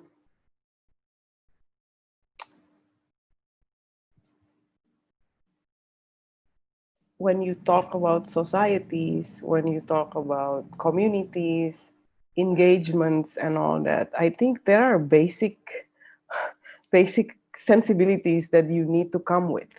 And there's not enough time to, or space or energy to really say that to everyone. There was a lack of that in the early communications. So I got really like, so what are we trying to do in this? I mean, your invitation was we are going to talk lightly about and surrounding my practice. That made it pretty easy. I mean, I understood the difficulties of speaking in abstract, but I guess friendship is a notion that people easily understand. You have to. Oh, wait, are you muted? Oh, yeah. Yeah, you're muted. Sorry. It's okay. Yeah, so that came out of anger. So I thought, I'm going to speak for people who understand me, and you're gonna have to listen to it from a different way, I guess.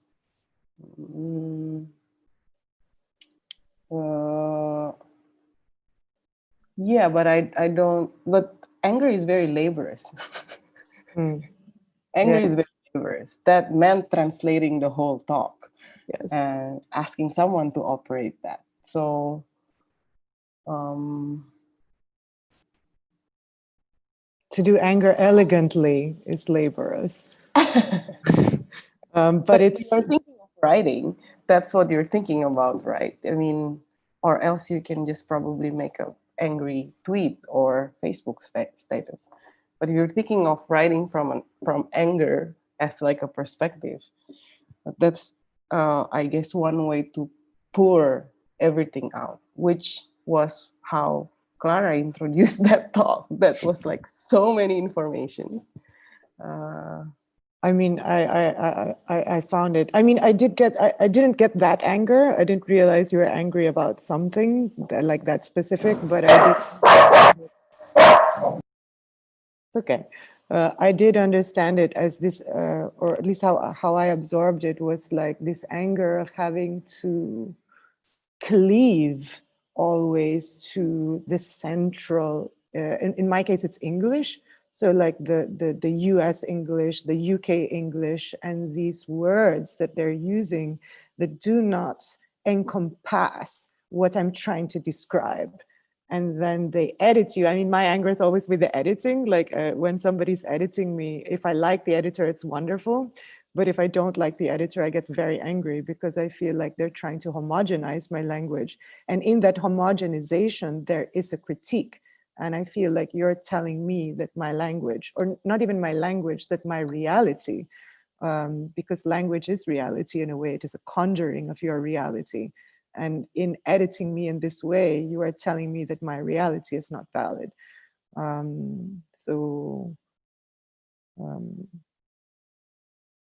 We have another question, by the way. Hello, Gag. We have a question from Golnar.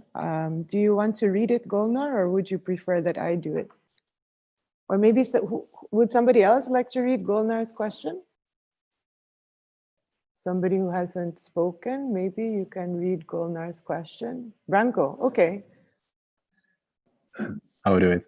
Thank you for the amazing talk. I'm wondering if you could talk a little bit about trust in relation to friendship, and if the regional differences in concepts of friendship have to do with relations of trust.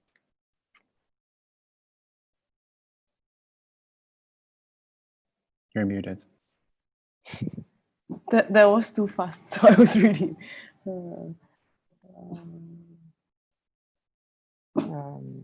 Yes, definitely, but it's not that difficult to navigate. I guess it's a bit like smile. Trust is like smile. It's something that you intuitively have. Hello, lady. Shh. Now you can see the barking agent. This is me trying to tone her down, edit her voice.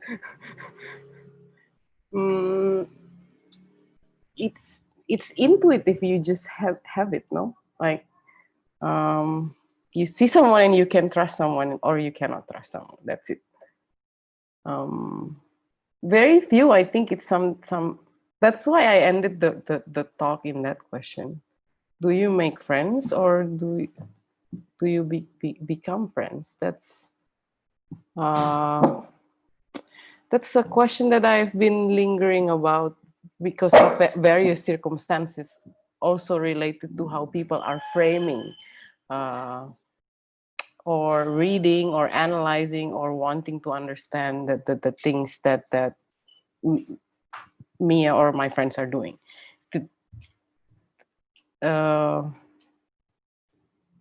Yeah, do you become one?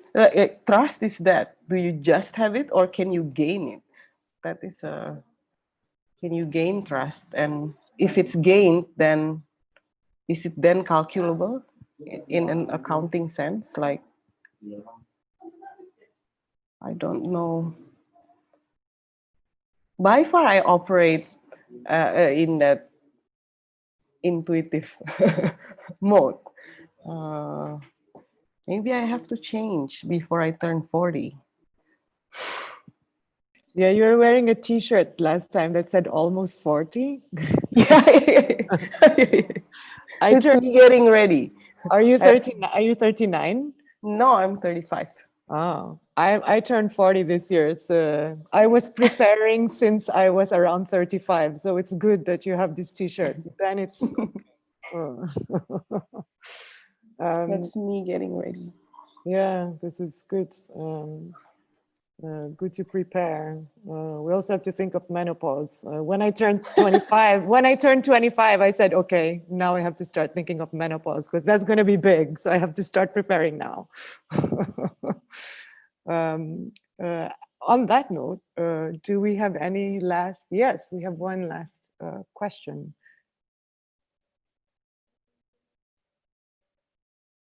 Wait, can you hear me? I don't know why I can't start a video, but Grace, we met in Hong Kong before. Anyway, I was in your talk about the tile workers and that festival you guys make with them. Anyway, so I have a question, maybe a bit tangential because I didn't manage to read your article before I came.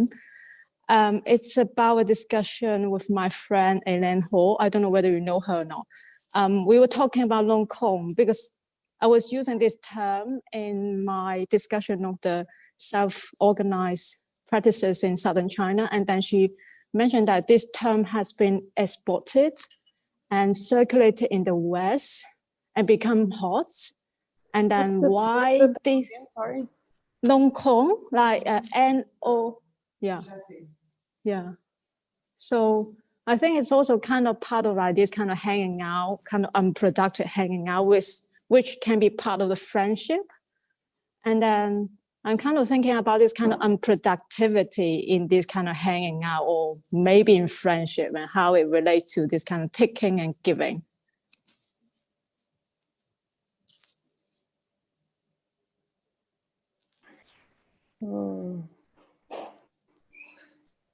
We need something that we cash. I don't know how to explain. It's not a term that and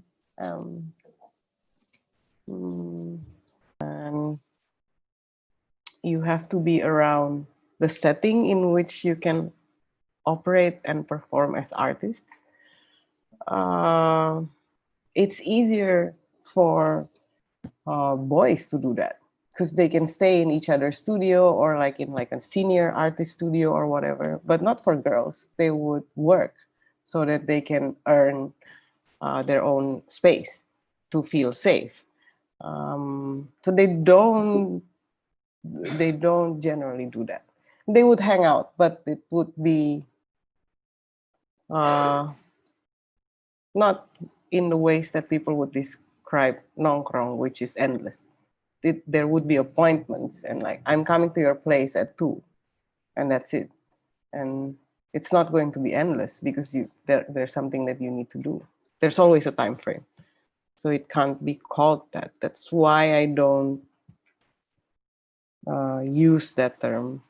Because also I mean, if I use it, that means it's in a very small environment.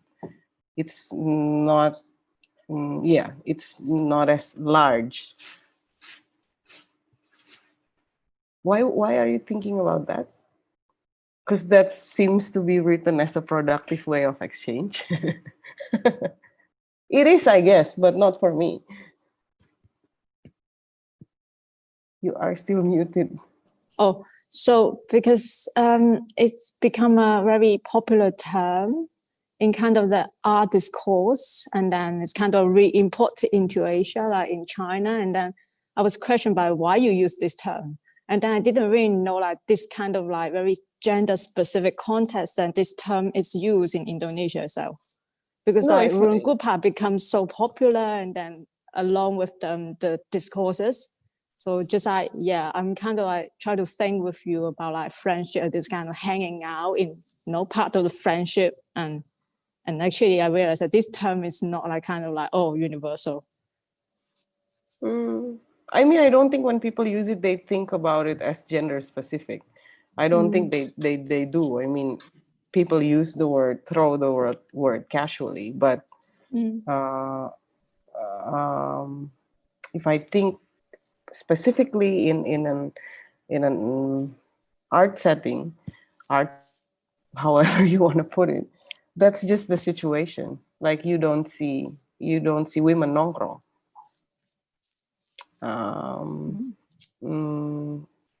Yeah, they probably would after an event or whatever, but not in the ways the anthropologists are describing them. Being in one place almost always all the time, that really is impossible. I don't think it only is impossible for our context, but generally speaking. Hey, we have reached the end. We're actually 5 minutes over and we have to vacate the space and clean up. I wish we could stay longer and not nongkrong, but chat more. But we can't. But that was super nice. Super nice to see you again. And thank you for your time and for taking and giving. So yeah, oh my God. I don't know what else to say. Your long day ended. Yeah, we actually gotta go and gotta clean up because there's other people coming in now. So thank you, everybody. Thank you so much, everybody. Yeah, thank you, Grace. Thank you, Vivian, Rolando, Grace, Ece, Daniela, Selçuk, Teana, and somebody else. Who was the other person? Selçuk, Teana, and Charissa. There we go. And Vivian in your room. Okay, gotta go. Bye. Thank you. Selamat. Selamat.